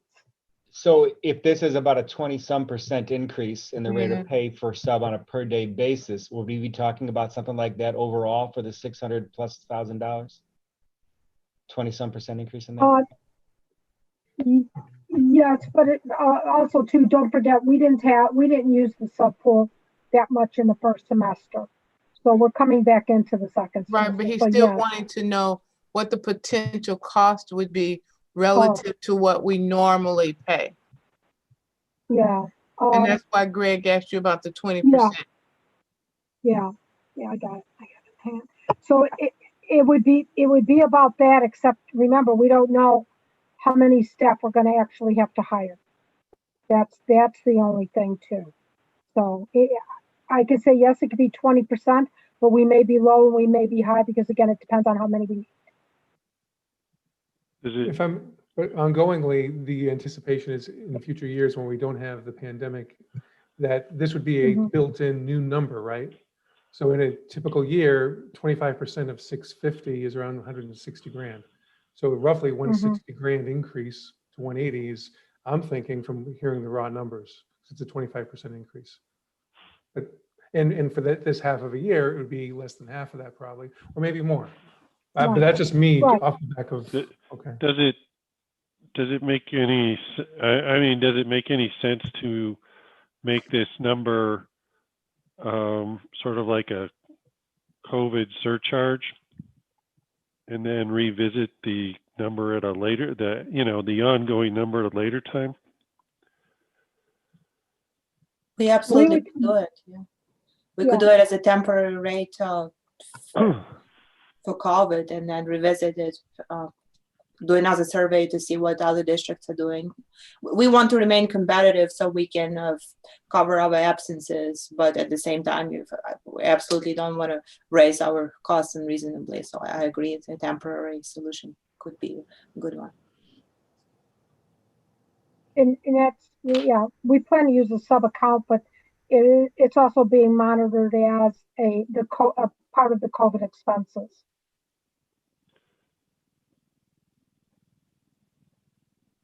I think that there's a definite financial cost, but the larger cost of not having anyone to fill those spaces for teachers and having to double up students in spaces that we already don't have because they're, since needing to be socially distanced, and being competitive is really huge in the sub-market right now because they're not, they know they're in high demand and they are going where they're going to get paid.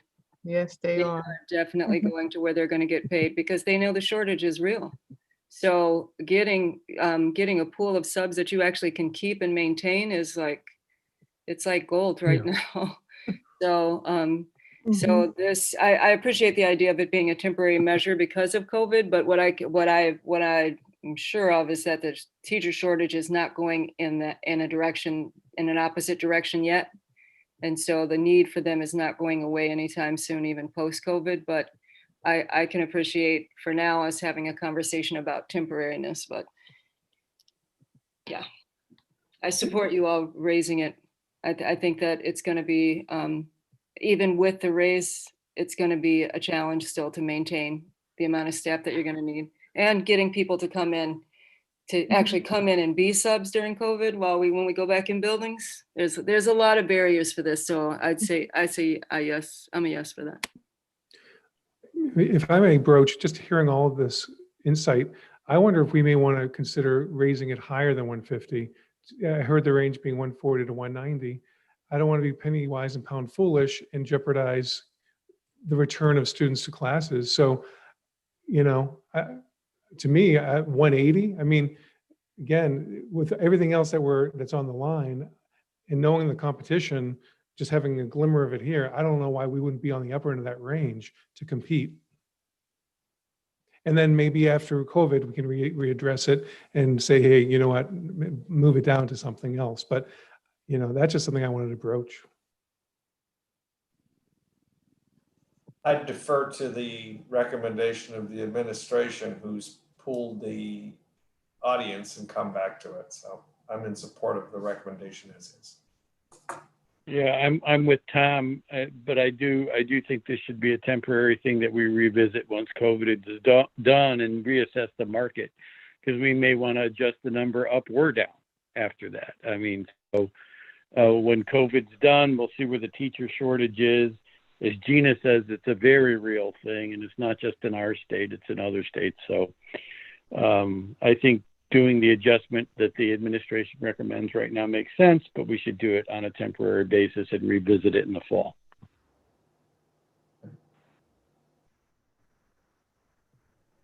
Gail, do we need to amend the motion then to indicate that we're going to revisit it in the fall? No. No? Okay. We just need a roll call. Yeah. Whenever you're ready. Okay. Mr. Martieri? Yep. Mr. Barron? Yes. Mr. Isley? Sorry, yes. Ms. Harris? Yes. Mr. Kopsky? Yes. Dr. Moore? Yes. And Ms. Dixon-Spivey? Yes. Thank you. That concludes the items for action.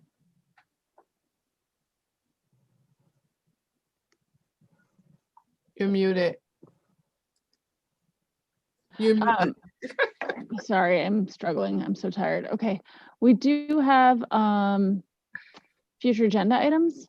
I don't know if anybody wants to mention any. We also still have to go back into closed session for a little bit and then come back out to vote on the personnel item.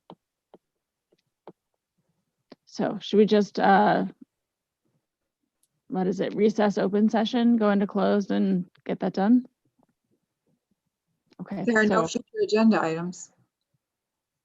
Say that correct. again. Good. It is future already, so. Yeah, but we have to come back for the personnel item. Okay. So, See you another Zoom. yep. So Greg, Roxana, and Cindy, you're in closed session. Everybody else, good night. Good night, everyone. Good night, everybody. I'll be a few minutes. I'll be just a couple minutes to get into closed. I'm going to step away for a moment as well. Oh.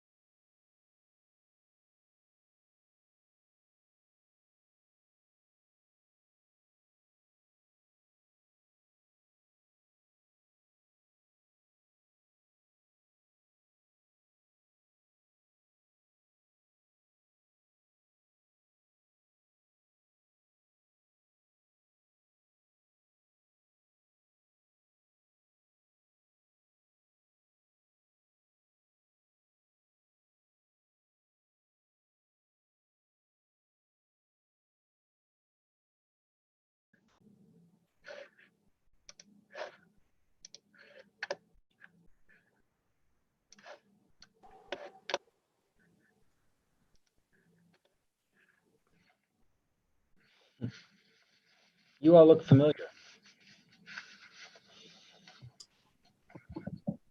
I'm a whole day older, at least.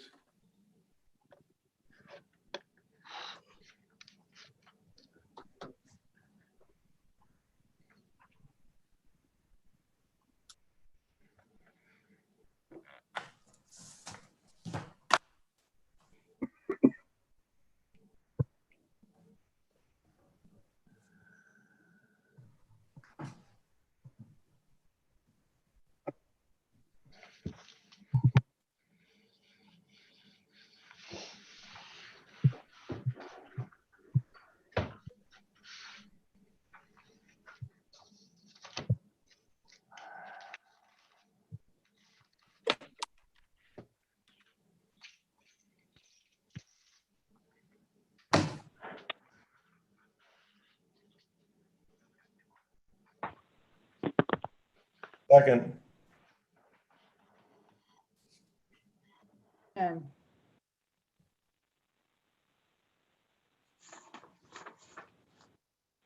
Do we have everybody? I think Jackie's coming. Let's Okay. see. I'm here. Oh, good. Okay. All right, so we're back in open session, and we are here for item 9.01, personnel recommendations, including new hires, transfer, and retirement. I move to approve the personnel recommendations as presented. Second. Gail, could you do a roll call, please? Barron, Yes. Mr. Isley, Yes. Ms. Harris, Yes. Mr. Kovsky, Yes. Dr. Moore, Yes. Mr. Martieri, Yes. and Ms. Dixon Spivey. Yes. Is there a motion to adjourn? So So moved. Second. Any So again? many. See ya. All right, pick all guys. of us, Gail. Pick all of us. Good night, y'all. Good morning. night. Good night. Bye. See you